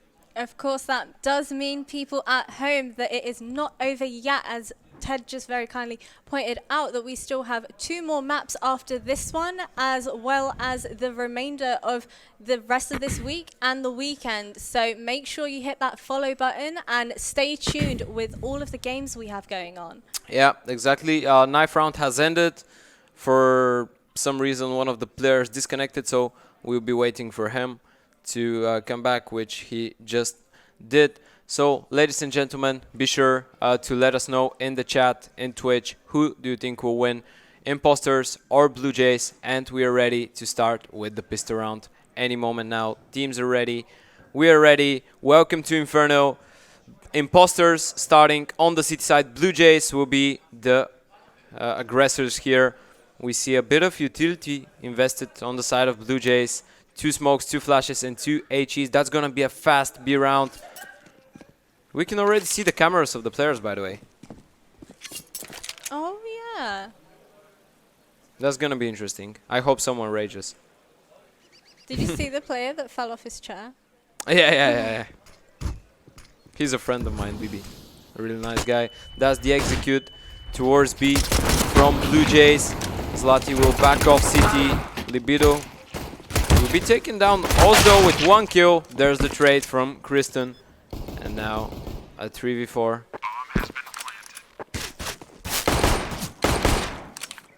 Nikchu here on Banana versus Purple Rain.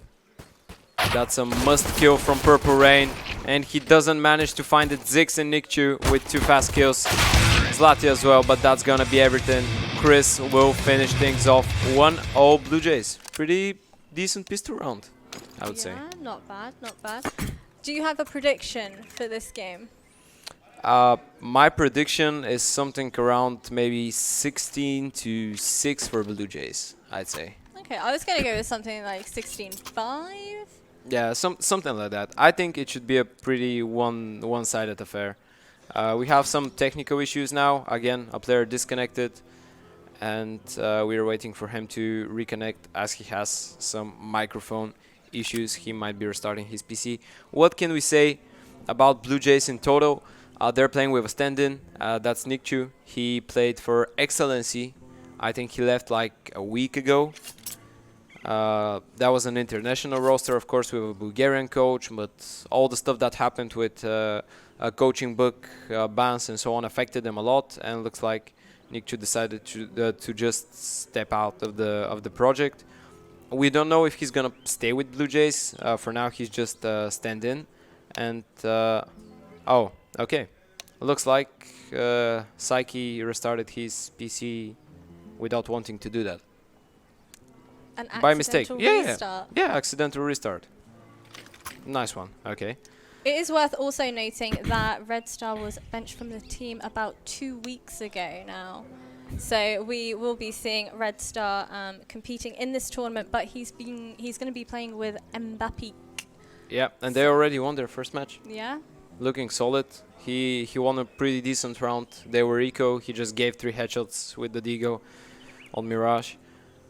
He's actually a pretty talented player, and his replacement in Bluejays was Chris. He's playing with the team he's been playing with them for like 1 month already. In my opinion, one of the Bulgarians that's putting like a lot of effort in the game. Like we're speaking about doing 20,000 kills aimbots, like thousands of kills that match and so on. So I think they found a good replacement. Speaking of just putting effort and wanting to develop and become good, Psyche as well, a new addition. He's ex-teammate with Chris. They played together in MK. It was something like MKB Pro or something like that. They played with one of the maybe most known Bulgarian in-game leaders, Spy Leader. He's the father of the meme, "Is this happens because we are from Bulgaria?" Yeah. So they know each other pretty well, both hard workers. Bluejays, as a whole, of course, Rocking, not to leave him behind. He's played with B-Pro, he's won a couple of LAN tournaments. He played with Skade. I think he got benched from Skade like half a year ago when Oxygen and Duplicate came in. So pretty much a decent team from Bluejays. Impostors, they're mainly like a mix. They don't have a lot of experience, as we said already. I don't think anyone has played in a proper team from Impostors. Now my question to you is, do you think Bluejays no longer having their coach is going to have any sort of impact? Because their coach did only leave about a month ago. So I'm wondering whether or not that's going to have a part to play in their performance during this tournament. The thing is that when you're playing with a stand-in, and especially when you have two new additions, because both Chris and Psyche came here like a month ago in the team, I don't think they have like reached the point where they were a build-up team that relies on their coach so much. So I don't think they feel the difference as much because they didn't get used to working with him. That's fair enough. And as a whole, I think Bluejays are a decent team that can maybe put up a show and do an upset versus one of the best teams on the tournament, like Fate, Skade, MBAPEEK.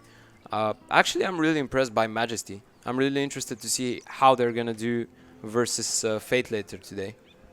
It will certainly be an exciting game to watch. Yeah, most likely. We hope that anytime soon everything will get fixed with the problems that Psyche has here on Inferno, and we will continue with the game.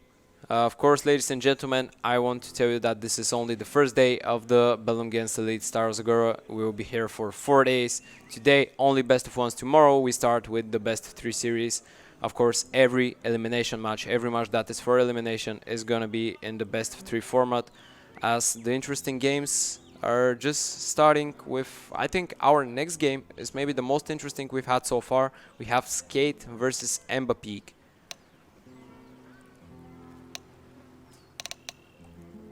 Which is going to be... What's your prediction actually for Skade and MBAPEEK? Who do you think will win? On the other, on one side you have Skade, who are... You said Skade?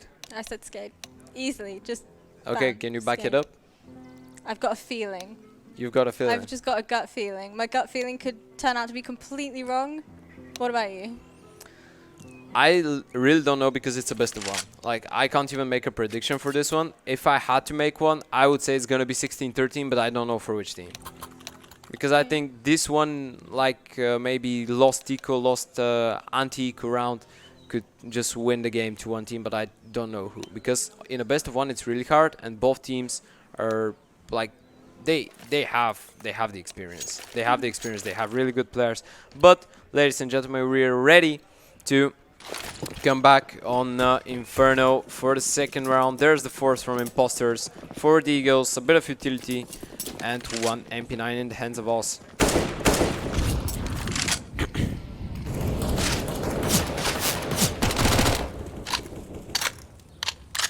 A little bit of a slow approach from the T side, as they know that their opponent's economy isn't in the best shape, so they won't have a good buy. It's of course a second round force. They don't want to risk it. They don't know that their opponents have forced yet. Psyche here with the first frag on Bibido. Purple Rain will have to back up.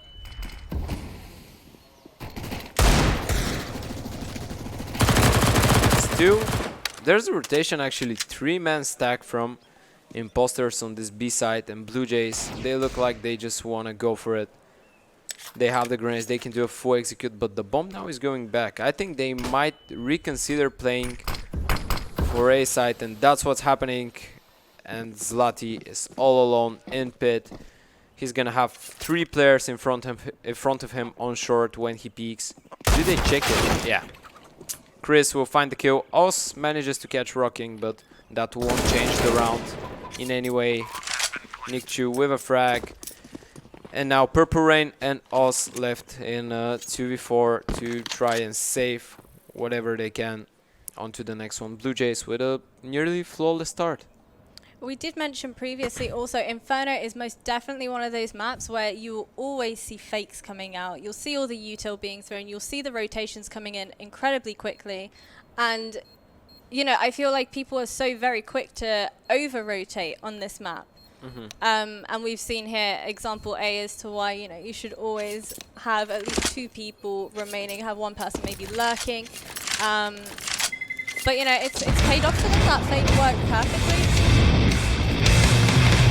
Okay, so Second round, second player without sound, second player restarting their PC. We're starting pretty well. Of course, these technical issues, there's nothing we can do about them. They happen. It's unfortunate, but it is whatever it is. 2 rounds passed. We can speak a little bit more about the upcoming matches because we're gonna have 2 really interesting matchups. I really want to speak about MBAPEEK and Skade because unfortunately me and you aren't going to cast them. We're gonna commentate Tenerife and oh no, yeah, we're gonna commentate Majesty and Fate. Yeah, not Tenerife. Majesty and Fate, which is gonna be a really interesting match, but we will talk about it later. For now, Skade and MBAPEEK. MBAPEEK, you have Victor, you have Bubble. You have Red Star, you have Sleepy, you pretty much, you have so many experienced players. You have so much raw skill. You have so much raw talent. You have Ships, who is, some people say that he's the most talented Bulgarian to ever live, and speaking about CSGO, of course. I've heard people saying he's got more raw talent than Cirque, for example, which is a pretty big statement. Bold It's a pretty statement. serious statement, yeah. Considering how good of an oper Cirque is, of course, all of us Bulgarians love him and support him. So MBAPEEK, they have a lot of skill. We even saw that in the game against Depreso. There were rounds where it looked like Depreso were gonna win, take the upper hand, have the upper hand, but then boom, Victor just explodes with a 3-man spray down. Sleepy goes in with a 1v3 clutch. There were so many of these moments. I even remember Red Star on an eco round just giving randomly 3 headshots on A side on Mirage. So MBAPEEK really dangerous. On the other side, you have Skade, who have been really good lately. You have maybe arguably 2 of the best Bulgarian players, Denislo and Rainwaker at the moment. Both young, both really talented. Denislo recently starting to pick up the op yet again after Spellon was the main AWP player for a long time. Now he might still be the main op, I'm not entirely sure, but for sure Denislo gets the chance to op more frequently, and that gives its impact. I mean, you've just seen that on the stream, the imposters, you see them all laughs, all giggles. I wonder if this is just, for them, it's just for the fun. I wonder if they're going to experiment, try some different tactics here. Whereas when you look at Bluejays, they seem very serious. I don't really see many laughs coming out of them, right? Oh, they seem to be messing There about. it is, there it is. For Impostors, of course, for Impostors, that's not a... They're not coming to the tournament with the mentality like, we're going to win the entire thing. They're coming here to have fun. They're coming here to show the best CS that they can show. And they're here to show that maybe they can play... they can put up a show against pretty good teams. We're, of course, still waiting for Libido to join the server. I think he's enjoying himself. Okay, he's in. He's in the server. Any moment now, maybe we should be ready to come back. Can we get some info on the sound? Does he have sound?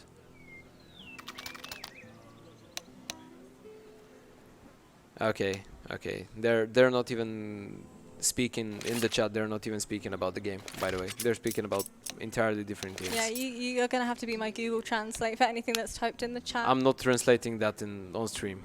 Okay, never mind then. Not gonna happen. Okay, so what's your prediction about... We've spoken so much about MBAPEEK and Skade. What's your prediction for that one? Result? I have no idea result-wise. I'll be honest. I don't feel like being wrong. But you're sure Skade are gonna win? Yeah, I've got a gut feeling, but I'm not entirely sure about result itself. We said a lot about MBAPEEK. On Skade's side, despite of Rainwaker and Denislo, you of course have Spellon, who has played in a lot of tournaments. He's one of the most well-known Bulgarians as well on the world scene. He's played in international teams. You have pretty much Oxygen, who is a really young and talented player. I think he's only 17. By the way, same age as Chris from Bluejays. They're also ex-teammates from MK. You have a lot of raw skill in Skade as well, but the difference, and of course Duplicate, who played in Fate actually with Double Magic and Caliber before some time, but you have so much like potential in this team, and they have played together for so long, for a couple of months now, I think 4 or 5 months, that I think they should have the upper hand in maybe a best of 3, maybe a more tactical map like Train, like Overpass. But the thing is, MBAPEEK have Bubble, even if they're a mix, even if they're not a team. Having someone that is constantly, he's been an IGL so many times. Every time you see him play FPL, he's telling his teammates what to do. Like, he's used to it. He's used to calling mixes, and he's used to calling so good that they manage to look like a team. But I think we are ready. All players in the server. Yeah, okay, one more pause. Why not? Okay. It's only 30 seconds this time, though. So everything should be fine. I'm not sure if Libido has sound now. I think we can just go through all players and see the cameras. I'm curious. You know, Zix is literally, his face is in the monitor as he's playing. I don't know how he sees anything but his crosshair. I've come across a few players who do the same thing as well. Why doesn't he have a camera? What? Okay. He's just trolling. Or maybe he's so close that they can't see. The camera can't detect his face. Okay, 2-0. Game has started again. Libido not moving from spawn. I think he still has technical issues.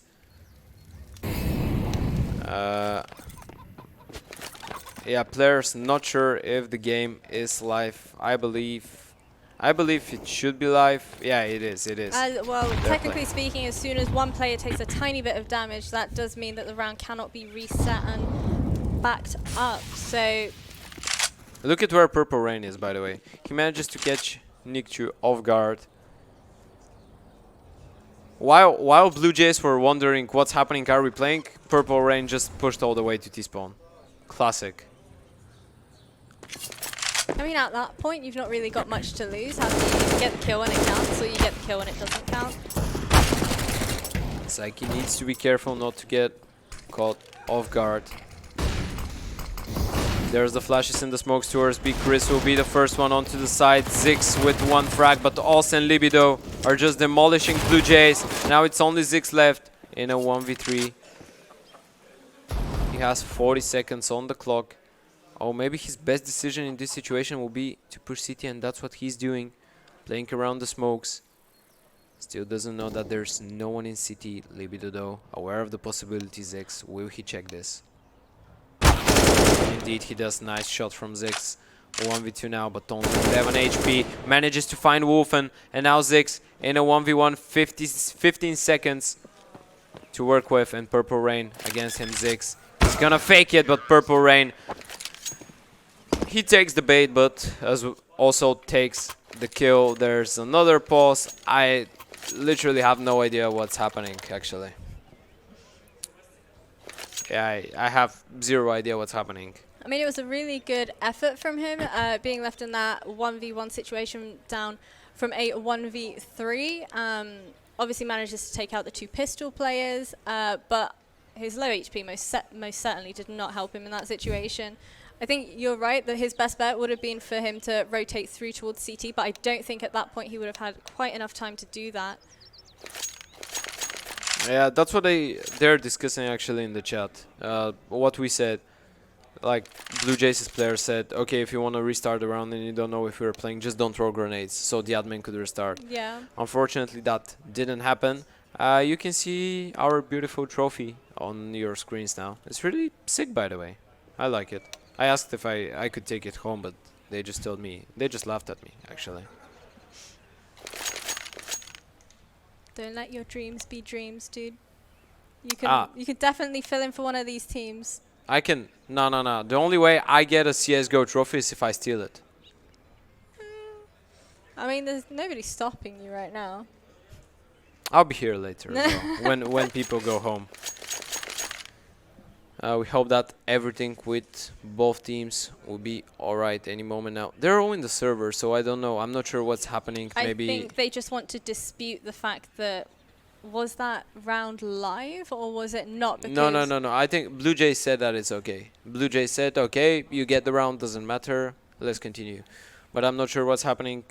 If we could get some information from the production, I would be really glad to share it with you, but unfortunately we don't have anything to work with, such as same as Impostors and Bluejays, who for 20 minutes have really played only okay. Okay. By the way, if you're wondering what we're laughing at, we're just looking at the POV of our, how is it called? Observer. Yeah, of our observer, and he's googling how to stop the chat in CSGO. He just types it in Google, searches how to do that. He just copied the comment. Okay. Okay, looks like that's the problem. I think that's the problem.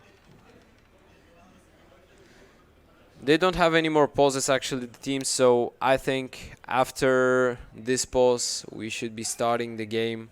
I hope so, because nothing has happened for like 20 minutes now.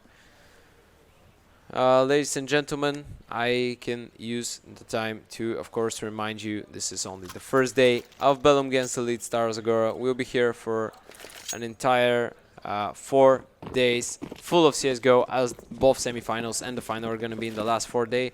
But teams look ready this time. I think we're ready. Are we ready? Please tell me we're ready. Yeah, it does in fact look like we are ready.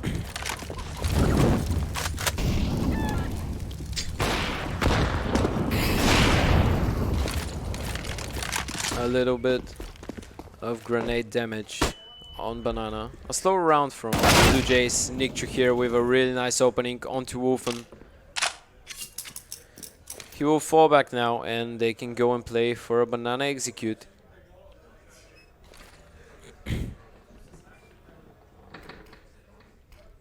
Oh, by the way, their cameras work now. Zix's camera worked. You could only see his forehead. Zix here. Will he check? Oh no, he has no idea. Purple Rain though. He doesn't have an idea that Zix is in bowler as well. He thinks it's clear. And now they're gonna go out middle. Purple Rain though with the aggression manages to find one a second from him.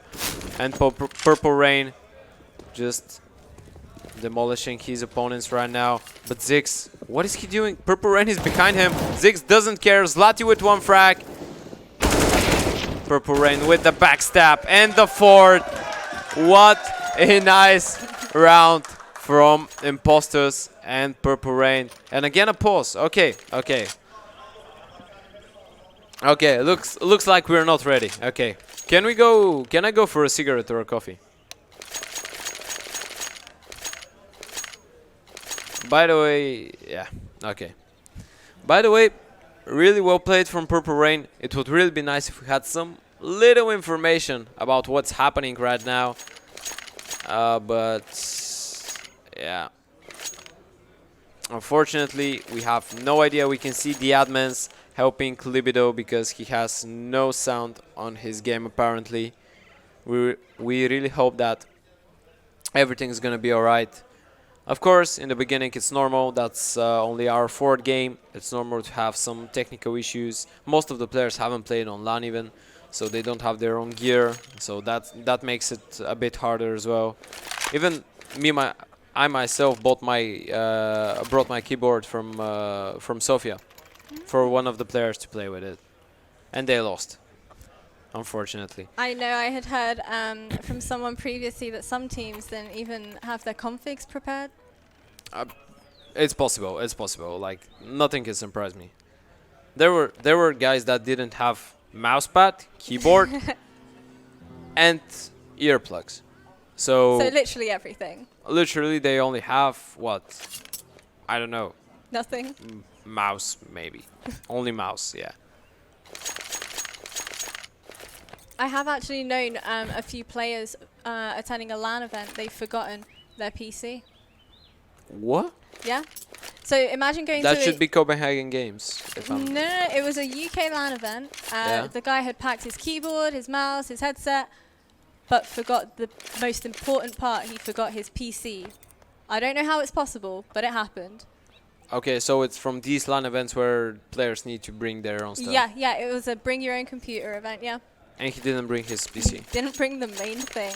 Unfortunate, really, unfortunate. I have no idea how it's possible. Okay, can I say something? Just don't take it personally. Go for it. UKCS. In a nutshell. Ooh. I would disagree, but I can't. You really it's can't. like undeniable No, at no, no. this You point. can try to, you can't. But, ladies and gentlemen, I think everyone is ready in the server. The result is 2-2. We hope that we don't have any more pauses and technical issues. Bluejays going for that fast B-rush, but the utility damage from Impostors is huge. There's the kills from Libido, 3 from him. There's the 4th. Easy. From Impostors, they managed to clear the eco for just a glance, a second. I mean, that utility damage was I think it's amazing. time for a pause. Again? Really? Yeah, why not? Why not? Just go for it already. Again, a buy round for Bluejays, of course. Last one being their eco. Open the hands of Oz. There's the aggression from Libido and Zlati. Rocking will find the first. Gets immediately traded. Oh no, you can see the rotations from CT. I wonder, is that CT player on A gonna pull back? Purple Rain just playing up close apartments. He just threw the grenade in Chris's legs. A little bit of a slower approach from Bluejays, of course, that's normal. 4v4 situations favor the T side because you know probably and most of the time CTs will be split 50-50 between the two bombs, and if you have efficient enough utility and trade frags, of course the trades are really important, you could just go and play for that 2v2 retake after, even if you lose 2 players. But if your first entry is on point, like you can even play it in a 3v2 or 4v2. That's a little fake though from Bluejays, looks like. Chris will be playing towards that apartments area, but his teammates, they're not moving. They will play for B. There's the molly in apps. Oh, Chris smokes it. Will this drag a rotation? Yes, it does. Oh, he's rotating. The fake worked, and now with 25 seconds on the clock, Wolfen, he wanted to rotate as well, and now Impostors will realize that they just got baited. Did he not see the bomb there? I don't think he did. Chris though with 1. There's the trade from Purple Rain. He's having a decent game so far, by the way. But unfortunately for his team, that's gonna be a Bluejays round. They're gonna try to save the AK and AWP, and they're gonna be allowed to do so by Bluejays, who themselves don't have a lot of cash, so they won't be hunting anything. And there's the result, equalized 3-3. Bluejays seem to only want to play for that B area, by the way. They're just going towards B every single round, with the difference being that they sometimes fake A. Actually, the one round that they went A, they were just demolished by Purple Rain, so I can see why they don't want to go A anymore. Of course, Impostors, after the 3 rounds, they won't have pretty much enough cash to buy whatever they want, full utility, full weaponry. On the other side, Galil and 4 AKs, the Galil being King Chris. Zlati, he wanted to try that peek, wasn't allowed to do so. Again, nice grenades on Banana from both teams, but now Bluejays, after waiting the molly, will start to take control of that part of the map. We're gonna see the boost here from Impostors. There's the peek from Rocking, manages to find the first. That drags a double rotation. Okay, it's not a double, it's not a double. I got scared for a bit. I got concerned. It's only 1 rotation from Zlati. There's the city smoke, the counter molly. But Bluejays, they can easily just back up and play for the A side. We're waiting on default. Is Purple Rain. Now he will back off towards pit and under balcony. He's all alone here, by the way. If they try to go short and apps, he's all alone, but they're going towards long, where Wolfen is helping Purple Rain. Now he'll go towards side. Bluejays going onto the side. There's the crossfire from Impostors. Nice flashes though. Purple Rain with the first, the second from Purple Rain. Can he go for more? Yes, he can. There's the third. Psyche though with the trade. Zlati as well with 1 frag. And now Psyche in a 1v2 clutch versus Zlati and O's.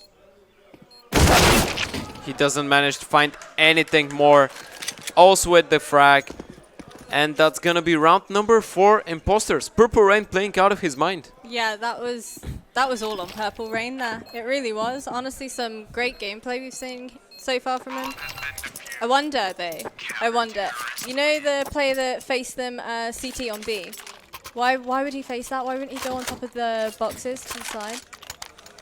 I really have no idea, to be honest.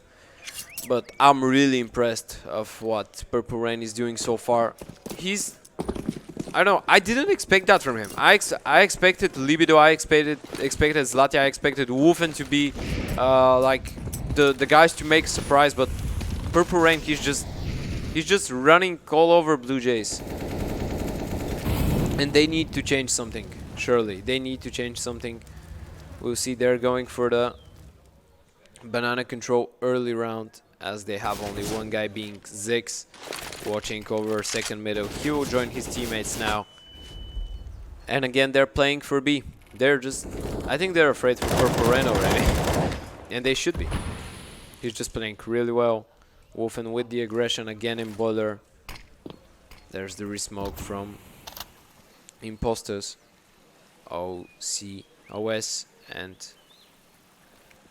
Zlat. He can't go on the box. Okay, he does manage to do so. There's the grenades from Bluejays. There's the execute. They're gonna wait for the molly though. They have only one flash left, and that's Psyche's flash. And now they're going in. O's with 1 kill. Ziggs though with the double entry and refrag, and that's gonna be a 3v4 retake. Wolfen though finding Psyche on banana. He's backing off for now, waiting for his teammates to try and make something happen, but Rocking and Nick Chu don't need any time. They just want to finish it now. And Nick Chu with the second, 4th round for the team of Bluejays. Again, not going to Purple Rain works. Do you think that's going to be their strat then? Just avoid Purple Rain at all costs, no matter where he is on the map. As soon as you spot him, call it out and rotate. I don't think they respect him as much. Like, they saw that he's playing good, but I think he's far from just having this respect from Bluejays to just go to the other bomb when they see that he's on one place. But I think they switched. Did Purple Rain go? He went Arch with the M4. That's a pretty scrappy buy by Impostors. We can see 1 AWP, 2 M4s, 1 MP9 and a Deagle. Not a lot of utility left. On minute 20 they don't have a single smoke. They only have 1 Molotov. But Libido will find the first frag. Kristen though gets out. First entry from him. There's the trade from Zlati. But now he's all alone. He needs to find Nick Chu. He does manage to do so. And now Chris and Rocking. I don't know who I saw that there. Oh, yeah. Zix went out and killed, and I thought it was Chris. Okay, fair enough. And now Imposter just waiting for... Oh, no. Okay. Bluejays just waited for a mistake. Like, they knew that if he hears the steps back and he knows Oz is on 1 HP just alone on B, Zlati would try to get aggressive, maybe to catch them trying to bring up the bomb. But Bluejays, they knew that Zlati would try to be aggressive. They knew that he didn't have any information, and they were ready to punish the mistake. 5th round, Bluejays, they're taking the lead once again, and that's gonna be the Eco next round from Impostors with only 1 AWP saved by Oz. With only 4 HP left as well. I mean, it's not even worth him attempting to try and get exit frags at this point, because 4 HP, damn. There's really nothing you can work with there. Yeah, really it isn't. And Bluejays, they're starting to kick it off a bit. Let's not forget, Impostors were the massive underdogs. We gave predictions like 16-6, 16-5, and so far they're putting up a fight. They're putting up a show. They're showing pretty decent things Look at that on the map. utility damage. Yeah, just look at what Oz has done to his opponents in Libido. They're the banana players, if I'm not mistaken. Look at them. They should be the banana players. He has almost 300 damage after 9 rounds. Last game we casted, Steffe had like 0 damage after 26 rounds.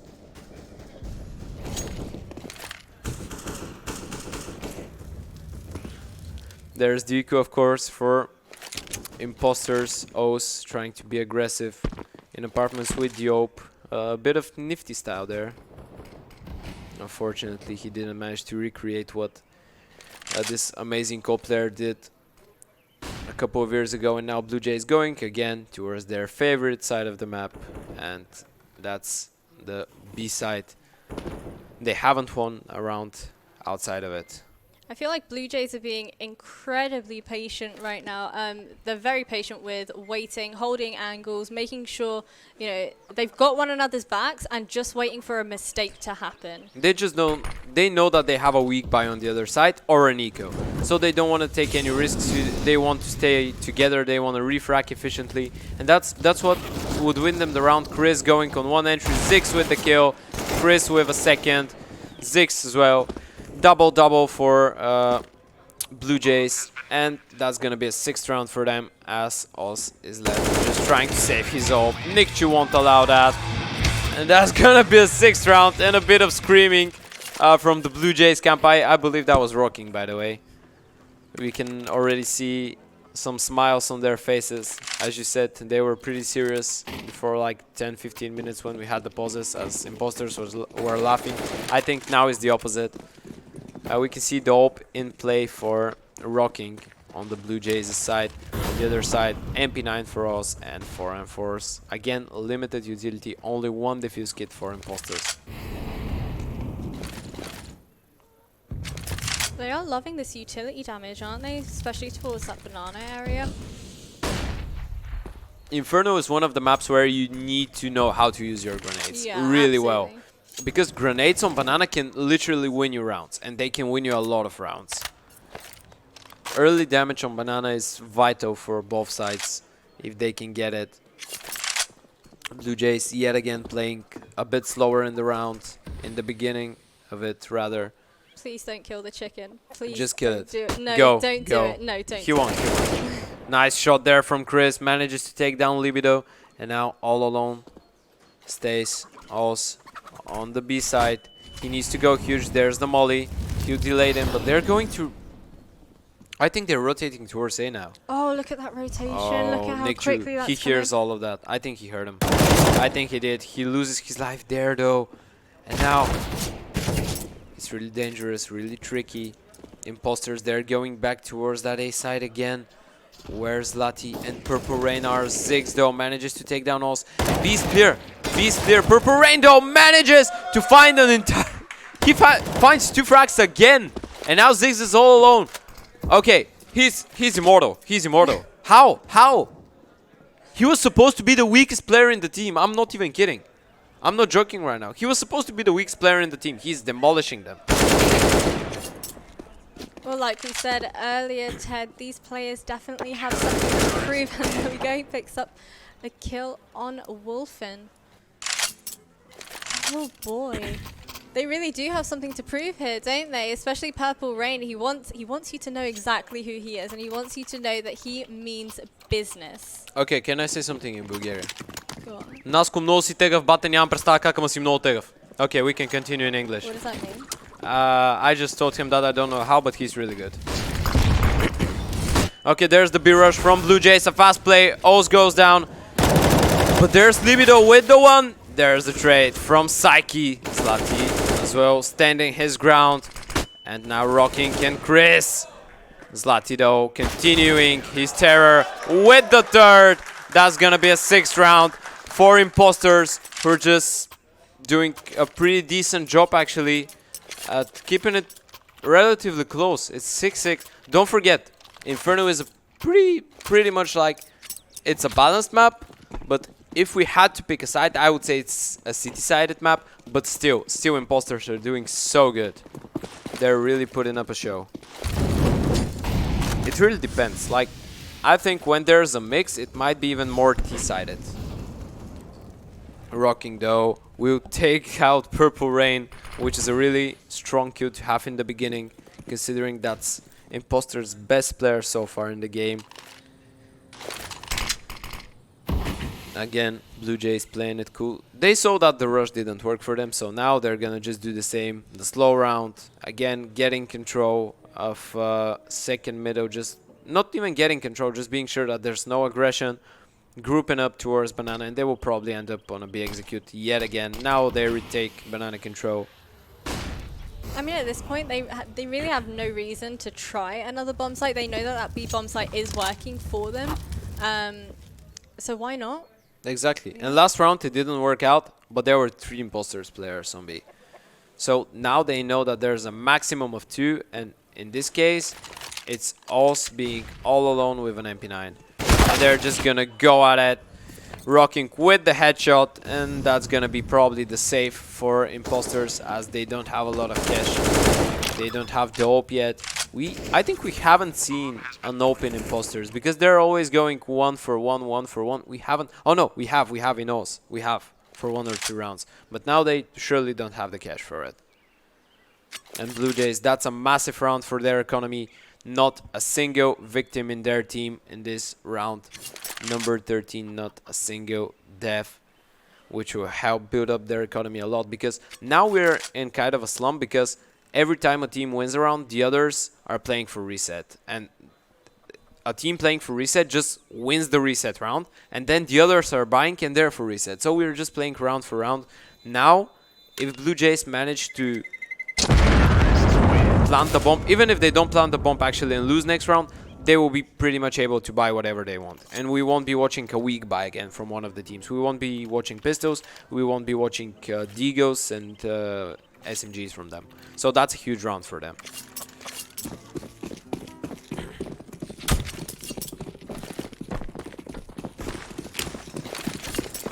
Will this be again the B rush for the Bluejays side? I believe so. Libido, he will get mollied. Zix jumping on the sandbag. Zix manages to find Zlati. They don't know Libido is inside the smoke, but Psyche finds one as well. And Libido, he's let them all go. But Chris is behind his back, and that's gonna be the end for imposters in this round. Wolfen and Purple Rain again need to save their weapons. Nothing they could do. But this time, Bluejays have the money. This time, Nikchu will go hunting. He will just go hunting. And I think he will find one free frag here. Purple Rain, indeed he does. Exactly that. Nikchu, will he find the second onto Wolfen? Oh. Wolfen here being a bit respected. Like he doesn't feel confident with peeking towards Nikchu. And that's gonna be an 8th round. After the problems that Bluejays had on the T side, finally they managed to win it. After all, they will have a minimal advantage of 1 round going into the second half. And Nikchu will even find Wolfen. So that's pretty good for them, considering the money on imposter side is pretty much not existing. Yeah, I managed to kill him after the bomb actually exploded also. I wonder if they had timed that and discussed it. It doesn't really matter when they're on the CT side, actually. Like, it doesn't make a difference, but here Zlati starts the round in the best possible way. You know, the pistols can be really deadly, especially if you tag them with the scout previously. So now Libido and Zlati will have the job to, even if they don't kill like 3 or 4 guys in this round, just do as much damage as it takes to make the pistols dangerous enough.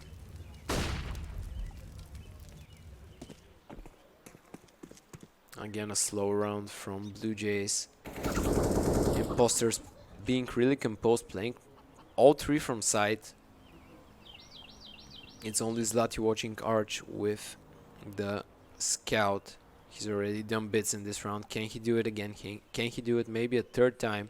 There's the M4, there's the scout on this A side. And there is Bluejays just creeping up middle and short. Chris will be playing from apartments. There's the smoke.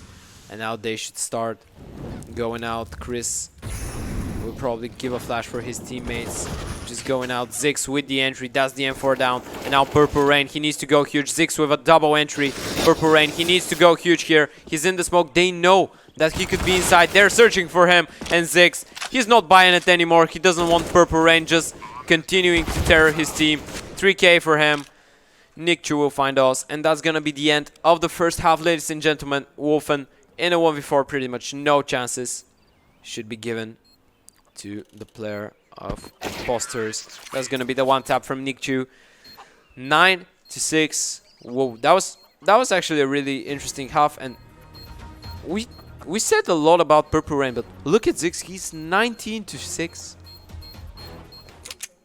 Putting up a really good fight. I mean, the one thing that I would critique on that round is why would you not have a rifle on Purple Rain? They didn't have the money for it. They had one player had a rifle and he Yeah. was facing quite aggressively, so I feel like they definitely should have given that rifle over to Purple Rain.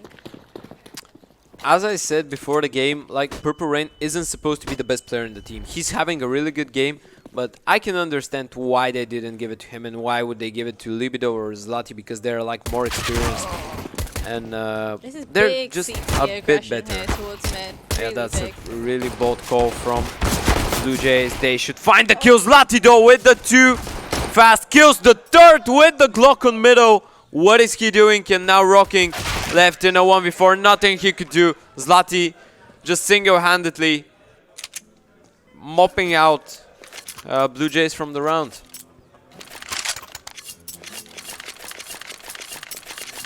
We're, if not anything else, we're watching extremely nice individual plays in this game. Like, really nice individuals. Zlati, Purple Rain, Zix, they're all putting up a show for us. They're all doing some nasty, nasty plays. And now there's the force buy for Bluejays. Normal thing to do in the second round, of course.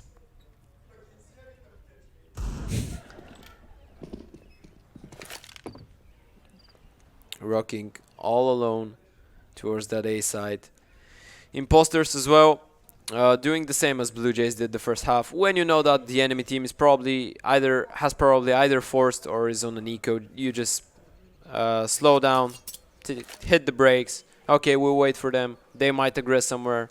Just hold every single possible position on this map. And when there's like some time passed when we're sure they're not aggressing, just go towards one side, execute, refrag, easy. And that's what they're trying to do. But Bluejays, they're rotating all 4 people towards A. Oh no, Okay. the timing of this Okay. is awful. Okay. They've heard that smoke bloom. There you go, you have it. You see one player rotating back towards CT. He's called it out to his teammate following shortly after, attempting to spray through that smoke, but it just seems like they do not want any of this. Oh, they had to go heavy metal on that one. They just had to stay here to the end. Just gamble it full, and oh, they're going for it. Are they really trying to go for it? Zlati manages to find one through the smoke. Bluejays, they're staying so close. Maybe they're just going for that exit frags damage to the Impostors team. Wolfen finding Zix. Now, oh, Nichu all alone in the ruins. Manages to find the first, but Purple Rain there with the trade. And now Psyche and Rocking are left to save their Deagles and Armors. On to round number 18, ladies and gentlemen. Impostors again putting up a fight, and Purple Rain will say goodbye to Psyche for this round. 8-9. This is most certainly a lot closer than I thought it would be, Ted. Yeah, 100%. I mean, if you combine the amount of rounds that I gave to Impostors and the amount of rounds that you gave them, it gives you 11. That says enough. It gives you 11. No, you said, what did you say? 5 or 4? 5. You said, okay, it gives you 11. Now they're on 8. They're just doing so good. I really believed it's going to be a one-sided affair, but Impostors, they have something to say in that scenario. Purple Rain, again with the 2K. He continues his terror. Purple Rain just demolishing his opponents. Currently, There's no stopping him, look.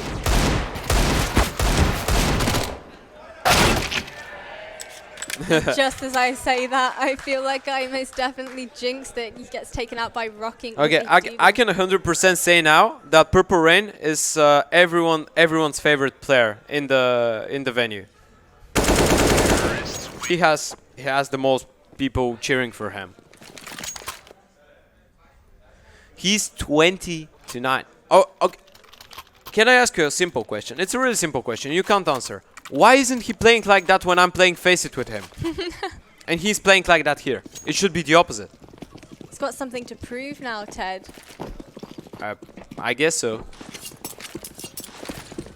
Bluejays now on their first buy round on the CT side. There's the grenades towards Banana. They're gonna try to go for that banana control. Oh, Zlati got spotted by Chris. Nice HE. Zlati only on 1 HP. He should be taken down any moment now. And that's what's happening. Chris with the kill. Now there will be a rotation from Bluejays towards that A side. And one player will be left spotting towards B. Again, something that we discussed earlier between Tenerife and Peak. It's a thing that you usually see Nikchu here having the back of his teammate on site. Saikido gets flashed off Banana, calls for an instant rotation. And he should get it any moment now. Wolfen, Libido and Os, they need really good trade fragging here, but most of all, they need a first peak. If they get the first peak, they can trade after, but they need the first peak, 100%. They need to get Psyche off guard, and they managed to do so. Wolfen with the kill. But there's Chris. They don't smoke City. They don't check it. Chris has the help of Rocking, and that's going to be everything for this round. 10-9 for Bluejays. And the money on the side of Impostors is just looking kind of funny because Zlati and Purple have like 2,600, 2,700, and the others have a lot of cash. What's quite concerning here is the fact that Impostors, they still had access to 2 flashes and a smoke and made absolutely no use of their utility there. That was a misplay. There's the aggression from Rocking, the run boost. Gets flashed off the angle though. Psyche with the kill on Toss. He will burn in Purple Rain's molly afterwards. And now Chris all alone. The defender on B side.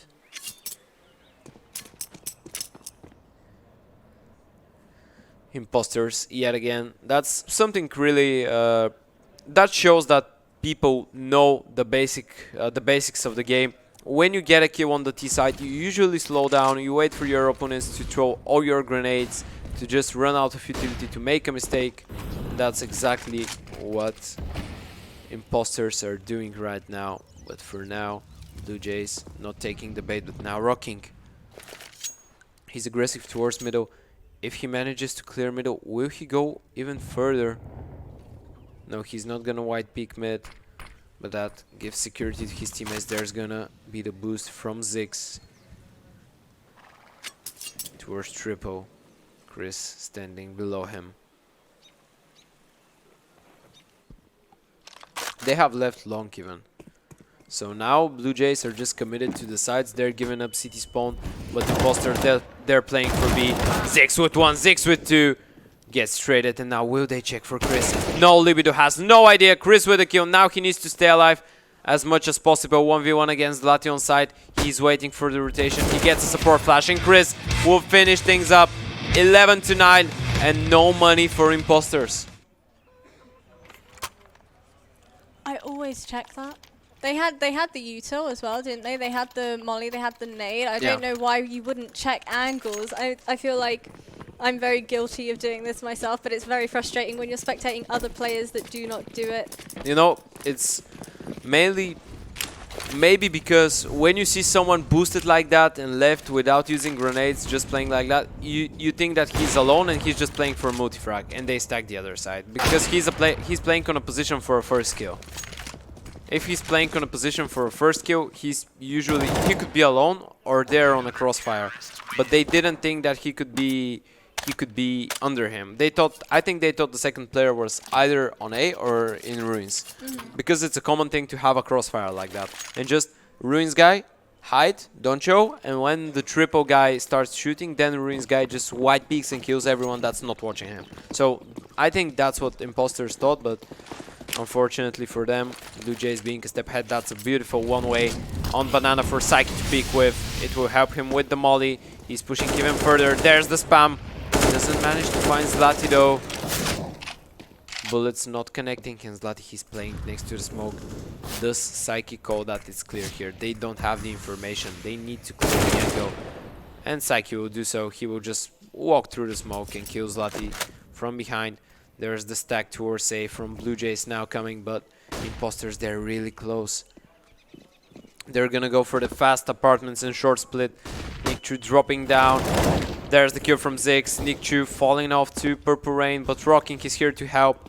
Libido down. Ziggs still alive on side. Information not working for the side of Impostors. And that's gonna be a 13th round for Bluejays. And again, no money on the side of the T's.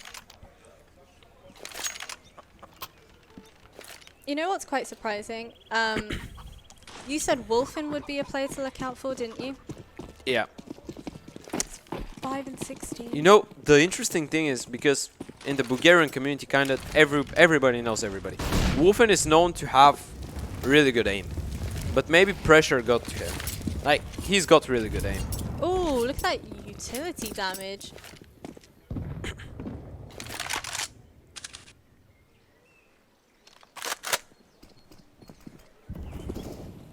Of course, this only being a half buy for the side of the T's. Only a couple of Deagles, one smoke in OS.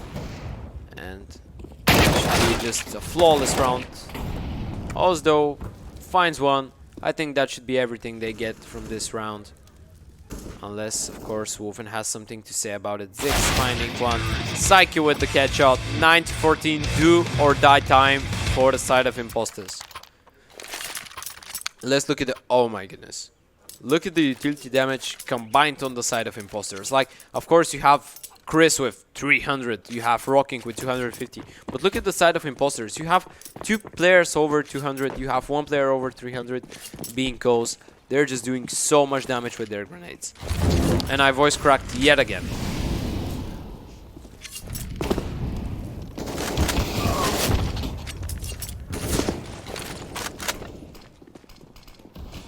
Also, nice entry, Chris. Only good for 1. There's Ziggs though in the rotation.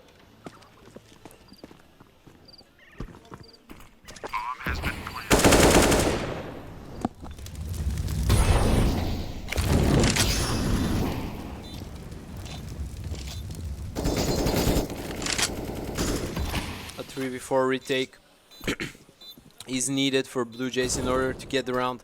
And with that kill, I think it has pretty much ended. They might just consider saving. Rocking though with the kill. They both have kills, but time just isn't on their side. Not a lot of it to work with. And that should be a round for the side of Impostors. Nick here missing some shots from behind. And not even managing to save the AK at the end. But as the song says, in the end it doesn't even matter because Bluejays still have a lot of money. They can go for the AWP, they can even go for the double AWP if they will. Unfortunately, they decide not to pick it up. I don't think they have like an AWPer. Rocking likes to play the AWP sometimes, but I think he feels more comfortable like a secondary AWPer. I don't think they have a main AWP now. But Psyche with the AWP, he manages to make it look like an AWP.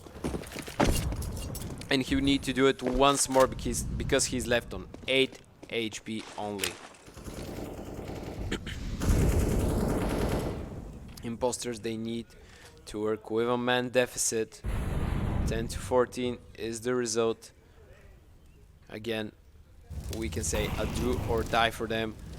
Although, if they lose this one, they can still put up a pretty decent buy next round. They will still have money for AKs, they will still have money for grenades. Right, left, and center. So last round was really the troublemaker for them. It does seem like the Impostors are quite indecisive as to which bomb site they want to commit to. The bomb being left there towards mid as 2 players evacuating, kind of scouting out the area, making sure they can get all the info they need in order to decide whether or not they actually want to commit to a bomb site. Now though, Purple Rain and Oz, they're making their way to City. Is Rocking ready? Yeah, he spots both players. Now he needs to stand his ground. He needs to find a kill. Doesn't manage to do so. And now his teammates are all alone. Osdo takes down Kristen from the boost. Psyche with the 2 kills with Yoke. Will he find the 3rd? No. But he's done more than enough. 15 seconds on the clock. 2v2 retake. needed from Zix and Nikchu there, both coming from Banana. There's the flash from Nikchu for Zix to play with. There it is. They still have 2 smokes on their disposal. There's the peek from Oz.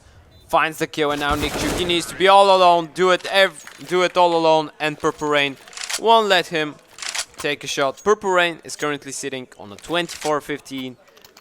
And the only person in the server doing better than him is Zix, who is 26-12.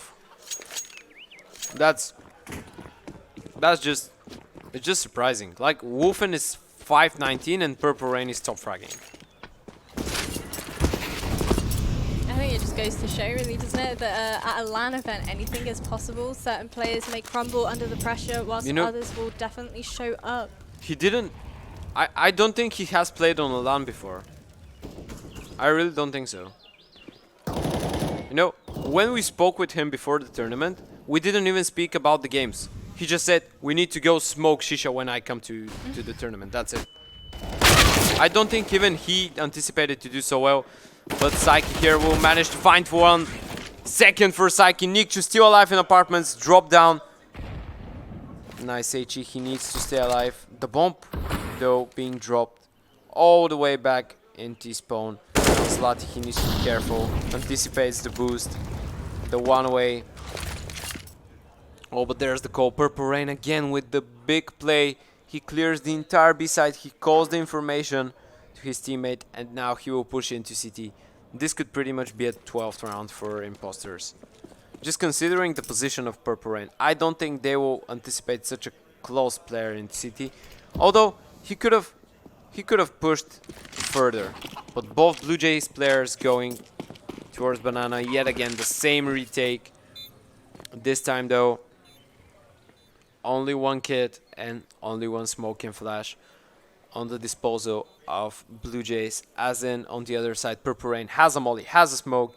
He can deploy them whenever he wants to and just slow down the round even more. Bluejays though being really quiet. Oh, nice kill there from Purple Rain, rocking though with the frag. But that's not the kit player. He doesn't have the kits, it's dropped in city. He needs to push, and Purple Rain will clutch the round. 26-15 for him. What is he doing? Is he sitting on his own PC? Like, is it him on the PC? You know what's interesting? We've not actually seen any pauses that are literal pauses come out here. I'm not sure if that's because they've made use of all of them. Yeah, they used all of them. They used all of them. I'm pretty sure they did. But, admins, are you sure there's no, like, word on his PC? Okay, they're sure. Nah, he's just insane this game. Like, I don't even believe it. Props to him. He's doing a phenomenal job.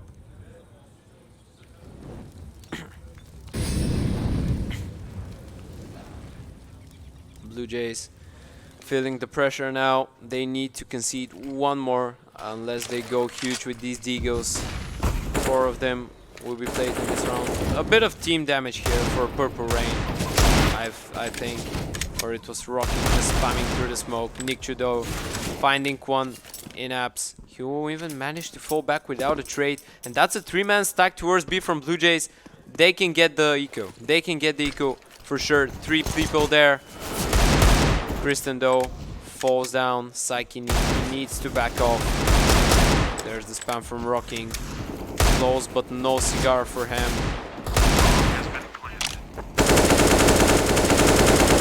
And Impostors, they should be taking one more. It's 27-15 for Purple Rain. How? No, I literally have no idea. Psyche finally manages to take down Purple Rain. And now a 3v3. Bluejays just playing for max damage in this round. They know they can't win it. They just don't want to let Impostors get out of the bomb site. They want all of them to die. Psyche with a nice headshot onto Oz. And now Libido and Wolf, and only Libido now. He will take down both, and that's gonna be 13-14. With Libido going down, that's a brilliant eco plate from Bluejays.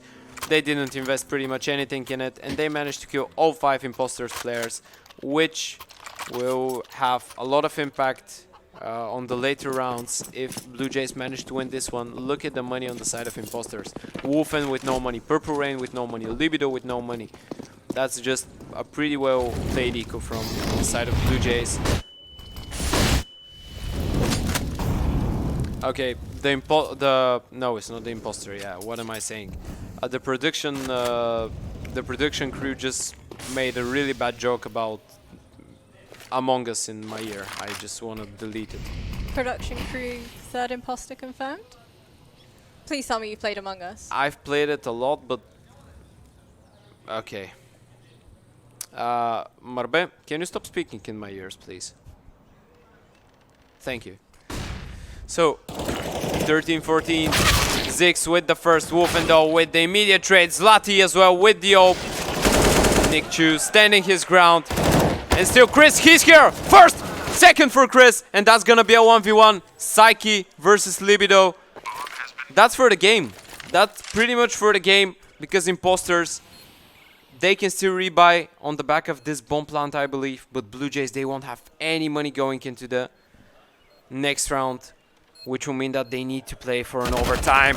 And Psyche takes his time, kills him from behind. There's the smiles on the faces of Blue Jays. 15-13, crucial round from the city side. And of course, some words exchange between the teams.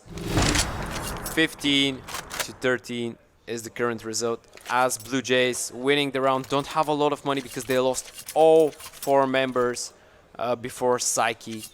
And by the way, that shows that Psyche being 15-19, he hasn't had the game of his life, but for the past like 5 rounds, I think he's killed maybe 7 or 8 people, and he just won the most important 1v1 clutch in the entire game.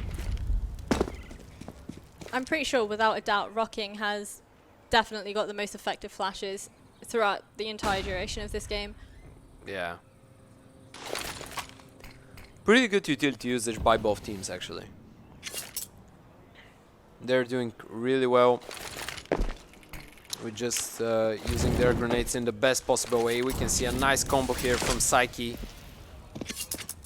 to take control of Top Banana, to just clear it and slow down the D's a bit more. Chris here will deploy a really nice HE. It will do tons of damage if he throws it now. Oh no, that's a smoke. That's not an HE. Again, retake grenades from them, but the timing, Purple Rain with the entry. Chris though, oh, he missed so many shots here, and Libido with the kill. That's gonna be a 14th round probably for Impostors. Blue Jays, they need to save, and they will. That's gonna be 15-14. Ladies and gentlemen, are we gonna have our first overtime? That's, oh my goodness.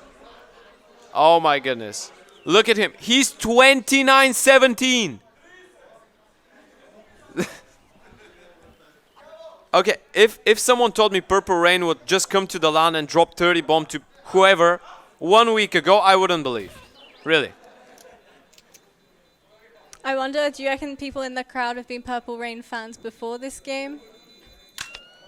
I don't think something as a Purple Rain fan existed before this game. It exists now. It exists now, yeah, for sure.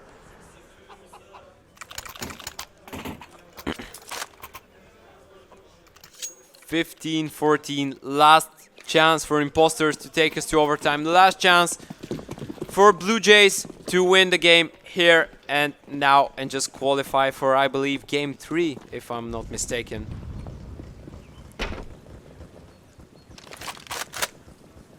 If they win here, a pretty standard setup from Impostors. They don't want to take any risks. They don't want to take any chances. And Blue Jays going for the 3-man B stack. 15-14. They're taking banana control slowly.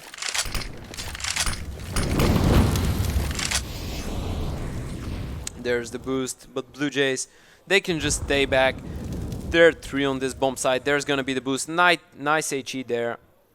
Wolfen left on 50 HP and Zlati on 60. Impostors, they look a bit Yeah, they're going towards that B side. I was going to say that they look like they don't know where they want to go, but it was actually a fake, although they are not aware of Bluejays' plans for this round. 3 men from Bluejays on the B bomb side. This is for the map. Nice smoke there for Psyche. He needs to play through it. Psyche with one. Psyche with a lot of damage, but Purple Rain with the trade. And now Rocking and Chris, they're still here. There's the pre-fires. Zlati and Libido with the 2 headshots. And what's happening to Bluejays? What on earth have we just witnessed? No idea. No idea. That's gonna be an overtime. I have no words, really. Out of all the games that would have gone overtime, I did not expect it to be this one. Yeah. I understand. I understand because I thought that Bluejays were just gonna win 16-5 or 6. Like, but Purple Rain says, okay, I'm a do the game of my life. And ladies and gentlemen, in the what is it? Is the 4th game of the day. In the 4th game of the first day in Bellum against Elite Stara Zagora, we have our first overtime between the teams of Bluejays and Impostors. Impostors being maybe the biggest underdogs in the entire tournament, just doing I don't know what, I don't even know what they did. They just gave a gun to Purple Rain and said, go, shoot. Just go kill, that's it. Plus W. Headshot. Oh, nice damage again from Psyche, but no cigar. Chris though with the nade kill. By the way, if Psyche had finished the kill earlier, I think he would have gotten like 2 or 3 and he would have won the round. Really unfortunate for him. Now 1v1 trade, which of course favors the T side a bit more, although Purple Rain left 22 HP makes a difference, but Wolfen with a nice headshot. Chris will just stop him for now. Purple Rain through the smoke finds Chris. What the hell is happening?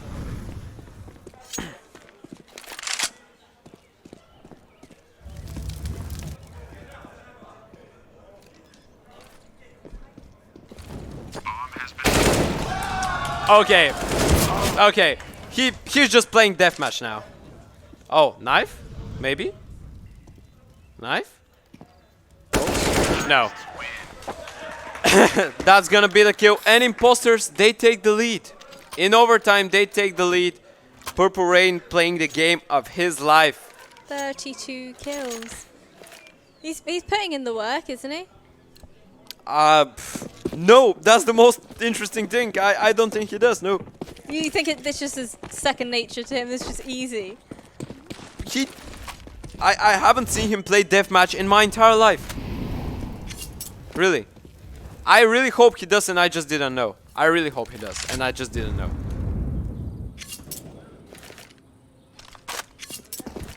(16-15) for the side of Impostors. Now there will be a rotation from Chris towards that A side as they have banana control. Nick here will be the main player for Bluejays. He needs to stop the execute. Nice flash from him. Nice kill. Will we see a second? No, there's the trade from all. Ziggs though with the frag. A man advantage for the side of Impostors. But again, Zlati with a kill through the smoke. And a 3v3 retake is required for the side of Bluejays. They have 2 defuse kits, they have 2 smokes and 2 flashes. So basically they have everything despite of a Molotov that Wolfen just used. Can Impostors make an early upset here on the stage and win versus Bluejays? This round is pretty important for both teams. Libido with a nice frag. Psyche there as well. Psyche with the double. And now Zlati all alone. He manages to find one. Will he find the round though? Rocking just pushing into pit. Rocking with the kill. Does he have time though? He has a smoke. Extinguishes the molly. Does he have... No! He doesn't have time!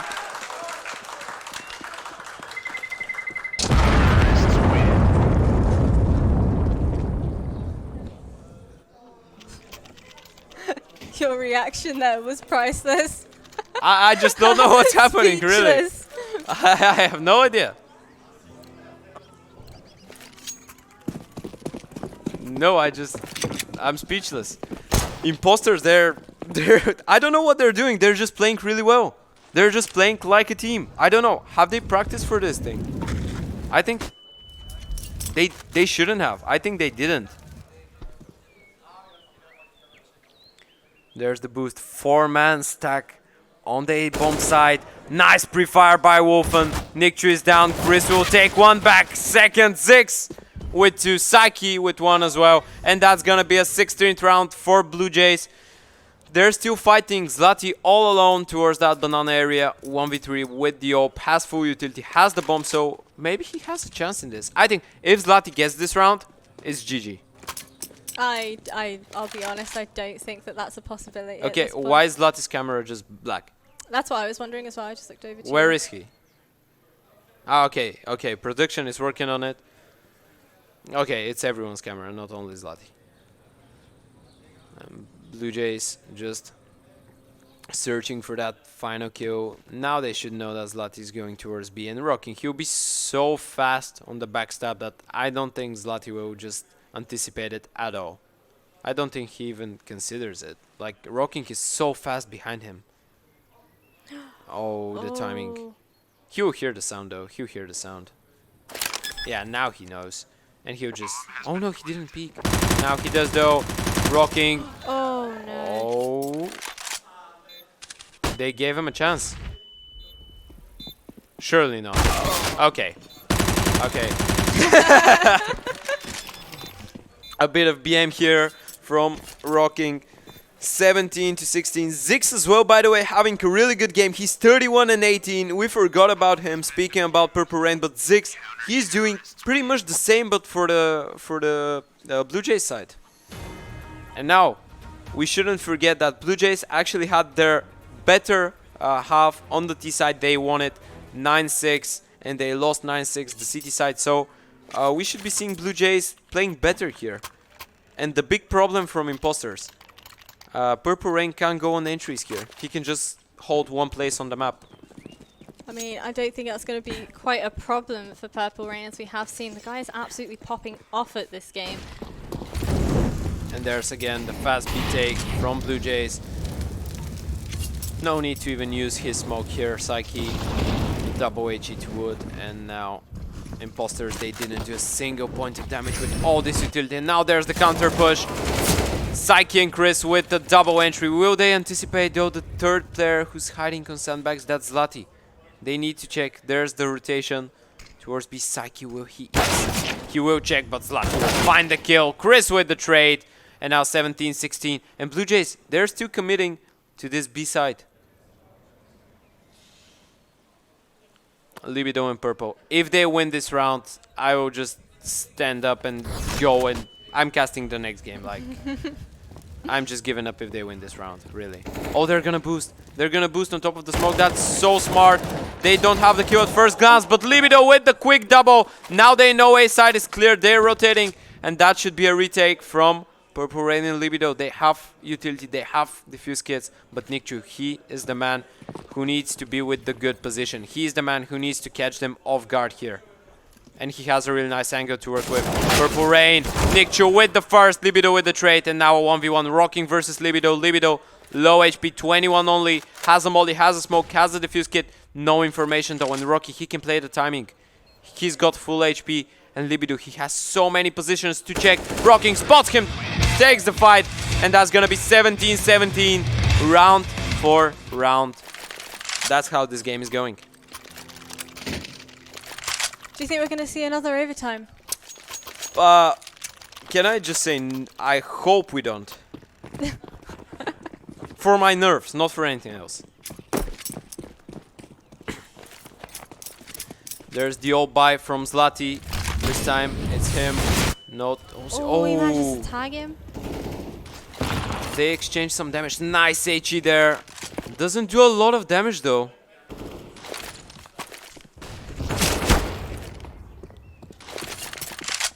It looked like it was going to do more damage than that. 17-17. Bluejays creeping their way up apartments. They have cleared this part of the map. Nice kill from Nictru. Purple is down. And now Libido, he needs to go huge here. He needs to go huge. 6, peeking into him. That's the headshot. And now OS all alone with everything to do, but no chances. Rocking as well with the frag. And Wolfen, he's left all alone. And Money just not looking good for Impostors. Their city side looks a bit shaky compared to their T side. Not a bit. It just doesn't look like the same team on the city side.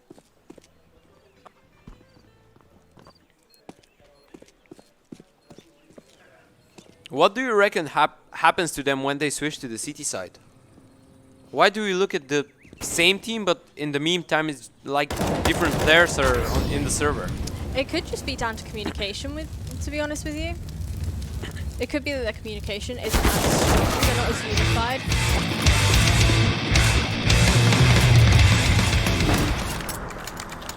That's map point for Bluejays. Once again, they had 2 or 3 attempts in relegation and regulation, rather.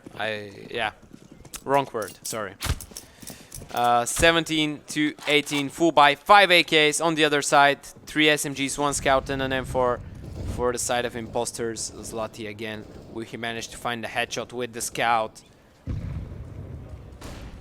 Zix now will pick onto him, Zlati with the headshot. Zix, no chance, and that's gonna be the B execute once again for Bluejays. This side worked for them so many times. Will they do it again?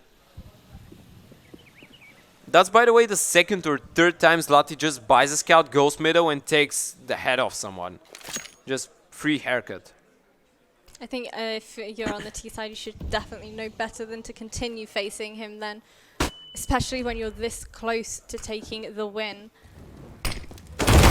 Here is going to be Chris with the frag, and now Libido all alone. Chris with a 2nd entry, and now a 3v3 retake required for Impostors. Could this be everything, or are we going to a 2nd overtime, ladies and gentlemen? Bluejays and Impostors doing one hell of a match so far. Zlati with the first, rocking is down. Nick Trudeau is really important here, manages to kill the 2nd, and Wolfen with the kill. That's gonna be a 2nd overtime between Impostors and Bluejays. We can see the coach cheering up his players.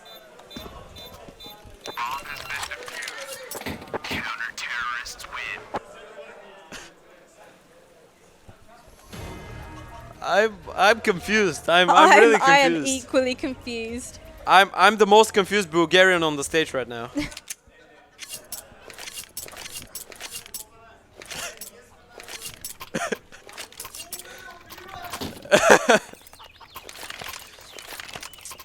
Third overtime.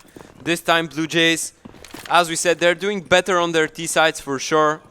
This time they just went huge. Zlati with the scout on middle did a miracle. Afterwards his teammates on B. Wolfen here. Aggressive on 2nd middle. Nikchu with the kill. 1v1 trade for the T side successful. And now, oh, there's the boost from Libido. There's a boost on the other side as well. Libido finds the kill onto Psyche. And now a man advantage. And look at Purple Rain. He's pushed yet again. Will Nikchu check for that? No.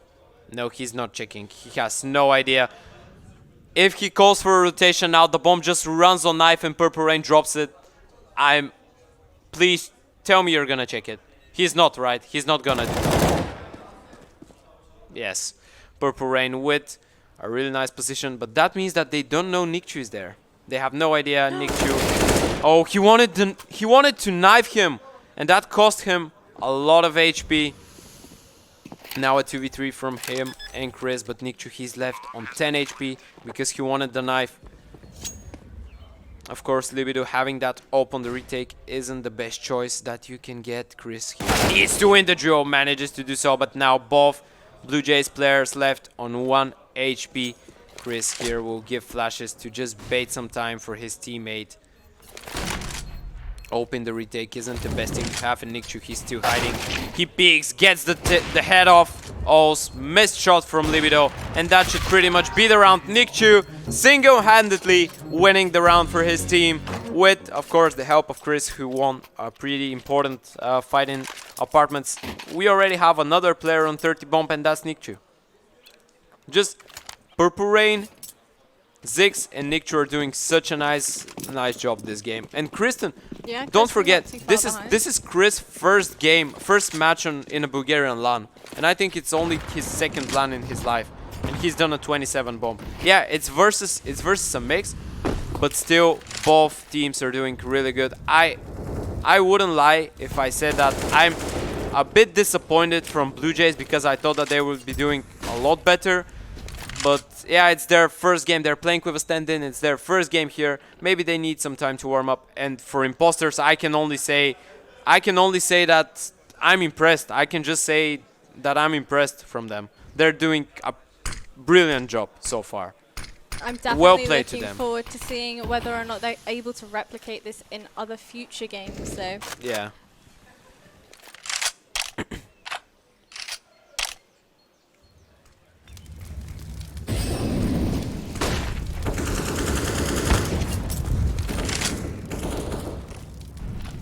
you do see they've left the bomb towards the bottom of banana. So that to me says they're still very unsure here. You see we have the two players towards A trying to fake a little bit of something here. We have 3 of the CTs towards A bomb site. But I don't doubt that as soon as those mollies and flashes come in, we don't have too many of them, however. We do have 1 flash on Chris, but... Oh, look at the rotation. Look at the rotation. That was such a bad timing for Impostors to rotate. 1 player towards A Libido. He's all alone. Manages to find the first. There's the refrag from Ziggs, though. And now they need a smoke for CT, but they don't have one. They need to pick raw. And Nose finds the kill. You can see the frustration on the side of Impostors. There wasn't any time left. Rocking with the kill on Purple Rain. Zlatido with 1. Ziggs on low HP. Wolfen and Zlati.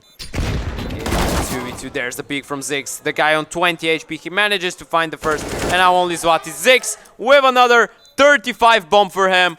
And that's gonna be the round. 617 utility damage. What? 6? Okay. Calm. Everything's And then we've got fine. 31 effective flashes coming in from Rocking as well.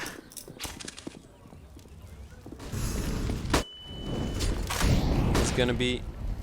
Yeah, they're doing pretty good job with the grenades. From that you can say that Bluejays are more like a team. They're just using their grenades more efficiently.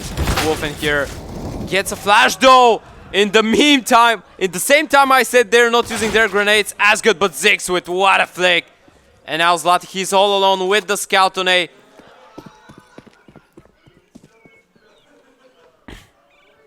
I just have no idea what game are we watching now. Like, it's amazing. Nikchu jumping out apartments. He needs to check pit. He needs to check for Zlati, and he's only with a scout. They need to fight him. They spot him.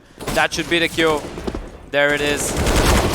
Oh, Libido pushing through the smoke. Manages to find 1, but only 1. No cigar. And Ols falls down. Bluejays, they will have... Okay, Ziggs is on 39-22. Okay. Easy 40. Yep, easy 40. Easy 40. They need only 1 more round out of 3 attempts to close them up in double overtime versus Impostors. Whatever happens from now on, I can only say props to Impostors and well played to them. The entire game, they're so much better than I think all of us thought. They're just doing really well. Or the other theory is that Bluejays are much worse than what we thought. Yeah, that's still a possibility. But Purple Rain with the entry, Psyche with the trade frag, and now a 4v4. It is also a possibility, though, that Bluejays, when going into this game, they didn't take them too seriously. They just thought this is going to be one of those games we're just going to do whatever, kind of pug out the game, and then they realized, oh crap. But this is a two-bladed sword for them. Because on one hand, you don't take it seriously, you play with confidence, you're like, okay, whatever. On the other hand, when you have people like Purple Rain playing so well on the other side, you just can get injured without realizing that you did. Like Bluejays, I think they didn't expect such a performance from Impostors at all. And now Rocking with the ult. Infit 6 needs to find the kill, manages to do so. Rocking with 1. And now a 1v2. Can he stay alive? Oh, he's sitting. Oh, No. He just stayed in the molly. Rocking, he will burn in the molly. Now a 2v2 for Zlatian. OS for staying in the game. Can Nick Chu and Psyche close it out? Two of the best players in the team of Blue Jays. Psyche, he won a really important, really crucial round from this position in the first half. Now though, Nick Chu 1v1 versus Zlati. He's not sure where he is though. Will he pre-fire the position? Yes, he does. Oh no, the bomb isn't there. Okay, okay, okay. Ladies and gentlemen, that's gonna be everything. Blue Jays managed to close the map with a stunning, I think Ziggs did the 40 bomb, yeah? Ziggs did, yeah. Oh my goodness. 22-18. Blue Jays managed to close it out. What a performance from Impostors. I feel like Blue Jays definitely thought about it a little bit too late. They were like, it came to a point of realization almost where they were like, oh crap, these guys are better than we thought that they would be. And eventually they were able to get their heads in the game. Eventually they were able to hit those shots when it mattered. Amazing performance by both teams though, most definitely. Of course, it was a really interesting match. Niku, can I request something? Can you get Ziggs for an interview, please? He got 40 bomb. Ladies and gentlemen, thank you for staying with us for this game as well. It was one hell of a match. We were just going back and forth between Impostors and Blue Jays. Of course, Impostors are not still out of the tournament. They will have their shot, I believe, tomorrow on a best of 3 to stay and fight and prove that they deserve to win today. On the other side, Blue Jays having a lot to prove themselves as well. Impostors were the massive underdogs. Blue Jays being the favorites, they have a lot of things to prove. And now we're going straight to Niku and the in-game leader and captain for Blue Jays, Rocking, for a quick interview after the game.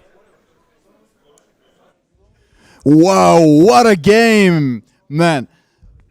You won after 2 overtimes, but you were 1 round away from winning. You had like 3 match points or something like that. What happened there? We were watching only boring matches until now, and we tried to make it more interesting, so yeah. All right, fair enough. What about Ziggs' performance today? He had like 40 kills, I think. Yeah, well, yesterday he didn't sleep, but this night he slept like 12 hours, so I guess that's the result. All right, and what can you say about the opposite team? They are like a mix. They are not a team, like a team, but they perform really well. Yeah, they had some sick timings and individual plays. We also have 3 stand-ins, so it was like a nice. It was like a pug. All right, well, thank you very much. All right, guys, well, we'll see you after the break. Hello and welcome to the BLM Elite Stara Zagora.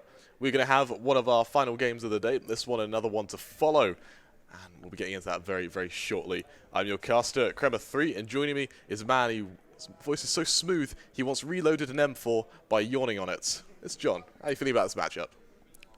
I'm putting that on my CV, I think. It's definitely going on the CV, 100%. Yeah. But yeah, I'm great. You know, we've had some great CSGO gameplay so far today, all of which has been best of ones, which, you know, just throw back to that last game. That was incredible. The double overtime. I was like, there's no chance that level 8 Face-It players are going to clutch up and storm into the next round. But anyway, you know, we move. It's CSGO. It's a best of 1. Anything can happen at the end of the day. And I would say we have probably got one of the most eagerly anticipated matchups coming up right now. You know, since we saw the first game of the day, which was MBAPEEK versus Desperado then. Depreso. Depreso, there you go. You can tell he wants I'm thinking about later on tonight, guys. I'm sorry, right? It's been a long, busy day. And we saw MBAPEEK play very, very good Counter-Strike. And we said, you know what? If there is a team outside of the quote-unquote actual rosters that are a bit of a mix that could cause an upset or are a dark horse in this tournament, it is MBAPEEK. And who knows, could they perform that upset or against the likes of Skade, who is the #1 seed coming into this, the best team in Bulgaria at the moment? Can you see it happening yourself, Krema? You know what? I can. But without further ado, we're going to throw it to our lovely host of Niku to introduce these two teams ahead. Thank you, Crema. All right, coming in hot to the stage are gonna be MBAPEEK.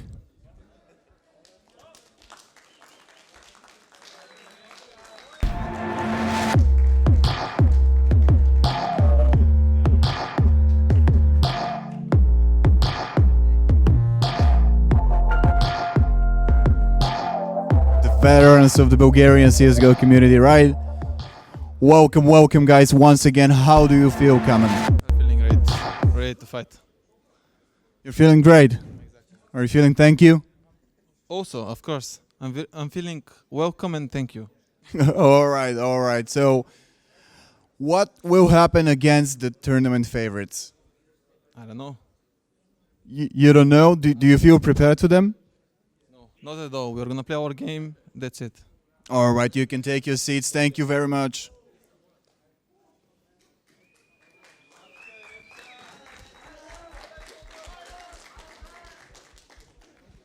All right, guys, and the tournament favorites now, Skade!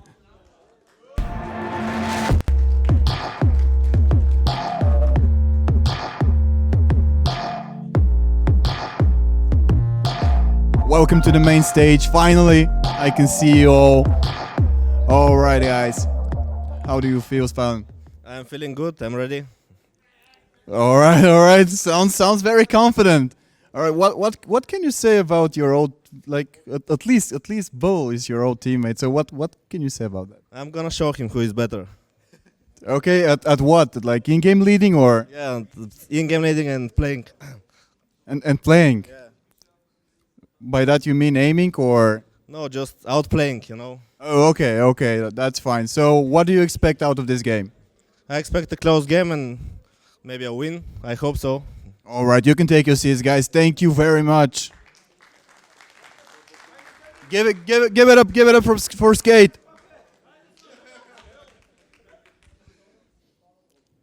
All right, and I'm gonna be taking you back to our lovely casters, Jumpy and Crema. Yeah, you can go for it. Yeah, thank you very much, Niku. Skade versus MBAPEEK, probably on paper one of the the anticipated matches. Like I said, I mean, certainly myself, I'm full of confidence for the boys over at MBAPEEK, especially after hearing that interview from Skade. They said the question was, what do you hope out of this game? And he said maybe a win. I mean, like if you're the #1 seed coming into a tournament, talking about not potentially winning the game isn't gonna fill your teammates with the most joyfulness and the most courage to go into this game. You know what? I'm going to disagree with you. I think that Skade being, I think they're reverse psychology. I think they're trying to show some humility. I think they're just trying to. I think they're confident going into it, but they don't want to say that in case they lose. So I actually think that Skade are going to be really, really confident going into this. I think that they are going against a mix of good players, but they are still that #1 seed for a reason. They're definitely one of the best teams going into this, and I think that in their mind they've already seen Mbappe team Peak play. Yeah, they've seen that how they play on Mirage. Again, they're a piece of the map we're playing now, and I think this could be a chance to either show some anti-strats or just out-aim them. Yeah, exactly. And I think talking about what map we're going to be playing, it was left the Vetoes went, Vertigo went, scary Veto. Inferno went, Dust 2 went, Overpass and Train went, which left us with Nuke and Mirage. And in true fashion, we are going to see the one, the only. We are going to see a Mirage pick for you guys here in this final best of, not final best of one, the penultimate best of one of the day. And you know what? Let's. One thing we have to say here is this is Skade's first game of the day. Yeah. Due to the fact that with the COVID regulations, we couldn't afford to have so many players in the same prac rooms. We don't even have prac rooms here, I believe. We're just going to give the players some time for like 10, 20 odd minutes to warm up before the start of the game. Coming into a big game, let's say, against some very good opponents in MBAPEEK, who have already had a fantastic performance on this same map earlier today. This could spell somewhat of trouble for the squad of Skade. Yeah, I absolutely agree. I think that Skade, they haven't really been able to warm up as well as MBAPEEK have been able to. MBAPEEK having already played a match, they've already been able to warm up twice, essentially. Skade, they still favourites. They've had the time to anti-strats. The question is, can they just translate their aim into it? And, of course, with a map of Mirage, it is very aim-heavy. And I think for Skade, it's going to be a matter of trying to mitigate any early momentum that's established by MBAPEEK, and then use that kind of early game as a chance to ease into it, to warm up, to get even more prepared, and then kind of take off once that second half hits. Yeah, and I'm really interested to see the way MBAPEEK approach this map. You know, when we saw them play against the team earlier on today, they won the map 16-8. You know, which is a very strong performance on a map like Mirage that can go one or two ways. You know, there's not really an overly favorited side because, again, it's a very aim-heavy map. Whoever wins their individual duels can come out on top, correct? And they chose to play very, very aggressively on that Mirage pick we saw earlier on. They was advancing all the way up the map on both CT and T side, really controlling the whole of the map. They didn't allow the opposition players to rotate freely. They cut off all the exits, as well as, you know, not allowing any entry frags for the majority of the time. And one player in particular who fragged out of his mind was Ships. Ships played absolutely fantastic. I think he dropped 28 kills, so just shy of the 30-point mark. But again, CSGO is a very team-related game, but knowing that he had fantastic utility damage, and, you know, he was just going off clutch when he needed to. So that's one player I'm definitely looking forward to see if he can carry that momentum on from earlier today. Yep, and you know what? I also spoke to Red Star earlier as well. Again, one of the players for MBAPEEK, and he was he was confident, but he didn't want to commit to it. He was saying stuff like, I mean, we'll try our best, but, like, you could see from his smile he was feeling confident. Yeah, and I think if your teammate Ships, you know, has just played that well, as well as Victor, he also played out of his mind. I think when you've both had that successful of a kind of game leading into this, I understand MBAPEEK's kind of confidence. Yeah. I'm going to put the question to you, though. Who do you think is going to win? What do you think the score's going to be? I want to be the controversial guy. I think MBAPEEK might edge it out in this map. I think it's going to be a very close game. We might even potentially see an overtime as well. I think it might be that close. I mean, for time restraints, I hope we don't see a double overtime because we've had a long day casting and I'm ready to go to bed, to say the least. But yeah, I think it's going to be a very close game. If it's not an overtime, I think we're going to see like a 16-13, 16-14 maybe even in favor of MBAPEEK. And, you know, one player who must be feeling very confident going into this game is the man that you've just mentioned a minute ago, is Red Star. You know, he's literally just watched in the crowds the team that has recently benched him struggle against probably the weakest team going into this tournament. And he played fantastically well in that first map earlier on. You know, he didn't set the world on fire, but he did his job. He did what he had to do. Now, this is where he really wants to prove himself. He wants to prove to the teams of Bluejays, you guys made a mistake by benching me. You know, you guys have made that mistake by benching me, and now you're struggling to beat lower elo players than you're used to even beating. So I'm looking forward to him to see if he can step up for this team today. Yeah, without a doubt. Well, you say MBAPEEK, I say Skade. I think that they're that number one seed for a reason. They've had some incredible performances ramping up to this.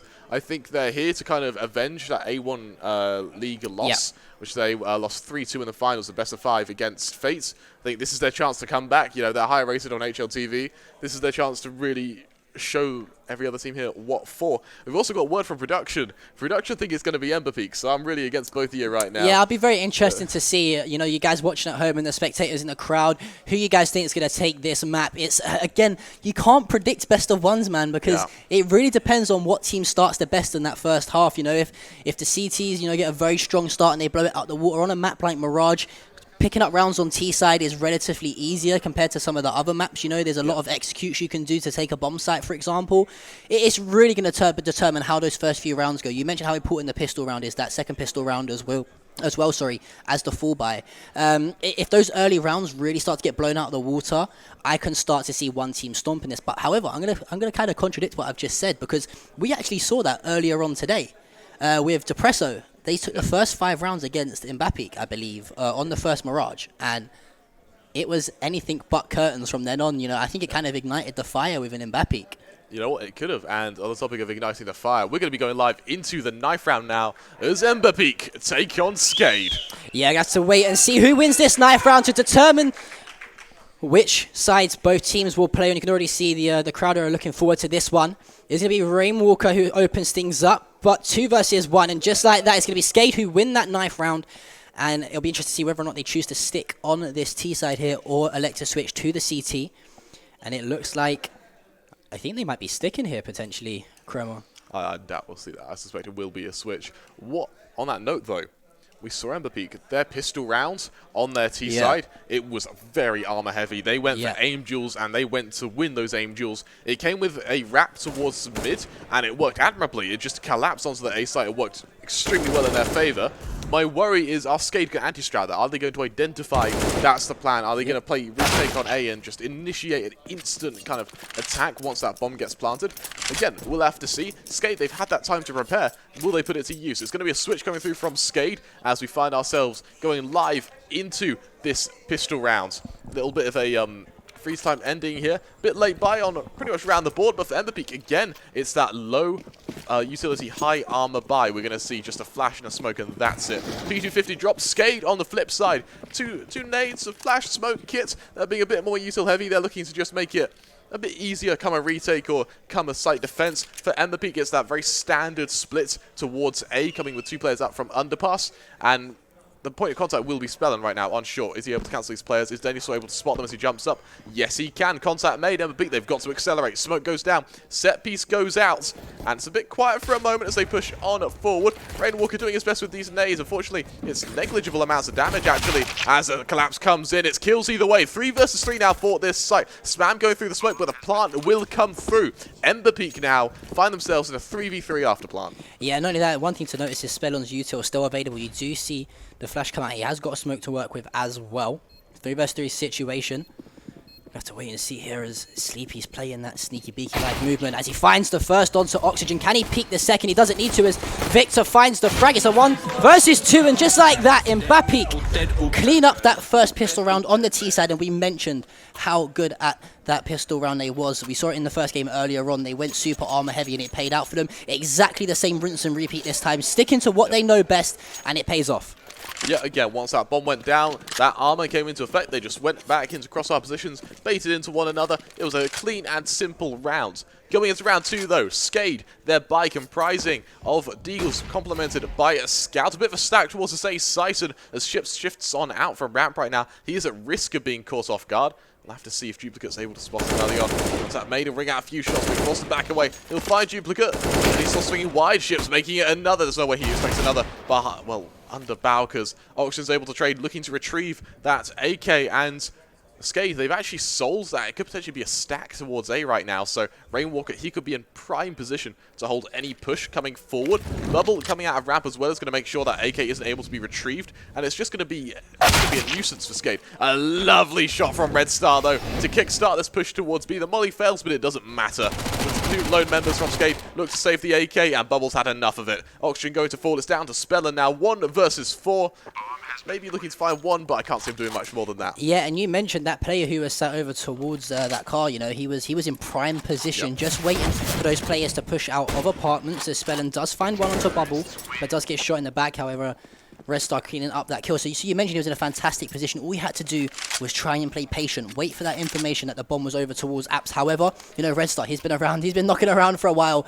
That map knowledge, that game knowledge to just jump out of Apps there, expect someone to be either there or sat towards that bench or on site, finds that jump shot with the MAC-10, and before you know it, easy does it, and it's a 2-0 lead now for MBAPEEK, as it looks like Skade could be forced to eco. Again, it's another stack towards A, looking to maybe catch out the odd gun here or there. I can't see them expecting to get anything more. Again, it's a fairly rifle-heavy buy from MBAPEEK as well, so we're not going to see too much of a kind of bonus played. Auction is able to find 1, you know, it's a silver lining. The collapse comes through, and Sleepy is able to make a lovely little 4K there coming out from ramp. It's the 3rd secured for MBAPEEK. At that point, it was pretty much a formality. We're going to see them go into a full buy now from Skade, and this is where the game suddenly gets competitive. Yeah, this is where things start to unravel a little bit. You know, we start to see if MBAPEEK can compete with the aim and the overall gun skill of the first seed here coming into this tournament, Skade. And you know what? The early momentum is swinging their way. It's going to fill them delightfully with confidence. Just looking where that bomb is, it is going to be dropped down towards the back of pit in near the T-spawn. It's going to be a 3-on-2 split here as 2 players are going to be sat towards top mid. Momentarily, there was 3 players over towards Palace. It looks like the bomb is going to be wrapped back, however. And you know what? I like this from MBAPEEK. You know, they know now. Let's respect Skade a little bit. They're the best team here for a reason, coming in #1 seed. Play a little bit more passive, try and find that opening pick, and then you can try and execute a bomb push. That's an early flash into connector Spellin. He was careful not to shoot, otherwise he was going to get caught off guard very quickly. And the MBAPEEK is establishing themselves as they get closer and closer amid that re-smoke towards window. Just going to build quite a bit of time, but Denny Sol's the first to strike. Bubble to fall. and there's no response from MBAPEEK just yet. Spellin in connector. He's a rock in a hard place. He doesn't know if he should be, not be. Sleepy spotted another kill going in favor of Skade, but Ship's there to respond. Rainwalker gets the final say on the matter, and with Red Star in apps, his location known, MBAPEEK collapsing on all fronts. It's down to Victor. He does damage. He might not even find the kill as Yupka swings wide, taking him down, and Skade, they find themselves a very clean first round. Yeah, and the first sort of task that MBAPEEK was set to deal with was that first full buy from Skade, and they failed at the first attempt. Now, you know, the eco is obviously going to come in from, no, sorry, they've got a far enough economy to stick a buy here. And I do believe we are into our first tactical timeout here from the T side. What do you think is going to be happening here from these players? What are they going to be talking about? Honestly, for MBAPEEK, it's just a matter of, okay, mid-control failed, they have a strong, short-heavy setup, and for Skade, credit where credit's due, they had they didn't have a single player in a position that couldn't be traded, and that worked admirably in their favor. I think for MBAPEEK, they're going to have a little talk, they're going to decide to speed things up a little, maybe go for a kind of standard B hit, and just try and work from entries and just explode out onto a site, because for Skade, when you commit someone so heavily up short, it means your B hold loosens very drastically. Yeah, and it wouldn't surprise me if we see something like that. We saw a few times on the first map that they played on Mirage earlier, a few aggressive Mac 10 pushes straight down the site, and already you can see here, this is a very aggressive push for MBAPEEK towards that A site. Skade committing 2 players to the middle of the map and 2 players to the B bomb site, and already you can see the collapse there onto A bomb site. They have complete control of this site. However, there is 2 players lurking around connector and stairs. He's going to be on Red Star here to try and find the timing. He finds the first onto Denny. There's one more player now at connector. He knows, tries to opt for the pre-fire. So far, a perfect round thus far for MBAPEEK. There is 3 players left, however, on Skade, who it looks like I'm not too sure if they're going to try and attempt this retake here. It is Rainwalker just hanging out over towards CT, but this is a perfect setup here for the squad of MBAPEEK. They've also got 1 player. Looks like he's coming in from underpass. He is going to get found in the back, however. There's going to be Ships finding Spellin. And just like that, it's 5 versus 2. Rainwalker is going to just look to try and get a gun out of the hands of MBAPEEK to find an exit frag here. And not only that, Rainwalker finds 1-2. Register does drop him over. Can he find the final kill? But a 4-1 lead now in favor of MBAPEEK. You know what? That is exactly what you wanted if you're a supporter of MBAPEEK. They struggled to deal with the playstyle of Skade in that first full buy. However, they answered all the questions. You said that you wanted to see a bit more of an aggressive push. They did exactly that. They sent all 5 of them towards that pit, pushed out onto A, killed the player underneath balcony, and just like that, they have full control of the site.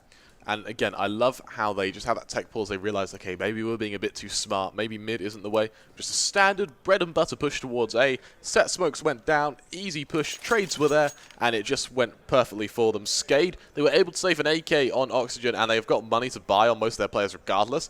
But again, it's a silver lining. Skade, they're in trouble right now. And a pause comes through. It is a technical timeout rather than a tactical one. So we're going to have a bit of a moment, as it looks like it's trouble on the Skade side of things. So, well, how have you felt about this so far?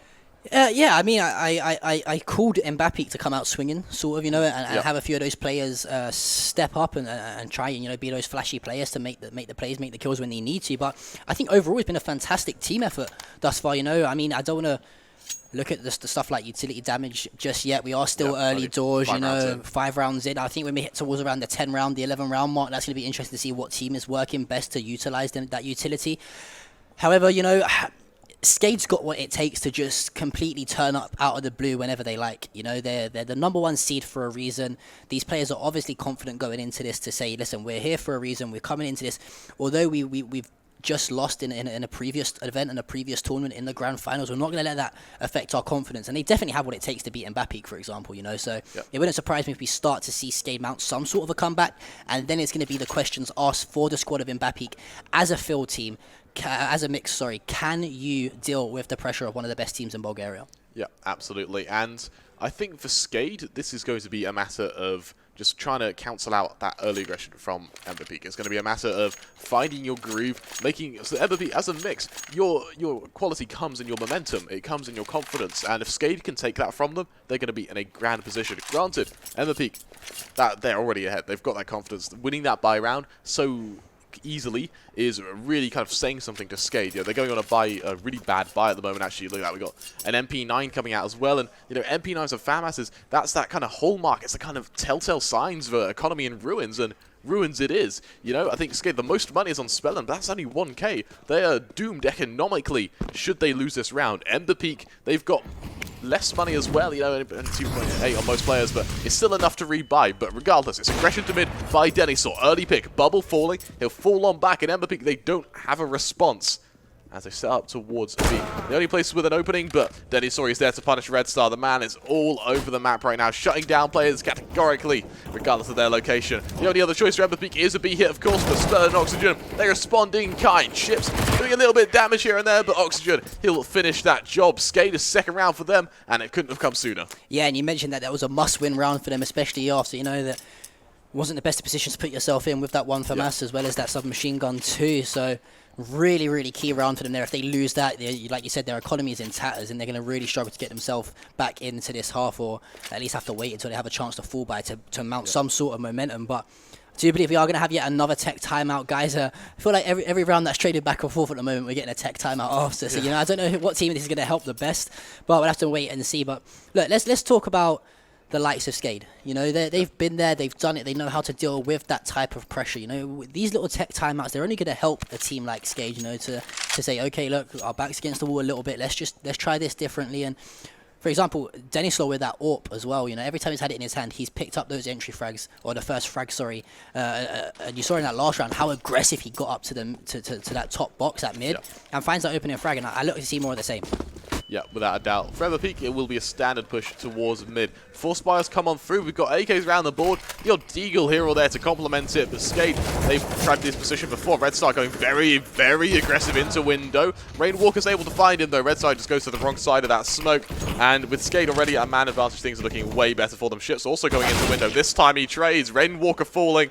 Ships, he just dives straight back out. Speller now the man in connector. He's going to be the point of contact. He finds Ships, but with 13 HP, it's going to be a matter of can he get away? Yes, he can. Unfortunately, that response coming through from Victor just was not quick enough. Now, Depreso, he's going to be ready for any push that comes around towards short. MBAPEEK, they want to commit to B. They have the utility to do so, that being a couple of smokes just to get them out, but Skade, they seem ready.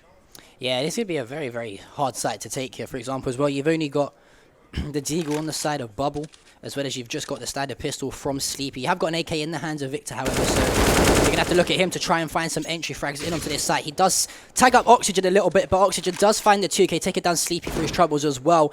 Now it's all up to Bubble. 3 versus 1. He has got the bomb in hand, however, has got that Deagle, so looking to find a few headshots onto the players from Skade, but just like that, it's that man, Depreso again, you know, really, really deadly with the AWP in his hand here, Kramer. Yeah, without a doubt. Third round secured for Skade, and for MBAPEEK now, maybe it's a chance to feel a bit worried. Maybe they need to just kind of try and change something, because Skade, it's not, you know, it's only been a 2-round win streak for them, but it's because these rounds have been convincing. They've had 2-3 players left alive every single time. Then they saw the AWP, he's got 6k in the bank at this point. Spellin, he's got an MP9, but that's not from a bad economy. That's because he wants to farm these ecoing players. Again, it's only a Deagle, only a P250 to their name. It's a lovely early nade from Oxygen, damaging up ships, and it's just kind of ripening up this team for eco frags. Yeah, and not only that, I think these are the types of rounds here where you learn the difference between a team who's played together for a while and a mix. You know, they know how to deal with a mix's pressure, right? Because let's face it, these MBAPEEK players, they might not have practiced too much coming into this. You know, they're a fairly new team. And Skade just have all the answers at the moment, and they're using their experience more than anything as a team to deal with this pressure that MBAPEEK are applying to themselves. But as I say that, Skade are going to find the first 4 frags of the round, all within quick succession. It's all up to Victor. He tags Oxygen once, but does eventually get taken down. And 3 rounds back-to-back now in favor of Skade. And, you know, it's that question, are we going to start to see MBAPEEK unravel a little bit here? Okay, they have got themselves a full buy, but they cannot allow a team like Skade to get too much of a lead, especially on the CT side. Yeah, without a doubt. And it's now we hit this kind of first proper full buy. The only kind of lackluster gun is Spellin, but he's just going to go aggressive on ramp with it. He's going to try and get this early peek. That nade's going to do a fair bit of damage to Sleepy. He's able to back away just in time to negate that damage, but it's still a substantial amount. It still means he no longer has the ability to be leg shot by an AWP. For MBAPEEK, it's going to be a fast route towards this A site. Contact made, Jupiter finding one. Depreso, he's got a drop on down. That means the players can get out up and out of connector, and do so ships will. Red Star responding onto Duplicate, and now that's Collapse can come forward onto the A site. Spellin, he needs to find this Palace player. Unfortunately, he cannot. Victor able to find him. Ships, he might spot that rotating player. I'm not sure if he did, though. It's Denny saw in CT, who has to go huge. He has to cancel the plan or just buy some space, but that flash is perfect from MBAPEEK now, as Skade find themselves a 3 versus 3 now. A lovely shot from Oxygen. Denny saw through the box, is going to find Red Star, and all of a sudden MBAPEEK find themselves in a really difficult position. 3 versus 2. Bubble and Victor looking to catch out these members. Swing comes wide. Bubble fighting Rainwalker, but Denny Saw's there to trade. 1v2 for Bubble now. Planting on triple. Trying to punch those numbers and trying to get that economy.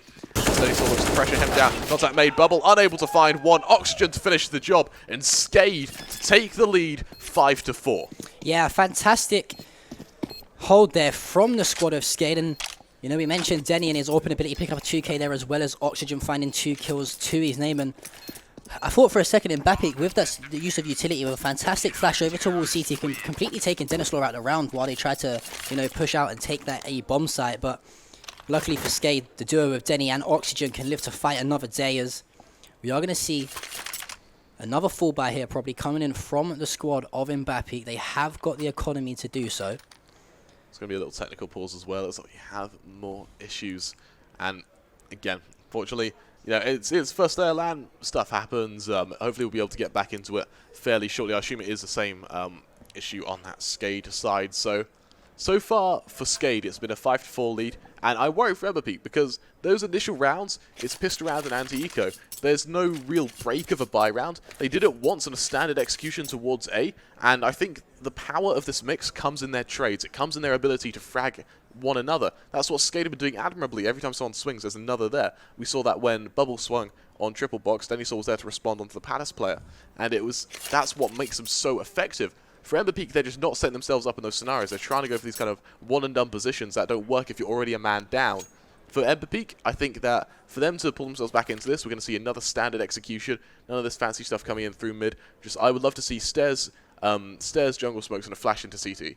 And just get CT control. Yeah, well, we saw it earlier on, right? When you called for somewhat of an aggressive push, and that's exactly what they did. They smoked off of Stairs, they smoked jungle off. I think they either smoked or flashed CT as well, and then you saw Red Star jump across to Stairs, pick up 2 kills on the player that was sat at Stairs and in connector, and they take complete control of the site and win the round. I think against a team like Skade as well, you know, again, these guys are some of the best players within their region. You can't play like you did earlier on against the likes of Depreso, for example. You know, these Skade players, they have their normal setups. They know exactly what to expect of each other, and they trust each other as well. They played day in, day out with each other. And Denny Slaw finding that opening frag on to Sleepy, and I feel like this has been a recurring theme of Denny Slaw and that AWP. Does drop, however, to Red Star lurking in and around underpass right now. The bomb's still down towards the top mid. 2 players hanging either side of those top boxes. There is 1 player up in Palace as well. Looks like he might find some contact onto Duplicate here, who is hanging out towards ticket booth.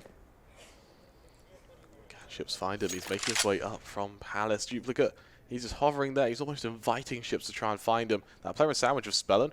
A well-timed push is going to make him trade instantly. But Ships, he finds one, and Spellin, he is late to that push. Ships makes it 2, making it 3. A lovely opening towards that A site, and suddenly it's all down to Oxygen. He finds himself alone with 4 players to find. Bubble's going to delete him, and that was perfect from Ships there. Yeah, fantastic shooting out of Ships, and I literally mentioned that pre-game that he was the player from MBAPEEK who really stepped up in that first game of the day against Depreso. You know, he was fragging like crazy, and he's doing exactly the same here. Although he's currently sitting at 11-9, you know, and this is the type of stage here at 5-5. This is where I want to start to see the utility damage that's coming into play, to see what team are using their flashes, they're using their nades a lot better than the other team. As I say that, the molly is going to go towards Pit to stop that early push through. Spellin does find the opening frag onto Bubble. Fantastic headshot there through the smoke, but Sleepy does instantly trade that back out. Duplicate finds one onto Ship. Spellin taking down Sleepy, and now 4 versus 2 here.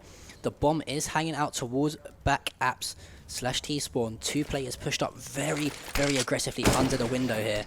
And if you're in MBAPEEK here, you know that you've got to get some sort of pick relatively early on here if you're going to try and go back and get that bomb and push onto a site. My worry for MBAPEEK right now is that Skade, every time MBAPEEK kind of poke their head up above the parapet and like have a round, Skade is so quick to just shut them down again. and they do so in such an effective way that with only Red Star and Victor left, the option to save, with even though there's a minute left, you know, what have they done in the last 30 seconds or so? It's been Red Star just trying to, or not Red Star, sorry, Victor trying to reposition, trying to just get an angle on this, but Skade, they're just not giving them anything. They're not using utility, they're not even revealing where their position could potentially be. Oxygen strikes onto Red Star. It's down to Victor, and I do worry because he's not even going to be able to get onto the site, as Oxygen looks like he's more than ready for him. Odd shot rings out here and there, but there you go. Oxygen finishes him off. Skade, they make it 6-5, and for MBAPEEK, they're going to have a fairly poor buy ahead of them. Yeah, a little bit of a tricky situation that MBAPEEK find themselves in there, and I don't know if it would have been best to maybe just back off a little bit and try and keep those guns in hand, knowing full well that you're not going to have the greatest of economy, but nevertheless they have got the 4 AKs and the 1 MAC-10 in the hands of Red Star. It's going to be a full buy on the side of Skade after saving those 2 AKs in the hands of Duplicate and Oxygen. Denislaw once again with the AWP in his hands. The bomb looks like, and this is what you've been asking for, Krem, you know, just commit to a bomb site, and it looks like they're going to do that to A, and as I say that, the bomb is going to wrap itself in towards Palace by the looks of it. And yeah, this is what you literally asked for a second ago, Kremer. Just get those standard executes down.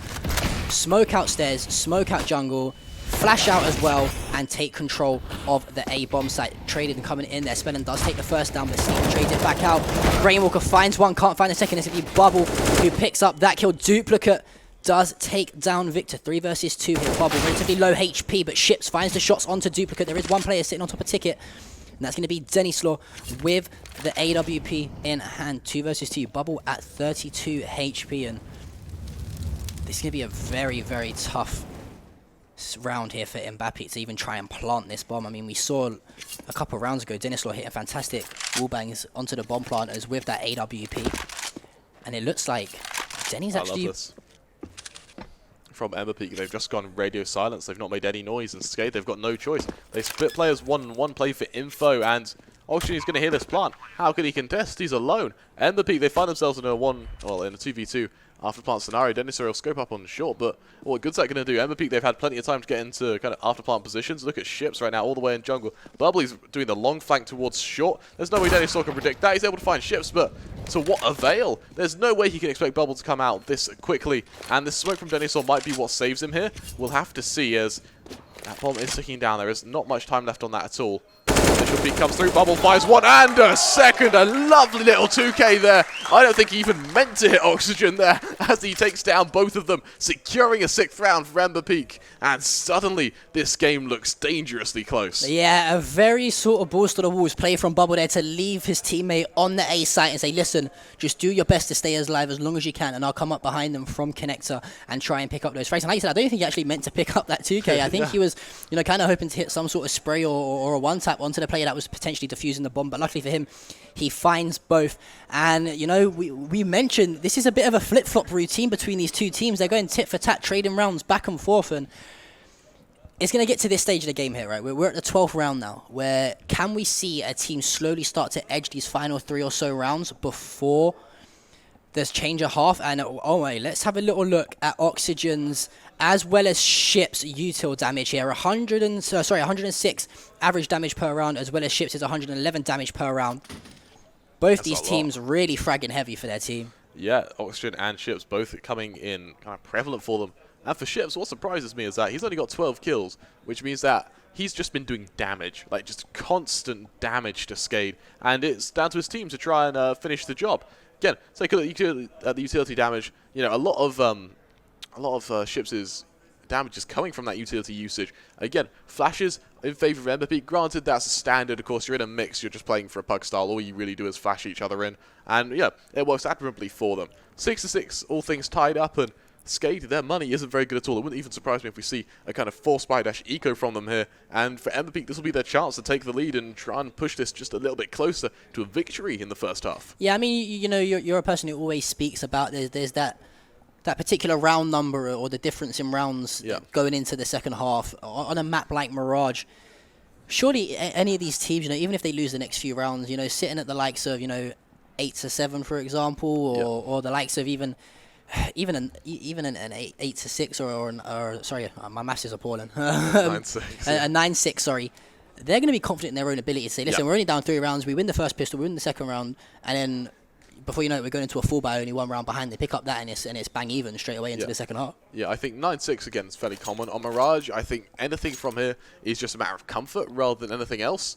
For MBAPEEK, you know, this is their chance to really do so. It looks like Skade opt to force, but again, we see MP9s, we see FAMASs, you know, it's these hallmarks of a broken economy, and for MBAPEEK, this is their chance to punish it. We see Red Star going for a Mac 10 as well. Neither team can really afford to lose this. I'm starting to wonder if Red Star knows there's other guns than the Mac 10 in the game, because I think I've seen him pick it up about 6 out of these 12 rounds. But listen, he's making it work, you know. Yeah, he's making it work. Let's not criticize the man.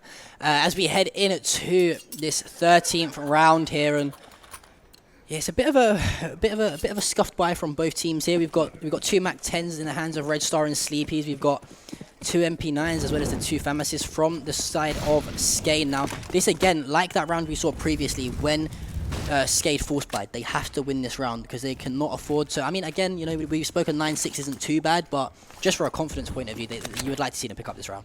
Yeah, without a doubt. For MBAPEEK, it's going to be a standard hit towards this B site. Contact main, Oxford doing a little bit of damage here and there, but Red Star's there to finish it off. That Mac 10, as you said, comes in perfectly. And for Rainwalker, he doesn't have head armor, so he can be destroyed if he's not careful. Victor is the man to do the destroying, as Skade find themselves in a 3v3. They try. What I love from this, Skade instantly going for the retake. The second that bomb is planted, they're already stacked up in kitchen. They're ready to push on forward. They may have stagnated a little bit, so they try to look for an early pick. Bubble will be the point of contact. So he comes wide. Bubble finds one spell into trade, and suddenly Dinosaur puts another say in it. Victor Lad now 1 versus 2. He finds the first 1v1. Spellin hunting for him. Victor, the man to try and prevent him from taking this, as it looks like it will be Spellin to get the Angel, but Victor, a lovely shot as MBAPEEK make it 7. They take the lead, leading 7-6 against Skade, and Skade, their economy, it hits breaking point. Yeah, and you mentioned, we spoke about this earlier on at the start of the day, how quickly that the CTs can retake the bomb site, especially on B, for example, and we saw that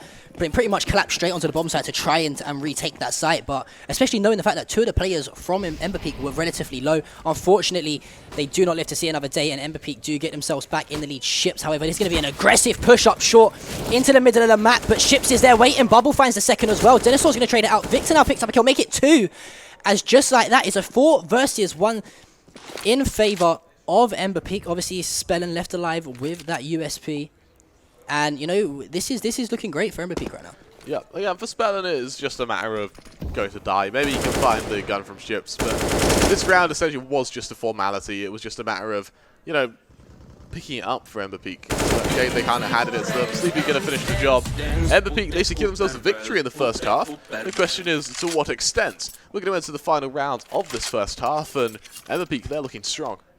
Yeah, exactly. And again, let's not take away from Skade. You know, we said if you're going into the next side, especially on Skade, if you're looking to switch to the T side, going in at 9-6, it's not the end of the world. You know, it's a very much doable comeback. You're in the first 2 rounds of the second half, and you're pretty much going into the full by looking to even things up straight away. But you're going to see the final round start to commence here. Spellin finds the first shots, that time onto Ships, make it 2. Takes down Bubble for his troubles as well. Denny is going to drop to the hands of Victor. The bomb is going to be pushed over towards that apartments. It was dropped. Now Red Star, look at the aggressive play. Surging down the middle of the map here. Finds Spellin underneath window. And that's exactly what they need. They need to counter that aggression with counter aggression.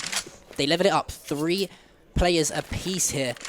It looks like MBAPEEK is going to elect to try and wrap this on. And I like this play, you know, they're going to have called out, the team of Skade are going to have called out that early contact on B. There's going to be players called out underpass. However, the players are going to rotate all the way around back at T-spawn. However, there is one player from Skade. It is going to be Duplicate, who has predicted this rotation here. And it's going to be onto him to try and get a frag here. Yeah, and for Duplicate, this early contact, this early damage, it is the most important part of this round. He doesn't have any utility to support it. It will literally come down to raw aim for him.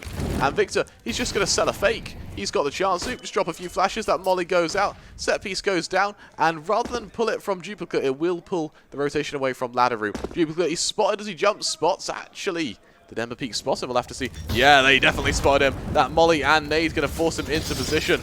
And yeah, there you go. The molly hits him. He'll fall, and there you go. That utility usage, absolutely perfect. Taking a man from 100 straight down to 0. Rainwalker and Oxygen now the lone members on this retake. And for MBAPEEK, they're in perfect position. They've got a player outside connector. Victor, he's ready for that rotation. CP, he's ready for a flank. The only player that kind of is in a standard position. Is Red Star. It won't matter. He finds the first. Rainwalker alone. 1 versus 3 up from Ticket Booth. Red Star's going to finish the job. And MBAPEEK, they finish the half 9-6 in the lead. Yeah, and let's just take a moment to appreciate that play out of Victor there. You know, he sold the fake fantastically. I think it was a flash he threw out originally and then followed it up with the Molotov. And like you said, it didn't draw both players, but it gave that opening, you know. I think it might have been Duplicate who then rotated over towards that B-bomb site. And just like that, you see Red Star push out of Palace. Sorry, one player pushes up pit and they take the bomb site. Finding a fantastic use of the utility as well. Utilizing those Molotovs over towards Ticket. But we're now heading into the next half here. As it's a full armor buy on the squad of MBAPEEK. We said that it works on T-side for them, and it looks like it's going to work once again here on CT, as Victor finds the fourth onto Spell, and it's all up to Rainwalker. He's stuck in Sandwich, he gets taken down, and we spoke. If Skade wanted to, you know, make this not look as dramatic as it potentially could, they have to take that first pistol round and pick up that second round as well following, but fortunately for MBAPEEK, how many times have we seen that today, you know, on them pistol rounds, that they full bought on the armor and just utilize their aim? Yeah, and it kind of worries me. It's almost as if teams are too scared to go without armor. And, you know, Angel heavy rounds work. Skade, they're forced down to an eco. It's just going to be a Palace waterfall to come on out, bubble to kind of hold for it. And the objective is to just get a lance.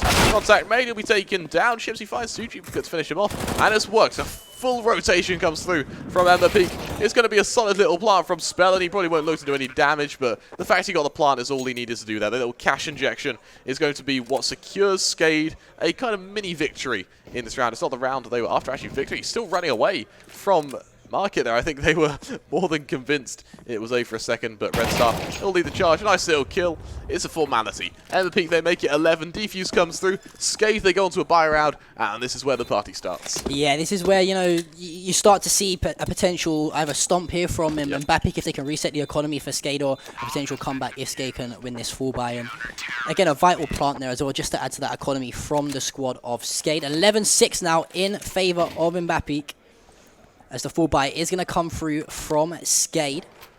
But we're going to elect to pick up that MAC-10. Sorry, not the MAC-10, the MP9. The FAMAS in the hands of Victor. 2 FAMASes actually. Sleepy picks up one as well. The M4 for Red Star, as well as Ships with the AWP. The flash towards top mid. That's going to momentarily blind Duplicate. Ships, however, with that AWP, looking to try and find that player. The bomb is dropped towards the back apartments. Bubble finding the opening frag there with the MP9. Ships narrowly missing out on that player twice as he tries to find those tags through the smoke. He knows one person is at underpass. Ships, why are you not shooting, my man? Spellum finds the kill onto him through the smoke. Bubble does drop Dennis Law, however, fantastic headshot from him through that smoke. 3 versus 4 situation here, as I like this rotation already from MBAPEEK. You know, I think they've kind of known where the bomb is going to be dropped. And just like that, they are going to fully rotate over towards that B bomb site. And this is going to be a very, very tricky spot here for Skade to try and take this site. What's that for Skade? For Skade. Again, I worry a little bit. It may have been a bit too early of a rotate, but regardless, Skade, they commit to the push. Rainwalker going to fall, and Duplicate, I'm not sure if he was spotted by Victor there, so he might be caught off guard early. Duplicate now responding. He'll drop on down, and Sleepy going to finish the job. It's down to Spellum. 1 versus 3. His position is known. Red Star doing the damage, finishing the job, and MBAPEEK, they're going to lead 12-6. For Red Star there, it's messy, but it works.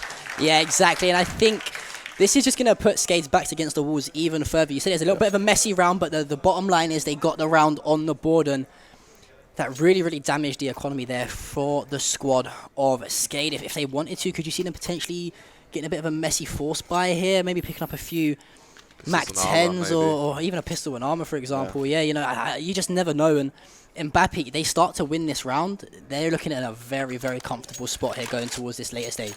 What scares me as well is MBAPEEK, they're no longer on a bonus round, but they naturally moved off it. They didn't reinvest because they died. Half of those are AKs. That was all bought up. Well, that wasn't even bought up at all. That was all received by killing Skade members. Their economy is flourishing because of this. And for Skade, again, there we have it. Pistols and armor coming out. A little bit of utility to support it, but as they go into this default, it's almost as if everything they've tried just hasn't worked. Yeah, and again, it's kind of surprising, because usually you would see a mixed team, for example, struggle to find the answers to a more natural, actual 5-man roster, for example, right, like Skade. However, it's been the complete polar opposite of the way we thought the game might potentially go. We saw a few worrying signs at the start with MBAPEEK, didn't really know what to do, and Skade had those answers to the questions. But since then, I don't know if the tech pauses helped these guys, compose themselves a little bit and clutch up. But MBAPEEK have come out swinging. As I say that, Victor finds the first on to Spellen now. And that's going to shut that potential B push down. Or as I say that, the bomb's actually rotating its way over towards Palace. Sleepy hanging out towards Ticket, and no doubt that Molly is going to go over towards Pit relatively soon to stop those players advancing out. He has got the org in hand, however. So I'm interested to see the way Skade play this. I mean, with only the Deagles in hands as well, this is going to be a very hard take here. Going up against a squad of MBAPEEK, no utility really. They've got 2 flashes, one in the hand of Duplicate, one in the hand of Rainwalker. Victor now going to swing towards Savage. He finds the kill onto Duplicate after Ships does drop Denislaw with that AWP. Rainwalker going for the sneaky beaky-like play to try and shift his way through Palace. He does get dropped. Rainwalker left alone in a 5 versus 1. Red Star cleans him up, and this is just really ruthless from MBAPEEK here. This is clean, is the word. They have been ruthless on the CT side. They have been just categorically shutting down Skade no matter where they push. And for Skade, they're going on to yet another bye rounds, but again, I'm just worried for them because they're going to need something, and they're going to need something soon. They lose this, MBAPEEK 14, it's down to a poor bye, and that's 15. They run out of chances, they run out of options. Again, early contact made, this time Denislaw, he takes that opening. Red Star going to fall, and MBAPEEK, they don't really have a response. My worry now is for MBAPEEK. If Skade can get this reposition, if they can get this ace split going through, this could be their chance to potentially open up a site. We Spell make his way into Connector, Bubble there to trade. Suddenly it goes back into a 4v4. Rainwalker just shifting out on ramp. The question being, is Sleepy going to spot him? Yes, he will. He won't find him though. Rainwalker with just a fractional amount of HP will survive, but it's Bubble there to trade once more. Flashes go out on either team, but again, Skade that haven't committed to the site just yet. It's going to be Victor coming in from mid to secure a push. Ships finding 1. 2 versus 3 for Skade, and it's a dire position. 2 versus 2. Duplicate, he finds Bubble. Smoke goes down. Ships, he's just trying to find ahead. He's unable to at the moment. He knows Duplicate's by default. He's just trying to tease a push from him.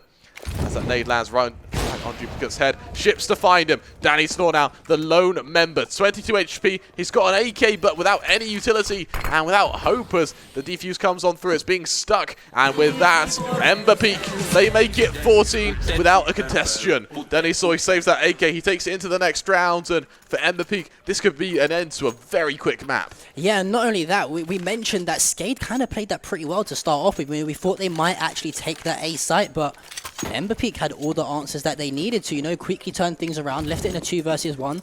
The smoke goes down and the bombs defused before that player. I think it was Denislaw even had a chance to come out of Palace there to pick up those kills. Now, Ships with yet another opening frag here with that AWP, taking down Duplicate. However, that is traded instantly out by Denislaw. Both AWP players playing fantastically well to try and open up those lanes for their teammates. And Denislaw finding the kill onto Bubble now. Okay, we're seeing a 4 versus 3 situation that's opened up the map slightly here, as there is one player over towards A still, holding that A site for his team, sat underneath Palace, and the bomb is just hanging in and around mid here. Victor could go huge here. I think Denislaw's going to still hold that angle, and I'm not too sure if Victor is going to peak this here. Or as this might come down to how patient Denislaw is going to be here. And it will just come down to this fractional timing. Victor's got a couple of both short and B site, and it's going to be a very tough ask for him. Granted though, Skade, they look like they have a bit of an inkling towards Connector, towards this A site where it's more heavily defended for MBAPEEK.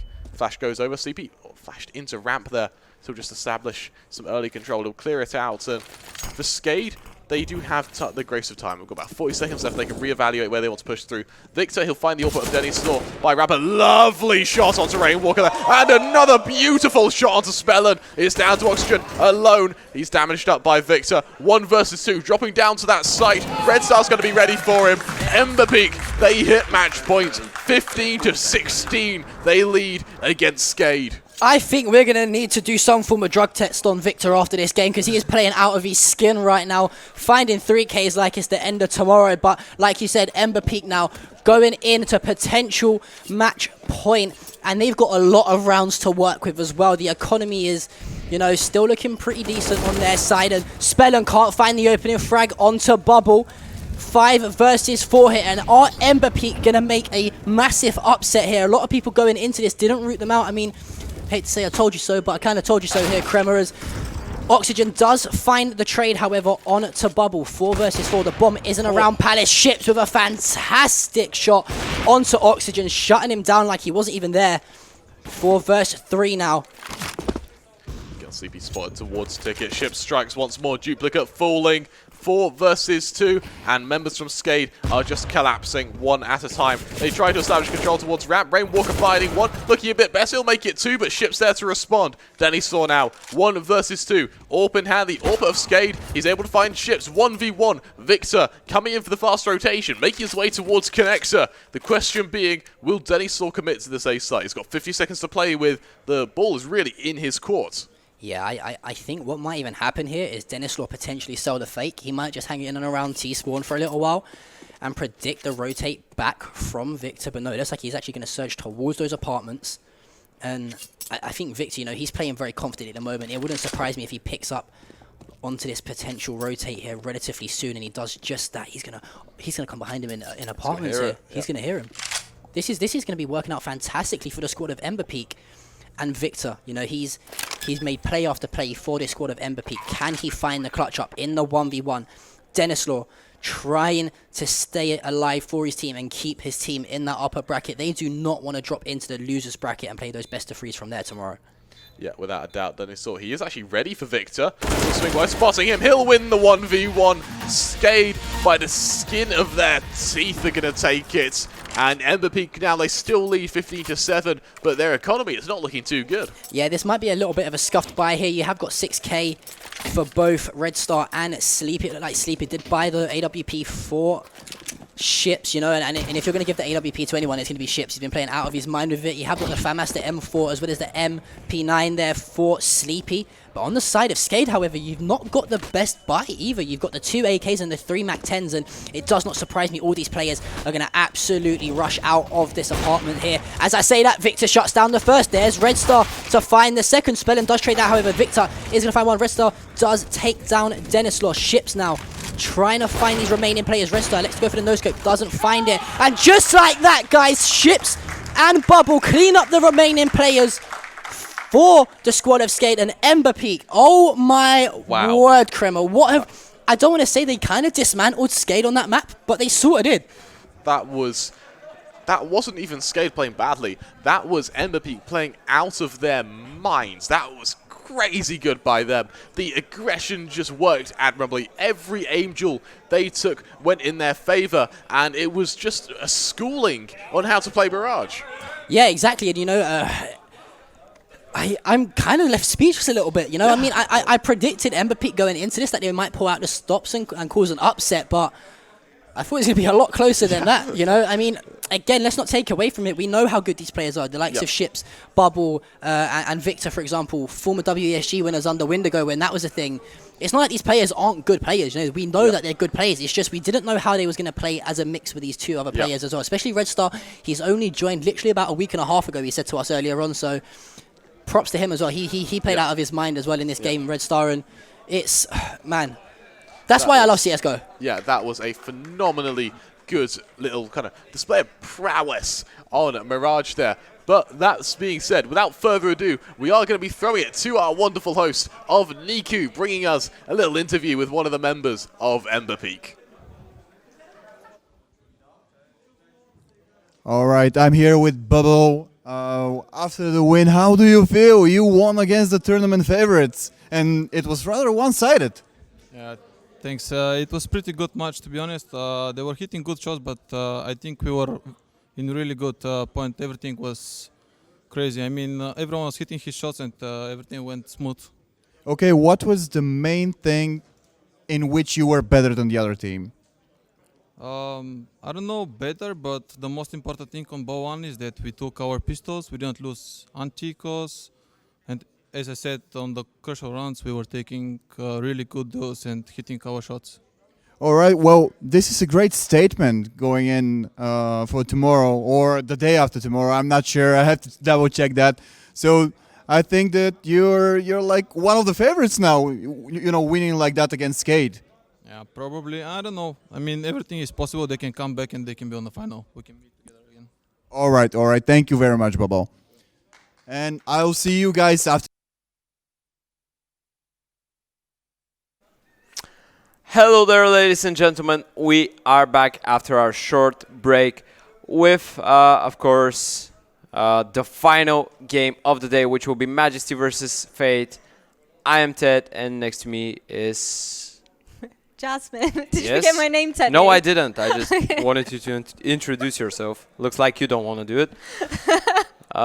So we've watched some really interesting matches today. We had maybe the peak of the day with the game between Skade and MBAPEEK. You said that you were confident that Skade would win. What happened?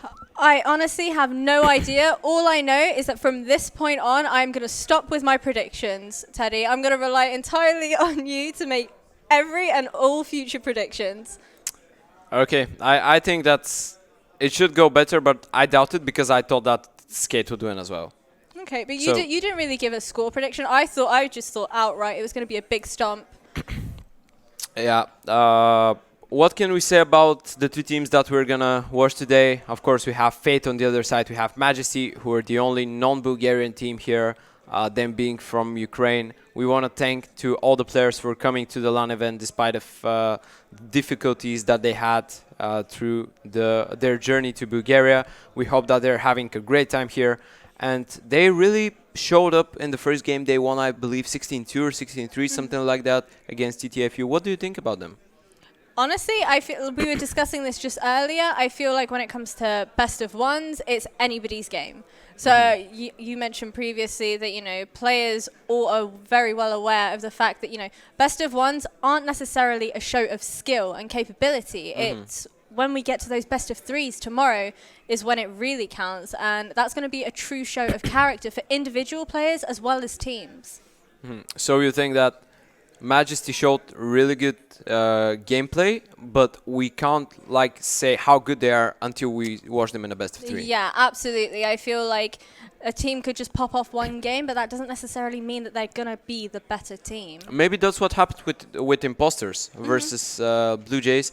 I think, ladies and gentlemen, that we're ready to transfer you to our host, Niku, who's going to introduce Fate and Majesty. Thank you very much, Teddy Bear. You are so awesome tonight. Applause for this guy. He's insane. The greatest caster I've ever seen in my life. I love him. I love him. All right, guys. Well, first on the stage, please welcome one of the best teams in Bulgaria, Fate.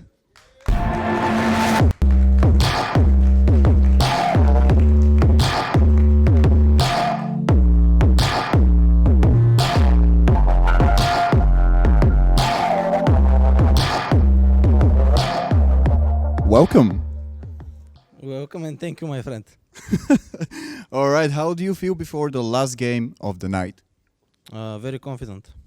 All right. Short answers, confident look. All right, I like it. I want to hear something from Nikki. I'm just curious. How do you feel tonight? I'm feeling thank you. All right. All right, you can take your seats. Thank you very much. All right. And their opponents coming all the way from the Ukraine. Just say one big hello to Majesty.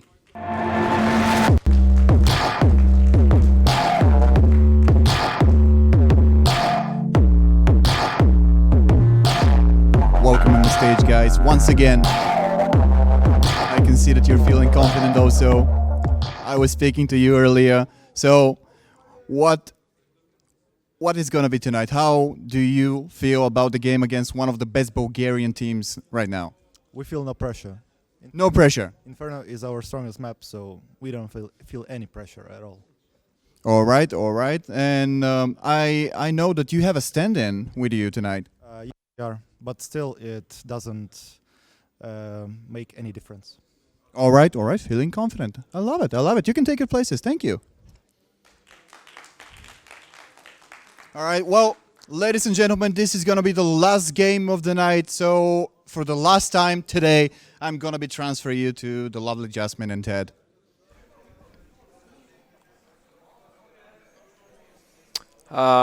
Yeah, thank you, Nico, for introducing the teams to our lovely audience and the guys that are watching from home. Of course, we want to say thank you to everyone that's in the arena and everyone that's watching on Twitch. Of course, let us know who you think will win. Who would be Majesty doing the upset, or Fate coming in as maybe the team that we expect to win this, as they have more experience. They're a better team overall. Maybe I literally haven't seen Majesty play on LAN before. I don't know if they have. I watched them in the qualifiers, actually. They played versus, it was either Infinite or Infinity Gaming, something like that. It was a really close match, really interesting. And what I saw there was Majesty being a really well-structured team with pretty good individual players. Wonderful being the star Oper, and of course, my favorite Majesty player, Throne. I don't really know who's who. I haven't met them. I will be sure to meet them after the game, because Wonderful and Throne were sick. They were sick in this game. Of course, their IGL Darkside is a wonderful player as well. The first thing I saw about them was when they arrived in the arena. I think it was yesterday. They arrived last. They arrived around this time. Mm-hmm. And because they had issues with traveling, with their journey, and every single one of them was smiling. Aww. After having such a long day, probably they were really tired. They were all smiling, so we want to see some good CS from them, and from Fate as well, because some people say they're the best Bulgarian team. It's definitely between them and Skade, so probably they need to live up to the standards. What do you think? Yeah, most definitely. I mentioned to you previously one player that I am very intrigued to watch play this game is indeed going to be Han on the AWP. I mean, I watched a couple demos from him yesterday, and we discussed this earlier. He's quite a flashy player, very brave with his picks and with his peaks, sets up his players very well. So yeah, I'm definitely interested to see how this goes down. However, it does seem like the knife round is going ahead, but I think, was that a team knife? Yeah, it was, because they're 4v4 and they wanted to be fair, but we are still not in the server. Production, can we go in the server and watch the knife round, please? Or it's not live. Okay, looks like that's not the real knife round. We're gonna restart because one of Fate's players isn't currently in the server. What can we say about Fate as well? You said about Harn, definitely 100% the player with the highest ratings on HLTV from the team. He's the old player. His teammates, of course, playing around him, trying to set him up for frags. There was a recent change in the not in the roster, but in the roles rather, because Nikki was the IGL for a long time. Now, I think for like 1 or 2 weeks, it's been Blocker, or at least that's what they said on Twitter. Mm. We really can't know what's happening in TeamSpeak, but for what we know, it is Blocker, the in-game leader. He's one of the guys that won WESG with Windigo. Of course, all of his ex-teammates were on stage. Earlier today, we were speaking about Bobo.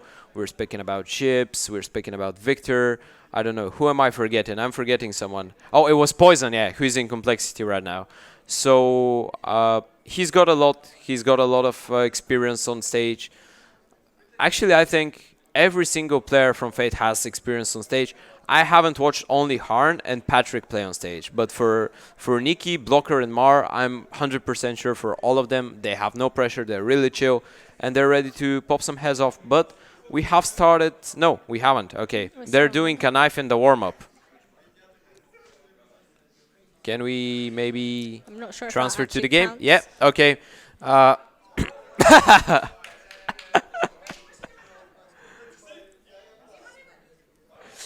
So yeah, we can say hello to our observer, Ghostly. Hello, Ghostly. How are you feeling today? Both teams are ready. The map that we're gonna watch, of course, me and Jasmine are watching only Inferno. If you didn't know, if you need Inferno casters, it's us. If you need Mirage, Dust, find someone else. We cast only Inferno. Both teams are ready to start. There's a little pause going on.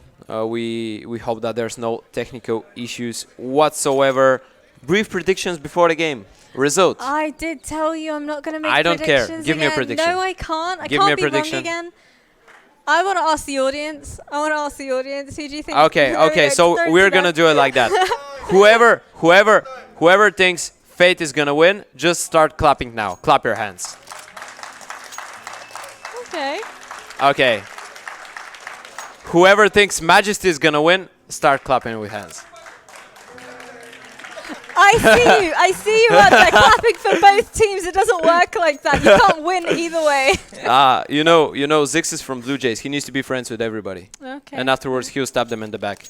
I know what you're doing. So basically, my prediction, on paper, I think Fate will win. But I've seen really good things from Majesty. I think Majesty played a qualifier versus Skade recently. Skade did win the game, but it was really hard for them to do so.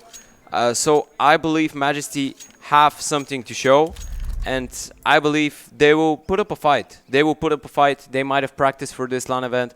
We don't know, of course. I haven't had the privilege to speak to the coach, to the players yet, which I will make sure to do after the game. But I expect a lot of them. Yeah, it is also worth noting that their coach, Solo, for Fate only signed with them at the end of August.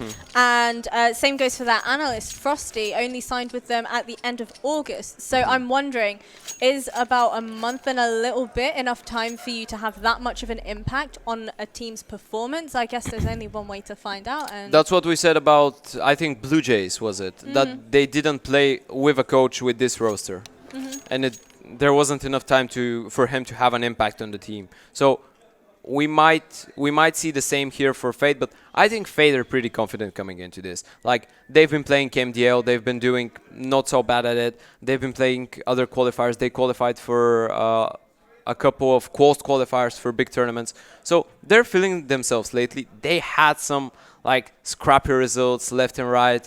That's why they changed the IGO. So I'm really intrigued to see them play on LAN for the first time with this roster.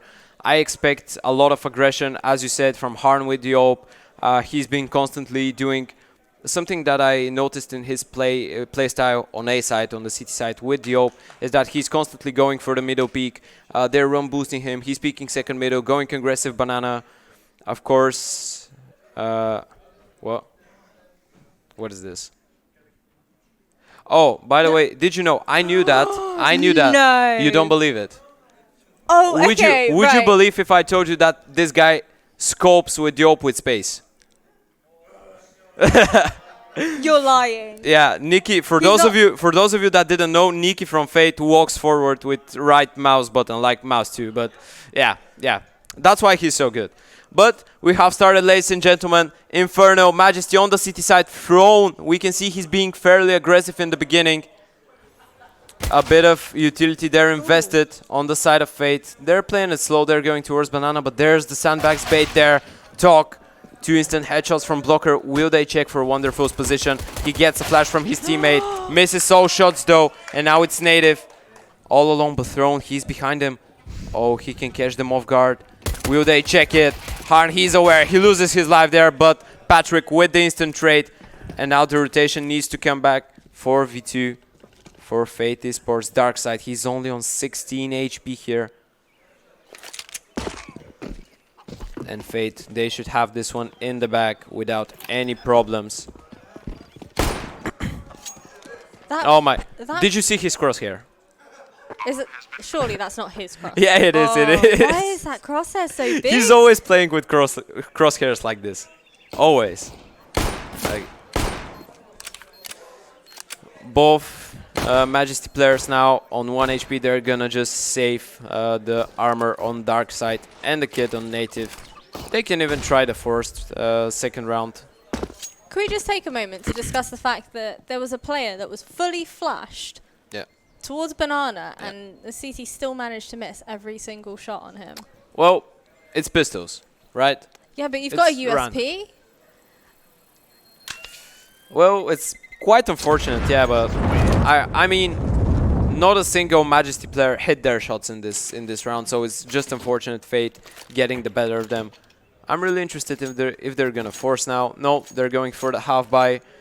A bit of utility right in there. They have 5 smokes actually, so what they're gonna try to do now with the Deagles and the 5 smokes, they're gonna try to delay fate as much as possible. They're gonna use their smokes wisely. They're not going to get fast peaks. They're not gonna go too aggressive. They're gonna try to get a first peak and then slow them down, play the clock. We see if they check for a native here. Patrick will manage to find him, and now the smokes will be vital for Majesty. That's their only way of winning the round. Only chance. If they manage to just delay with the smokes, just make fate run through a smoke and maybe try to get a peek on the other side. Absolute patience is absolutely needed here from Throne. If he had just held that angle, he would have seen them cross over towards mid. I'm calling it now. One of them's going to get a 1-dig. Throne actually was the best player maybe in Majesty squad in the qualifier. I've been watching him for a while now.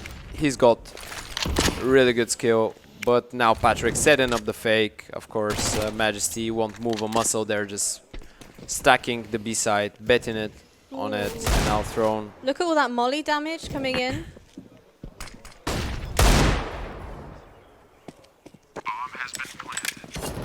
And they're gonna probably just play for exit here, try to damage Fate's economy, because like 2 rounds with losing only 1 player doesn't really work for Majesty. But no, they're gonna fall back towards B side, and they're just probably gonna wait for Fate to come to their crosshairs alone. He's pressing mouse 2 right now. You understand that? Oh mouse 2. God. Right now. First kill found by Nikki. Fate, they want to hunt. Nice shot by Throne. That's your prediction, by the way. The 1D. Finally, I get a correct prediction. Yeah, nice shot by Throne. Nice shot by Wonderful as well. But of course, Fate, they didn't want to achieve anything with that. They were just going for the money. They were the players with Mac 10s. We can see on your screens, you can see Team Majesty as we have our first pause. I think that's a tech pause we have coming in there. Yeah, we've had a bit of these today. We hope that with time, like tomorrow, the day after tomorrow, we won't have so many technical issues, but of course you can't predict them. Nothing you can say. Majesty starting on the city side, they of course went for that like half investment. Now they're gonna basically do the same. I mean, it worked for them though, didn't it? We had a few players picking up 1-digs there, and you know what they say, Eagle, Beagle, Desert Eagle. Yeah, but the thing is that they killed the Mac 10s, and Fate don't really care about these because they have a lot of money built up. And Majesty, with that buy last round, they kind of took out of themselves the possibility to full buy third round if they did the full eco. But actually, they're going for the all play. That's the brain behind this. They're just going max damage second round, damage the economy as much as possible.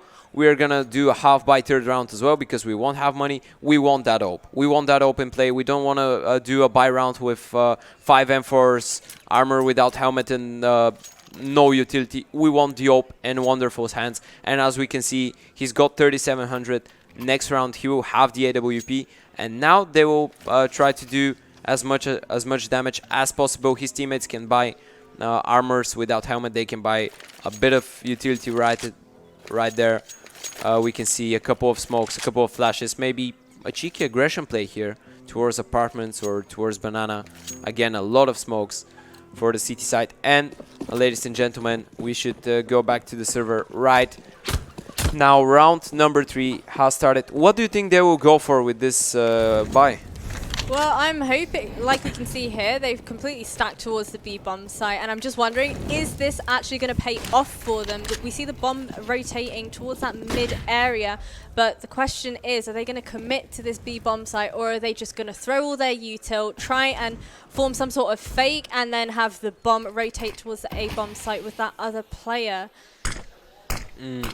It's probably the best decision in this situation to just wait, bait some utility, see what the opponents are doing, because they might be as well forcing Majesty in this round if they wanted to. Of course, that's a really stupid decision to take, but Fate, they don't want to risk it too much. They know they have probably a weak buy or an eco versus them, so they want to group up. They want to play the refrags. They baited the smoke, and now they're going to go for the full B execute, but Majesty, they have stack here. This could get really, really sloppy for Fate. Absolutely, strength in numbers we see here.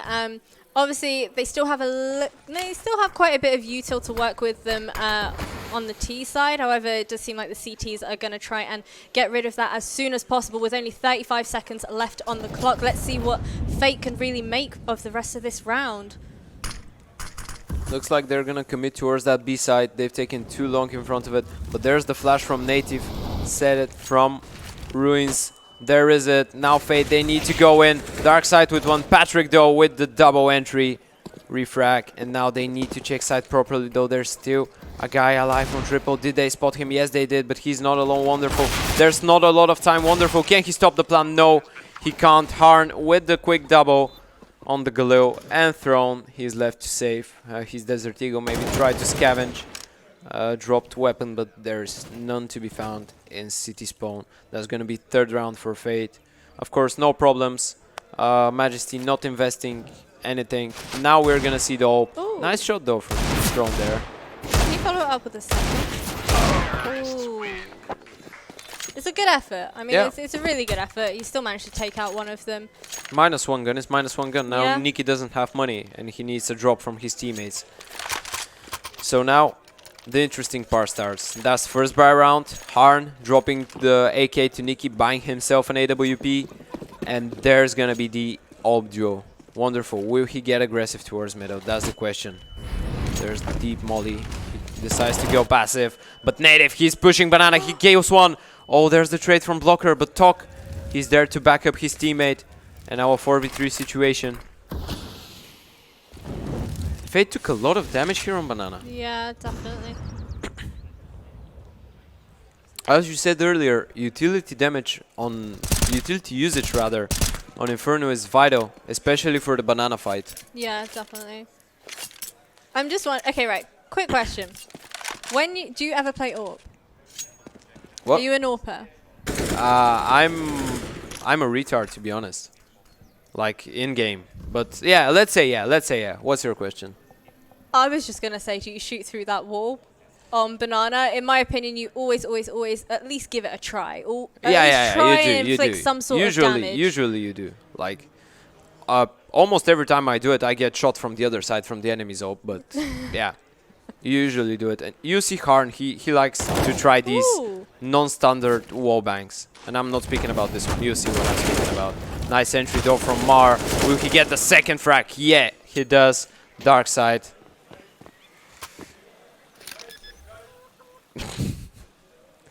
That's a 2v2 retake required from Throne and Wonderful. Maybe the best players in the Majesty team versus maybe the best players in the team of Fate, which are Harn and Mar, of course, arguably. I mean, the great thing here is even if one of these players decides to not go for it. Oh, no, he's going in for it. Oh, Mar here on low HP. Harn missed the shot with the AWP. Now Mar needs to be extremely careful. Wonderful with the trade. He's got the defuse kit and he's got the round. That's going to be first one for Majesty in this game. Of course, Wonderful. He will want to save this AWP for himself. Fate, though, managing to do decent damage. They will still buy, although Nikki and Harn are low on money. They will get weapons dropped from their teammates. No problems. That's a reset round for both teams. So whoever wins this round will probably win the next one. The half depends a lot on this one. We had the same round with Skade and MBAPEEK, if I'm not mistaken. They had a round where both teams were for a reset. And then I believe Skade lost it. And now we're gonna watch it. Of course, it wasn't that early in the game, but now we're gonna watch the most important round so far.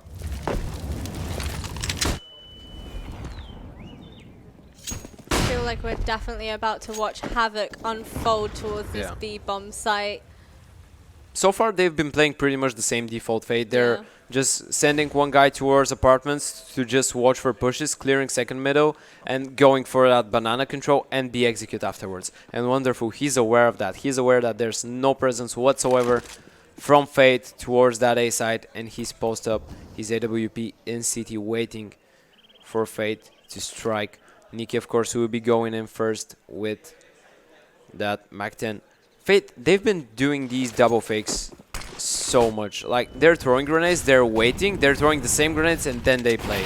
They've been doing this so much, and it's been working for them so far. Native, though, with one frag, immediately turned back by Patrick, and now Talk all alone. Patrick won't leave him a chance, and Dark Side and Throne, well, now it's only Dark Side as Mar finds Throne is left to save his M4 in a 1v3. That will be fourth round for Fate.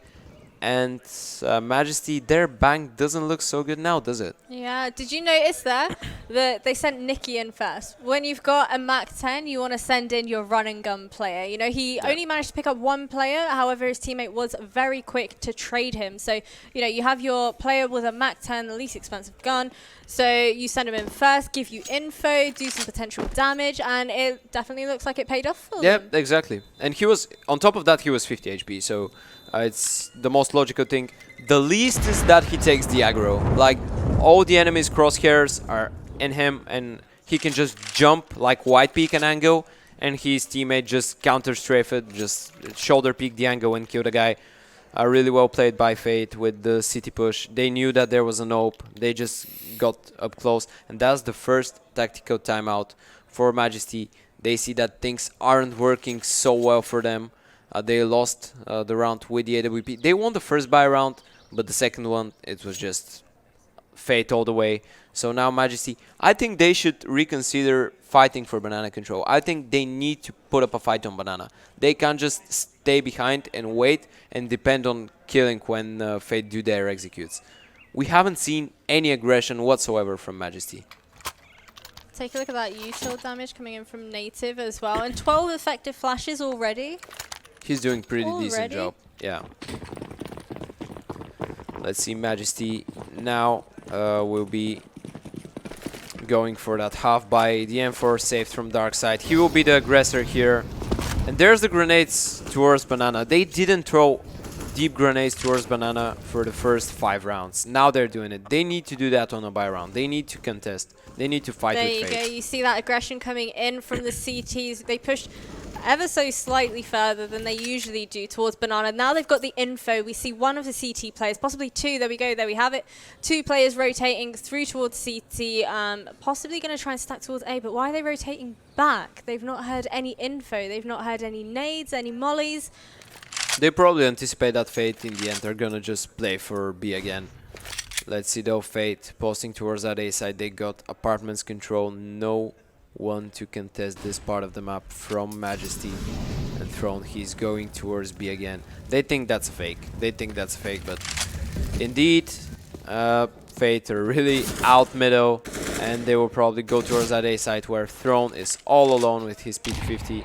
This time the stack didn't work for Majesty. Last time they managed to predict the play from Fate, but they're switching things up. Like, they played 5 rounds towards B. It's normal to switch things up now. They know that they will catch their opponents off guard, but now Throne, if he goes through the smoke, he can catch Sneaky, and he does. Oh no, that's wonderful. Throne, his position is still unknown. So much damage done by the pistols. Throne, what are you doing? Taking down hard as well. Can he continue? No. Blocker with the trade, and now a 3v2 retake though. Majesty, can they win the eco round? They're pushing onto side. Mar with 1, Mar with a second, Mar with a third, and that's gonna be 5-1 Fate.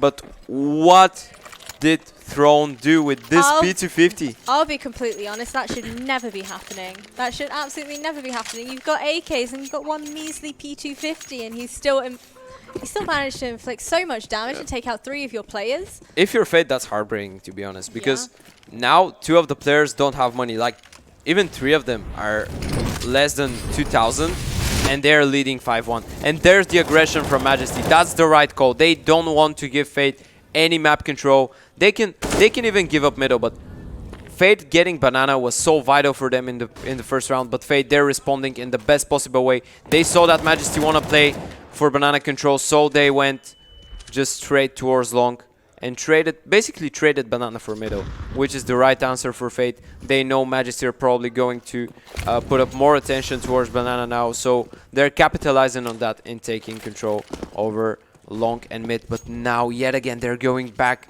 towards that B side that worked so good for them so far. There's the flashes. They're gonna run through the smoke. Talk gets fragged by Patrick. It was like he's using a Mac 10, to be honest. Oh, there's a gap in the smoke.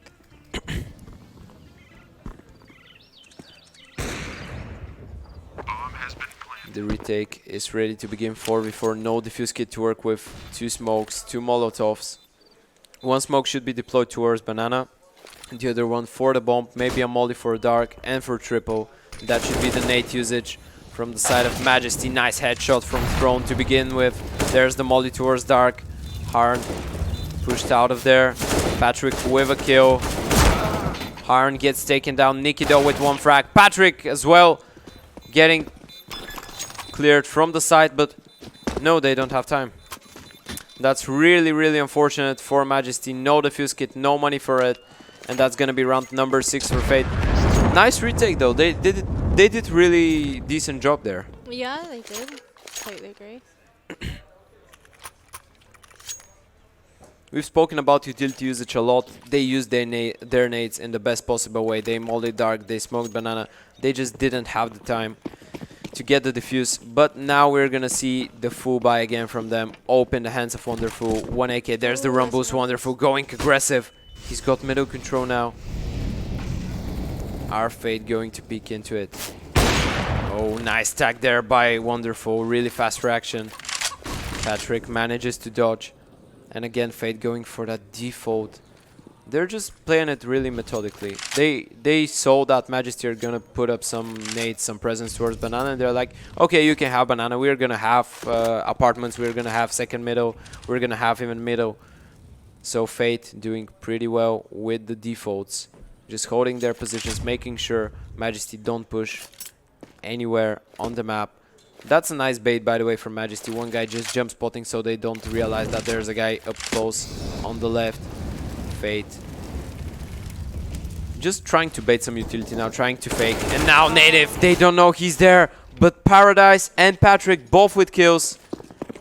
And that's gonna be a 3v4 retake for Majesty. Fate just mopping them down out of the map. Majesty, they just don't look like they have a chance on that city side. Fate, they've been doing this default so good, and B is working so great for them. Every round, they have been doing the same thing. They're getting control over middle, they're getting control over abs, they're getting control over banana. Even when they left banana, they were just taking it late. So basically, they have the map control to go wherever they want. I mean, that bait that we saw there towards banana, where he jumped up to kind of bait them out so his teammate could pick up the frags, I feel like that definitely would have been a lot more effective had he put a smoke down, you know, to try and block them off from pushing even further up towards that banana area. And then his teammate could have waited until they all pushed up and gone in for the cleanup when all of their backs were turned. Yeah, you've got a good point there, but you know, when he spots, there's not much time because they were just full W running towards him. Yeah. Or in Nicky's case, full mouse too. Again, a buy round from Majesty. Of course, they saved some guns last round, but Fate, they're looking so much better than Majesty on Inferno so far. The Ukrainians, they just don't seem to have an answer. Again, they're fighting for banana. Again, Fate are just giving it for free, but they don't care about banana. They know that they can take it later on. And Throne, oh, he's going all the way. He's pushed towards middle and he's got the kill on Harn. How has that happened? Throne just going towards T-spawn. Nicky here with the trade. Wonderful though with the kill on Blocker, who tried to push out Boiler. And now Majesty can go back. Now they can fall back. They have a man advantage. They don't need to take the fights. They shouldn't take any risks whatsoever. They will try the bait again, but this time on the other side, I think. It was only a matter of time before the CTs got finally a little bit too impatient, finally pushed in through that banana area. And I think because round after round, they didn't show as much aggression as they did just now, the T's were just not expecting it Yeah, of whatsoever. course. They thought they'd be so passive, you know, maybe try and scare them off a little bit with their nades and a little bit of utility, but they did not expect them to push in through all the way. Of course, that was just a really cocky play from Throne back there, and it worked out. It worked out for them. That's what they needed. They needed aggression, but the round hasn't ended yet. Fate, with 25 seconds to play with, Mar is gonna play from apartments with his teammates pushing towards long. But wonderful, he's got their number all day of the week, 24/7. Nice pickup from him. And now Mar and Patrick with 10 seconds to work with. They need to get rid of the pit player. Bomb will get planted actually, so they will get their shot at the 4v2 after plant. Oh, nice damage there done by Patrick. He's the lone defender of this side. Falls to Native, and now Mar all alone. He will probably get killed from Wonderful. That's gonna be the second round for Majesty. Pretty much what we discussed earlier. They need to take risks. They need to be aggressive until the point they get a man advantage. Then just fall back, play crossfires, be patient. Don't just overpeak. That's what they did. They won the round. Yeah. Fate, of course, not ready. Now Fate will be ready for aggression. Now they will be like, okay, looks like they can go out of their own spawn. They can go out of the bombs, they can push. They have the confidence needed to go for these extra peaks and just start the round with an early kill. Let's see how Fate respond to this. They're going for the fast play towards second middle and apartments. Oh, there's 4 players from Majesty towards Banana. That's such a nice call from the likes of Fate, and now Wonderful. He's gonna have a wonderful surprise here in the apartments waiting for him. Mar takes him down, and that's gonna be the save. Easy as that. Majesty go for the 4-man stack towards B, and they need to save. They don't have the money to go for it. Like, they have a bit of cash, but to be honest, it's a 4v5 retake. They don't know where Fate players could be. They could be everywhere. So that's gonna just be the save from Majesty. Maybe they expected a fast B play, because last round Fate went towards A, they lost the round, and they were like, okay, they're gonna go back to the basics. Like, they won so many rounds on B, they're gonna go back there. Unfortunately, Fate, having their number here, they had the right idea and the right call. I don't know how this crosshair looks so huge on 16:9. Like, it's full HD. Imagine how this looks on 4x3. He's actually playing 4x3.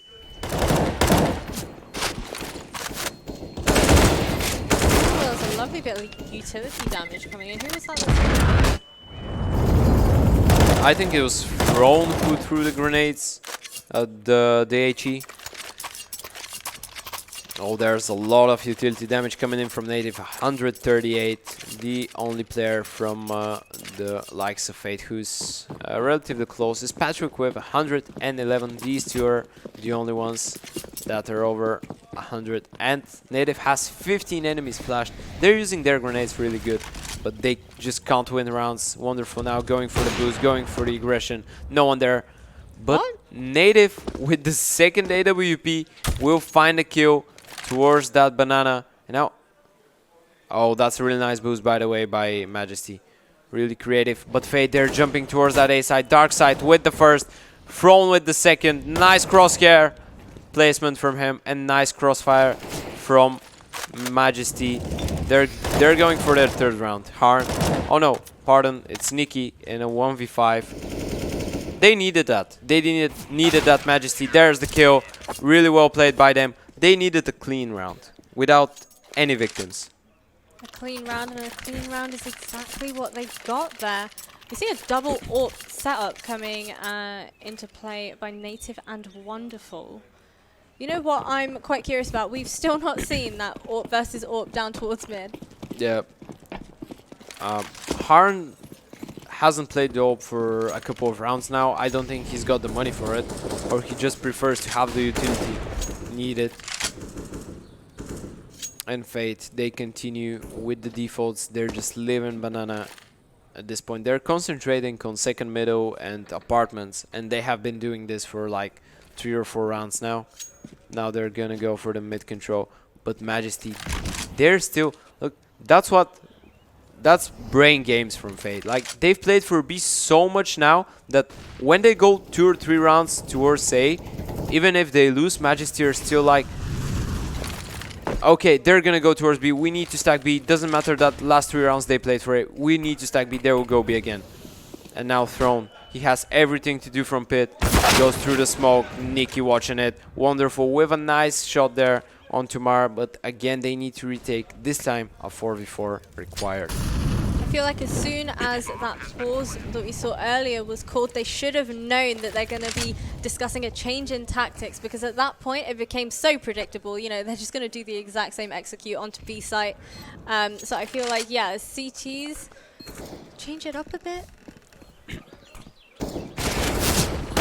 Let's see though, the retake coming in. Blocker with the first. They might just consider saving at this point, and that's what they're gonna do. They needed the first frag. Not much time to work with, and that's gonna be round number 9 for Fate. As you said, just the change in pace was something that we expected. Yeah, I feel like we definitely need to see a pause coming in at this point in time from Majesty. You need to reevaluate the situation, kind of discuss exactly what it is that you're going to be doing with those 2 orbs. Discuss it with your team, and, you know, sort yourselves out, you know, get a bit more structure into your team, because right now it just seems like they're presuming that they're going to be making their way towards that B bomb site because of things that had happened many rounds ago. Yeah, exactly. We're gonna see Fate still not wanting to go for that AWP, but Native, he's aggressive towards second middle. I don't think he's spotted. Fate's player, wonderful. He's kind of trapped behind car, and he will fall to Harn. Talk as well. Oh, he's left on 11 HP between the flames. He will probably get taken down as well by Patrick. And there's the fast play from Fate, shutting down the aggression from the side of Majesty. Mar will take down Dark Side, and that's gonna leave only Throne in a 1v5. No chance for him. 10th round for Fate. They managed to get things rolling back again for them. Majesty started looking good with that aggression. Of course, they will buy again. No money for that second AWP this time, but oh, actually, they had. Darkseid could have bought a second. Oh, no, he couldn't. He saved, right? Are we finally going to see this? Are we finally going to see the AWP versus AWP down towards mid? This is exactly what I've been waiting for. I really hope we do see that. Harn with the AWP. He hasn't played it a lot this half. So I am very surprised as to why Majesty have not yet taken that timeout that we spoke about earlier. I think that they know that they should be fairly aggressive, but Fate, their default is really solid. As of what we saw, last round was the only round that Fate didn't play default. And it was only because they saw that Majesty were really aggressive, and they just wanted to rush things, just to go fast B, rush into the AWP, and just make Majesty feel like aggression isn't working anymore for them. Like, make Majesty think that they need to go back to side because Fate are gonna play fast, and boom, in the moment that they do it, Fate go back to the defaults. Now Native with a nice pickup onto Blocker, Nikita with the immediate trade, and again, a 4v4 retake. Majesty relying a lot on these retake rounds.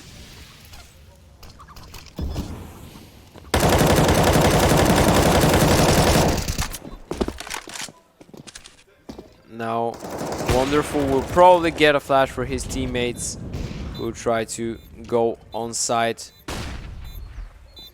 Patrick, you've got to watch that, my dude. You got to be careful.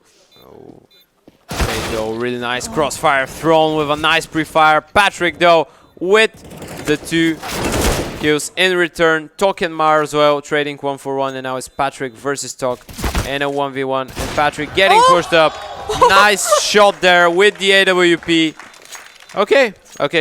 They're having fun. Yeah. We can see they're having fun. That was nuts. Why is it that everyone can always land no scopes, but when I try, they can be right in front of me and I miss every single time? He's doing that all the time. You get used to it. He likes trying things like that. And like one out of 5 times it doesn't work, but when it does work, it's like this. Like, it just looks horrendous, but it's just the way he is. Last round of the half again. Wonderful. Trying to go for the boost. Patrick, though, anticipates it.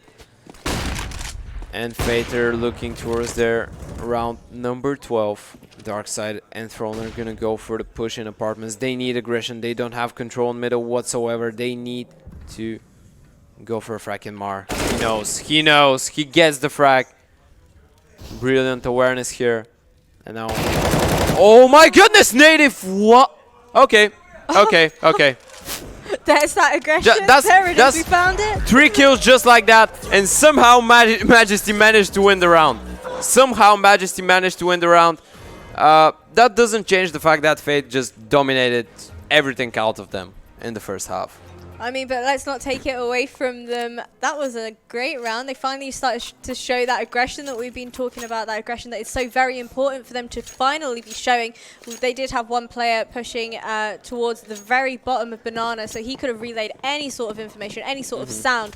So, you know, they were in a pretty comfortable position there.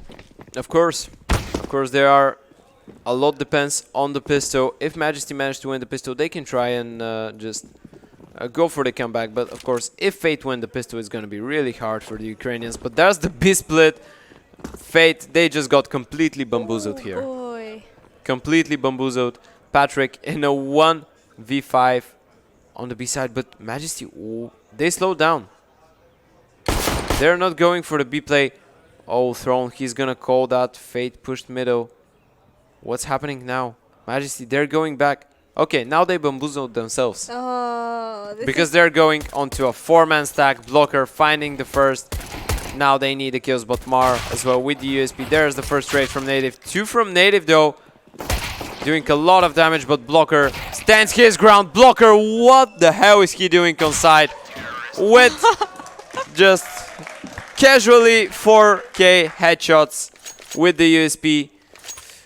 That didn't look so bad for Majesty after the 2 refrags from Native, but just what did Blocker do there? Can we just talk about how Blocker made that look so incredibly easy? Yeah. Just casually 4 taps, that's it. No pressure whatsoever. I mean, at this point it's pretty obvious that Fate are just the better team now. Oh, running through that molly is such a big mistake. Oh. They took so much damage prior to that from the nades that were thrown down towards Banana, and then you see a molly at your feet and you're still going to push in through that, you know. Oh, it's the full eco though, so they don't really care. That there's nothing they could do. They are just hoping to catch their opponents off guard, maybe on grenade. And Fate now, round number 13 for them on the board. They keep 4 of the SMGs, of course. They want to go for that max cash. They are gonna probably get up close or set up crossfires, try to do as much as possible with the SMGs.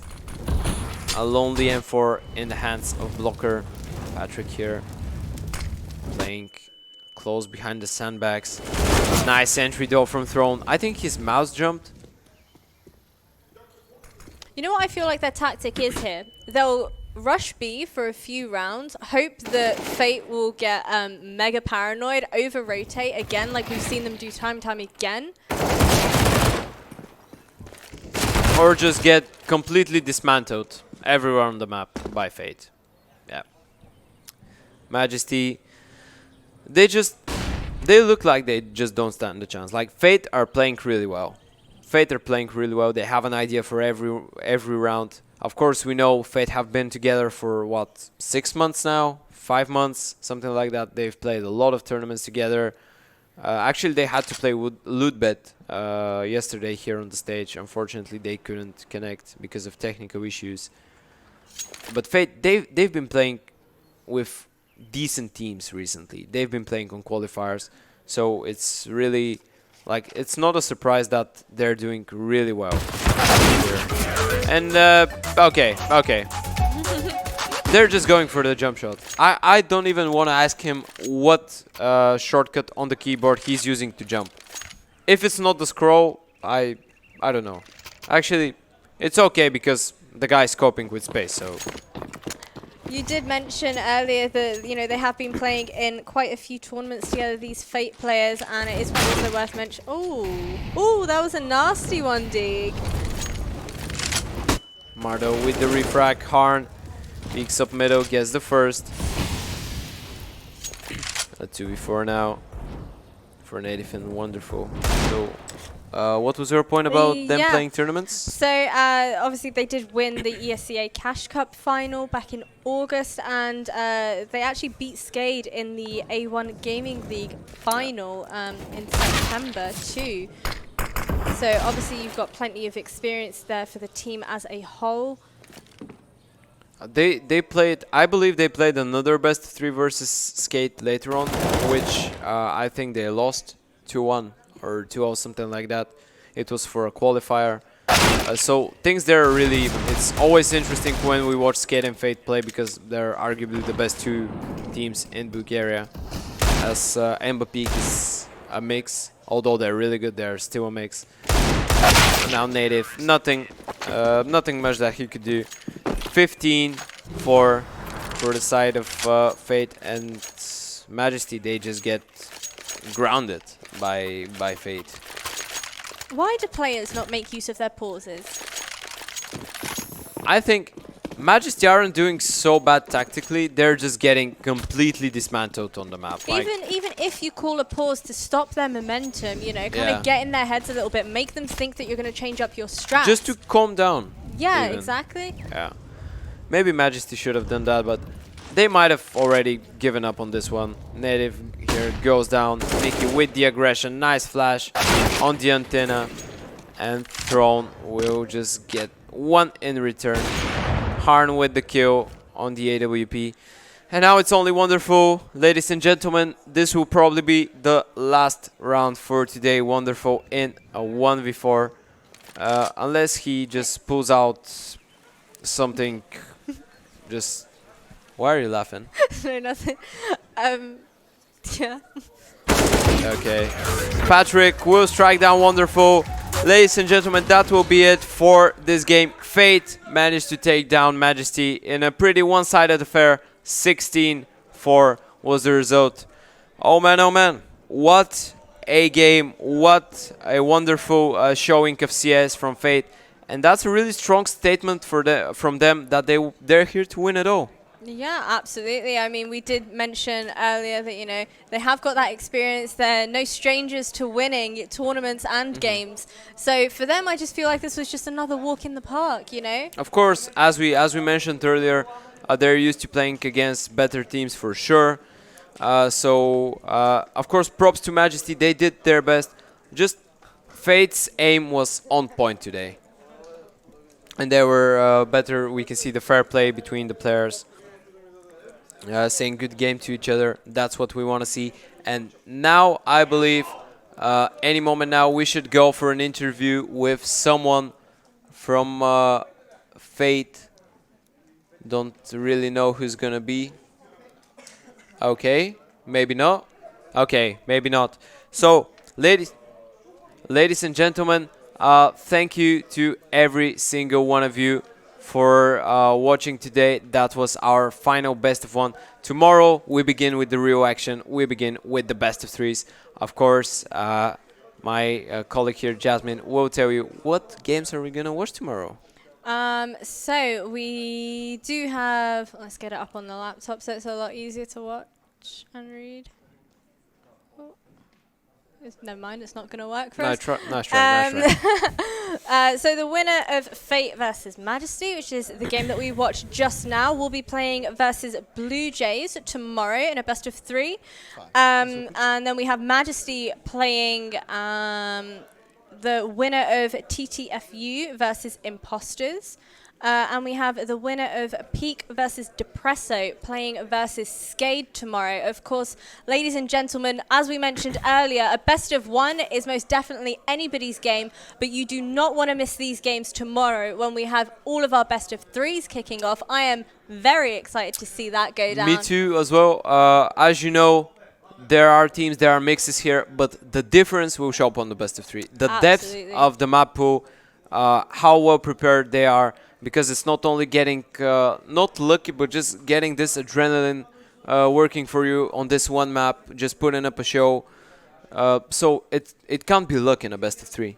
Yeah. You can get lucky on one map, but it's like 3 maps. Yeah, I think a best of 3 is most definitely going to be a true showing of skill and teamwork. I can't wait to see what these players think of it. Me too. Thank you again to everybody that watched today and stayed with us for the entire day. I think, are we gonna send you to Niku now, or I'm not sure. What are we doing actually? What? Can you Okay. Please do make sure, people, that you do follow the Bellum Gens tournament. Make sure you follow them on Twitter and make sure you hit that follow button also on Twitch. You do not want to miss a single one of these games. Of course. What can we say actually about Fate and Majesty? Because all we said so far was Fate just demolishing Majesty in pure aim duels.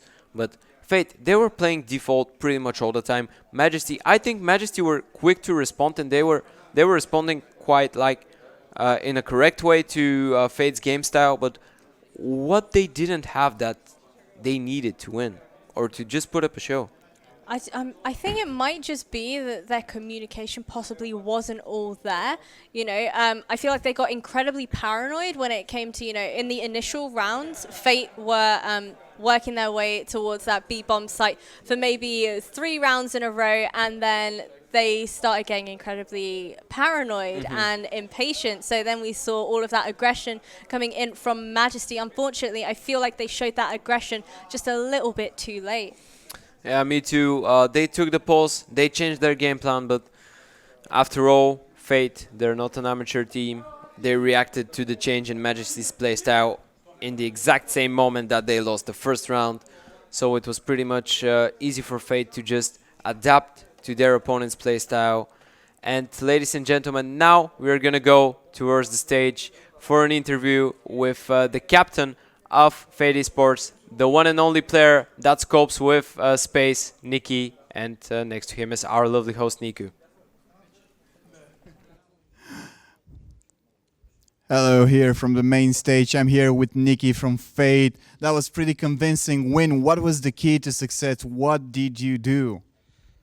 We just focus to play our game, feel the game, and play slowly and wait for mistakes. All right, all right.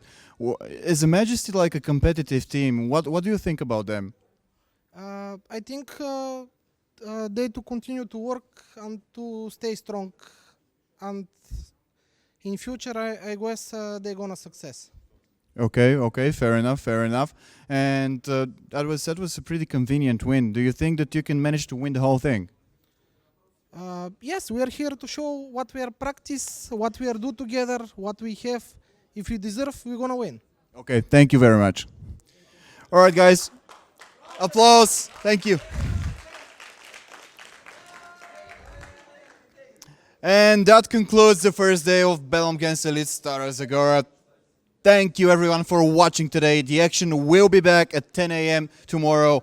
Goodbye for now.